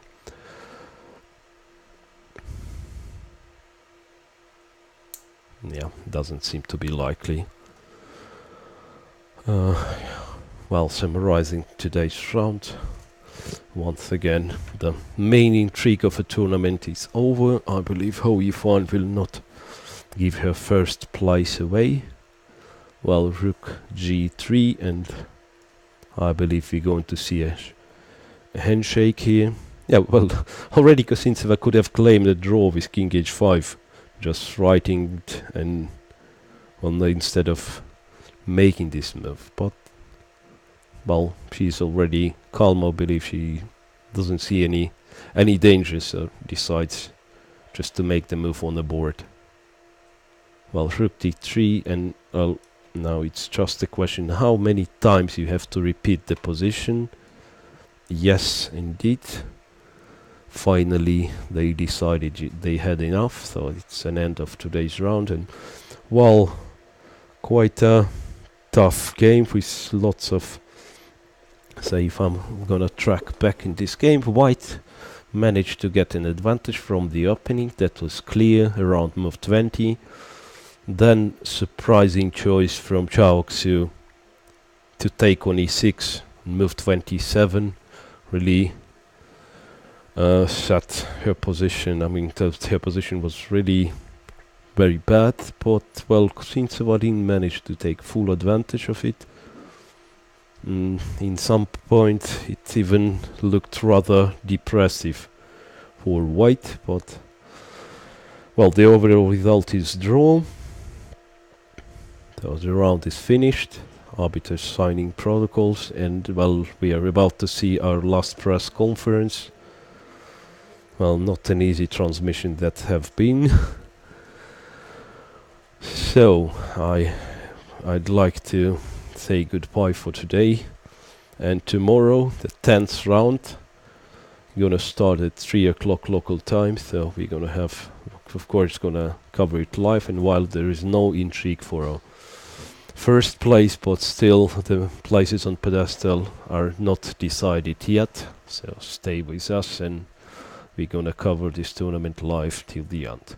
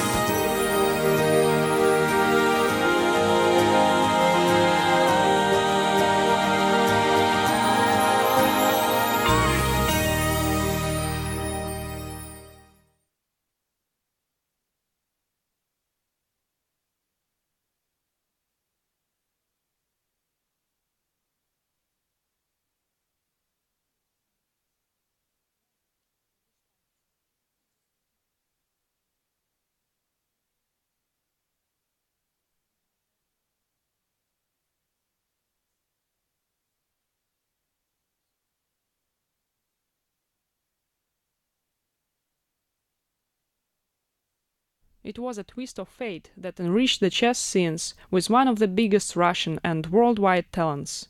On the way back home from dance classes, Tatiana and her sister Nadezhda were lured inside the chess club's four walls. Everyone knows what happened next. The two Kosintsevas became inseparable ever since, heading straight to the top of the tree, seizing left and right titles, prizes, medals, glory. With full steam ahead, Tatiana soon became a fearsome competitor at the top level of junior chess, winning the gold medal in the Under-10 European Championship in 1996. Her resounding performance few years later, when Tatiana won the Russian Women's Championship in 2002, promoted her to the Russian Olympic team, where she was far from disappointing her captain, scoring an incredible 11 out of 12 in 2002 Olympiad. Since then, she became one of the key weapons of the Russians in the following 5 Olympiads, especially in 2010, when she helped her team to victory, producing a gold medal on her top board as well. But the best results in her panoply must be considered the 2 triumphs in the European Women's Championships in 2007 and 2009, as well as the victory in the 2010 Grand Prix in Nalchik, which pushed her up to a remarkable 25.81 rating peak. In spite of playing less than before and of some drawbacks in her career, Tatiana is undoubtedly going to strike back, and few would be surprised if she will achieve even greater results in the near future. From an early stage, Xu became the fear of her junior competitors, proving she was the most talented of them all in 1997, 1999 and 2002, when she took to China the gold medals from various age groups, under 12, under 14 and under 20. But maybe her most stellar results came within the national Chinese team, where she performed fabulously. Xu played an important role in the last two victories of China in the Women Chess Olympiads. Her first one in Bled 2002 was exceptional. She took the gold medal on the fourth board with a massive score 11 out of 12. In Calvia 2004 she took gold again, on board 3 this time, with an impressive 10 out of 12. In Torino 2006 her team didn't win, but Xu decided to press the repeat button and won gold again, on the top board with yet another outstanding score, 10 out of 13. The Chinese Grandmaster continued to rise, leading her team to victory in the Women World Team Championships from 2007, 2009 and 2011. On an individual level, Xu reached the semi-finals of the World Women Championship in 2010 and won the 2013 Sport Accord Mind Games Basque. In order not to disappoint her fans, in 2011 Xu won the Women Grand Prix stage in Nalchik with a great score 9.5 out of 11. Bear in mind that she actually lost in the last round to still finish 2.5 points ahead of her nearest rival. Although Xu didn't cross yet the 2600 barrier, the chess spheres know it will happen, as she clearly showed that when the Chinese is in the top shape, she is going with the principle Veni, Vidi, Vici. Xu knows very well which are the keys to success. Integrity and hard work are the most important qualities, she said. The Chinese is currently working on her educational research in the Peking University in Beijing, entitled New Qualities of Chess Players. For those who are interested in the results, just a bit more patience. Xu has first of all tournaments to play.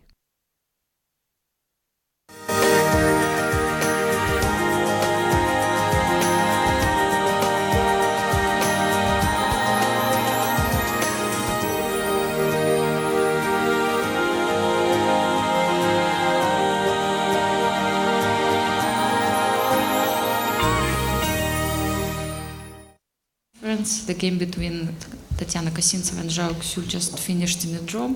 Very long game, interesting development. Can you tell us what happened? Дорогие друзья, мы начинаем последнюю пресс-конференцию, последняя партия 9-го тура женского гран-при в Ханты-Мансийске.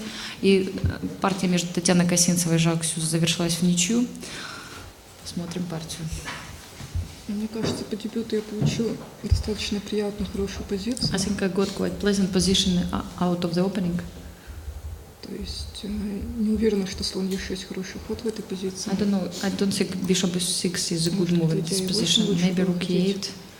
Потому что после слон e6, как получилось в партии, то есть у белых ясный план. White has quite clear plan here. Грозит слон бьет e6, говорит там на ферзевом фланге, также a4, b4 играю. I want to take on h6 and also I have play on the queen side with b4, a4. Мне кажется, тут простая ясная игра. Ну, вот здесь вот момент, может быть, стоило пойти g4 ход. Maybe here I could have played g4 instead of h5. С идеей g5. With idea to play g5. В принципе, мне нравилось и h5, как в партии получилось. I also liked h5, the way it happened in the game. Здесь на g6 конь сильно получается. Because конь knight f8 пассивный. On g6 is quite strong, while knight of black on g8 is passive. А если конь e7 сразу тут? Может быть, да, не бить. Может быть ед, потому что поле Также конь f4 появляется. Конь f4, конь e6 маневр. Maybe knight e7 immediately, because then white has this square on f4. Тогда de, да, здесь такая структура получается. Просто de. Take на e5. Конь e5. Конь e5 есть ход. Слон Е3. Take. With rook. Конь К5. F7.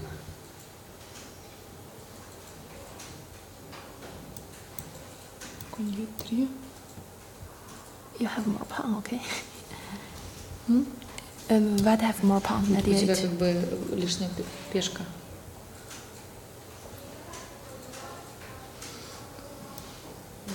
Some knight G4. Ooh, knight d4. It's nice. But I have knight e6. That's complicated. Лучше Good cover. Да, интересно, конь Ш4, конь Е6. На G2 заберешь, да? It's not enough. Да, там ферзь F4 будет ход. Queen 4.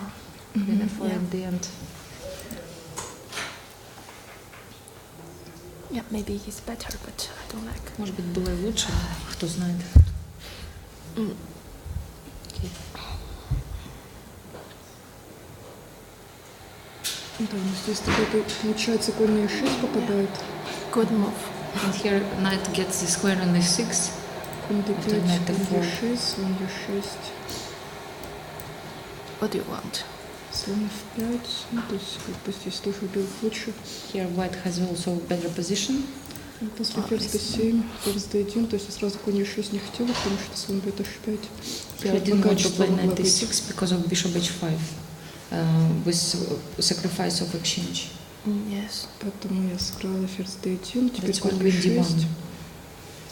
Ну, вот здесь вот, наверное, важный момент. Here I think was important moment. Слон H7 вроде не проходит ход. Bishop D7 doesn't work, I think. Yes.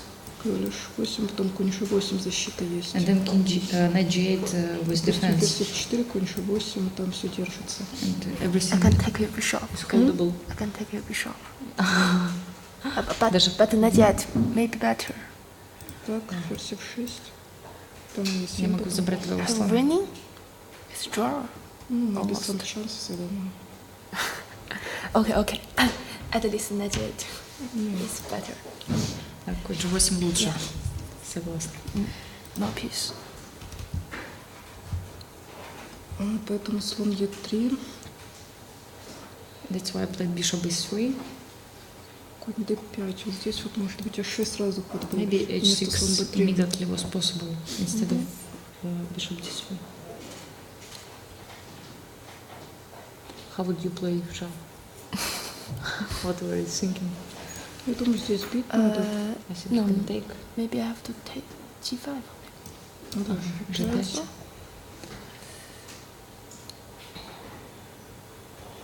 тогда слон B3 то же самое, конь Е3, So ферзь the same D4, variation, but ферзь D3, ферзь H6 будет. D5, they'll have queen G6 in this at this там ферзь line. Е7 есть ход. Тут непонятно. Тогда Clear наша пять. position.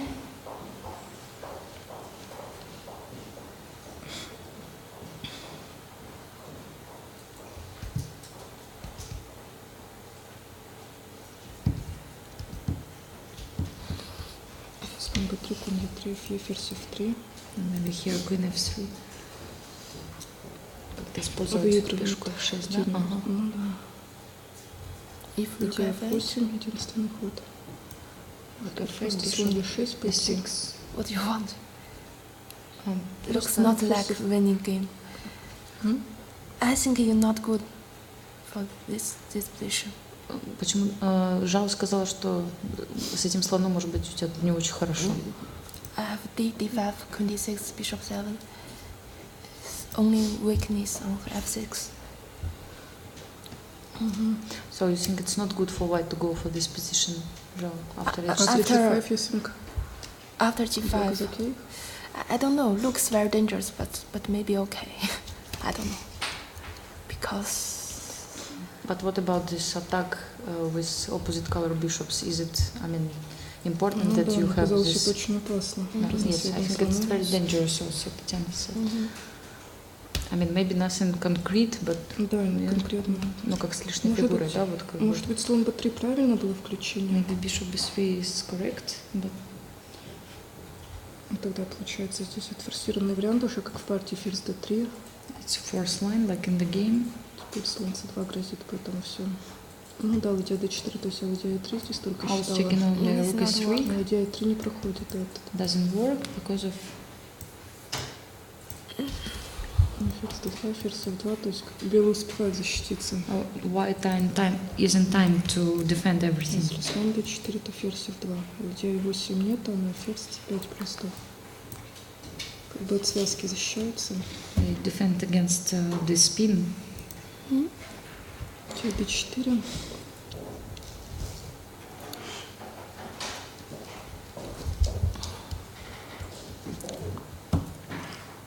And then и после этого тебе пришлось идти уже на вот эту жертву качества брать, да? Иначе по-другому, наверное.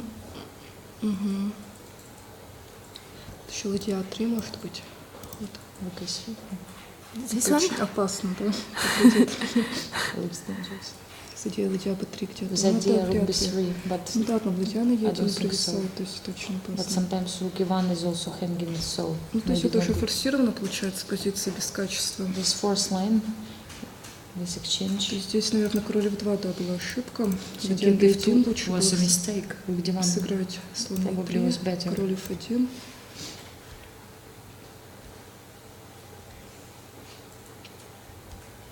Наверное, слон d4, как-то ладья e4, c5. Take. Rook e7. Да, ладья d5. Yes. But a5. Take. Take. Yeah. Maybe h6. Okay, h6 first.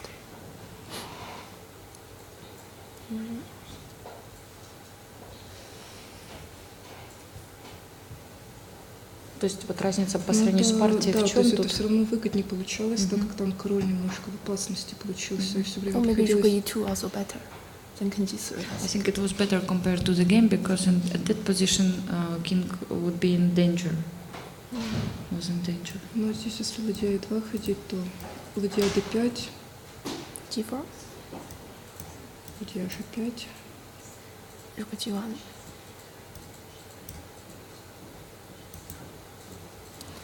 I mean better than our game. It's better. Yeah, because I think our game is must be winning for black. Just because I play very bad. Я думаю, что это лучше, чем в партии, потому что у меня чувство, что как в партии случилось, должно быть выиграно у черных. So you estimated this position is better for black, this end game, Жал? I think here is better for black. Жал считает, что вот с этого момента позиция лучше у черных. The piece is very good. Таня, ты согласна? Или как ты оценивала? I don't know, I just feel. Okay, everybody has... Мне казалось, позиция неясная, так как у белых тут, да, не хватает двух пешек, но какие-то есть контршансы, связанные с матовыми угрозами, то есть вторжением ладьи по седьмой, пешка на h5, все время h6 где-то надо считать. I thought the position is quite unclear because even white doesn't have two pawns, still they have these threads with some mating threads, and also rooks can come on the 7th rank or 8th rank, and this pawn is also promoted. Слон e5, да, сильный ход. Good move, bishop b7, a5. Ну, то есть, не знаю, мне кажется, эта игра достаточно форсированная была все. It looked like a really force play.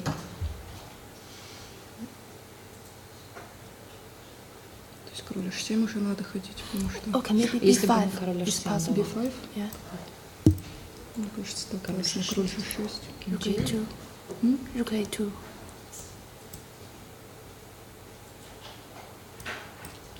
Rook g2. And take. King g8.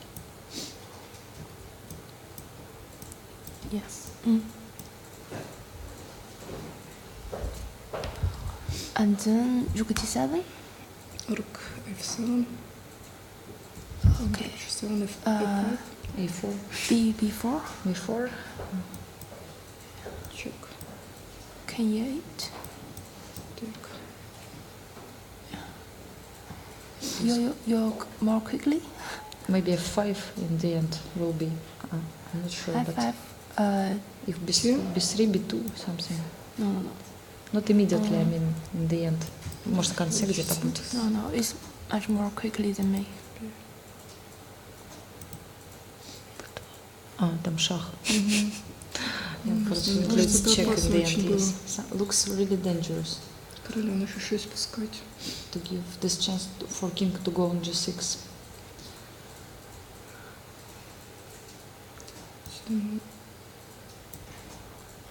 В принципе, ладья А2 тоже форсирована, да, позиция уже равная. То есть или ладья B4, ладья А7, ладья B5 идея. Либо как в партии получилось. It seems position now it's about equal. Ну, здесь, да, надо было ходы повторять, король F5, потому что... It was better to repeat moves here. После ладья D1 шансов выиграть уже не было, так и там проиграть были шансы. There were no chances to win after Rook D1, there were only chances to lose the game, so I had to repeat with King F5, King E6 here. Yeah. Yes.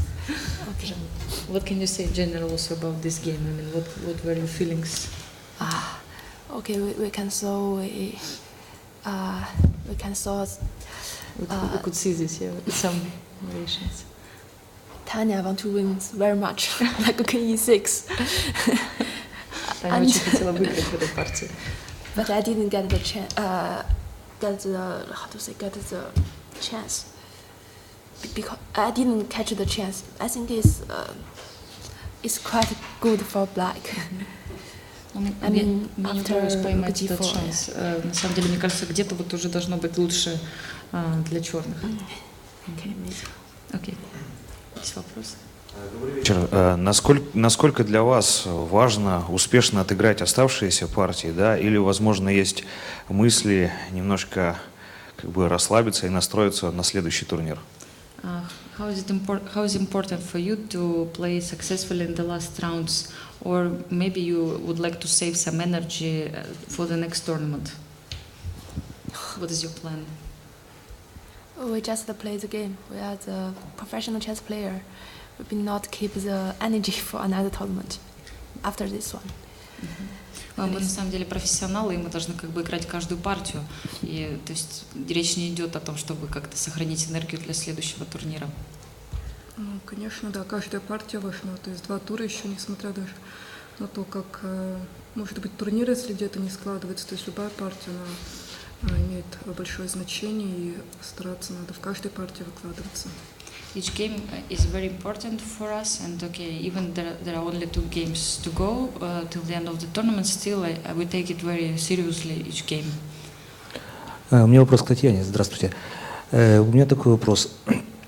Сможете ли вы после классического турнира, классический пока это время, перестроиться на чемпионат мира по блицу и рапиду? И насколько это не отразится, вот, скажем так, потому что это совсем разные шахматы. И второй вопрос, и я тоже к вам же. Вот это заканчивается у вас уже 3-й этап, правильно, Гран-при? А где вы планируете сыграть 4-й? В Грузии или в Монголии? В Монголии. Это вот вопрос, да, просто где будет играть? Нет, а второй вопрос, сможете ли вы быстро перестроиться? Ага. Нет, ну, конечно, то есть... В принципе, уже такой опыт даже есть, то есть турниры, когда после классики сразу проходил чемпионат Европы по быстрым и по блицу чемпионат Европы, то есть, в принципе, здесь пара дней отдыха еще будет после турнира. То есть, конечно, здесь уже немножко другие шахматы, но тем не менее, я люблю и быстрый, и блиц, поэтому постараюсь максимально показать. То есть мне интересно и быстрый, и блиц, поэтому я с удовольствием как бы, в принципе, сыграю и жду этого турнира. А ты для перестройки сыграешь несколько блиц-партий? Да, может быть, вполне. The question to Tatiana is it going to be difficult for her to change from classical chess to rapid and blitz? And she said that okay, she had already had experience before during European Championship in Turkey. After classical part, everybody had to play in rapid and blitz after, so she likes to play rapid and blitz, and looking forward to this event also. And she might also play few blitz games to get form. Okay, with who Yifan already guaranteed equal first for this tournament, can you give us a little bit of an insight how you would like to see yourself finish for the end of the tournament and where you would like to be placed? Хуифань уже как бы оторвалась вперед, но где вы видите свое место, вот как бы вы, что бы вы себе пожелали в последних турах, на каком месте оказаться? Ну, на самом деле, то есть как бы, не знаю, просто 2 партии хочется хорошо сыграть, там какое место будет, такое и будет, в принципе, я никакого места себе не загадываю, просто хочу сыграть 2 партии. I just want to play 2 games successfully, and I don't really think about the place. I don't look at the places right now. I just want to play good chess. So. Me too, because this tournament is not good for me. Я тоже хочу сыграть хорошо. Последняя партия, этот турнир пока неудачно складывается для меня. Я просто буду стараться играть хорошо. Thank you very much for your comments. Спасибо.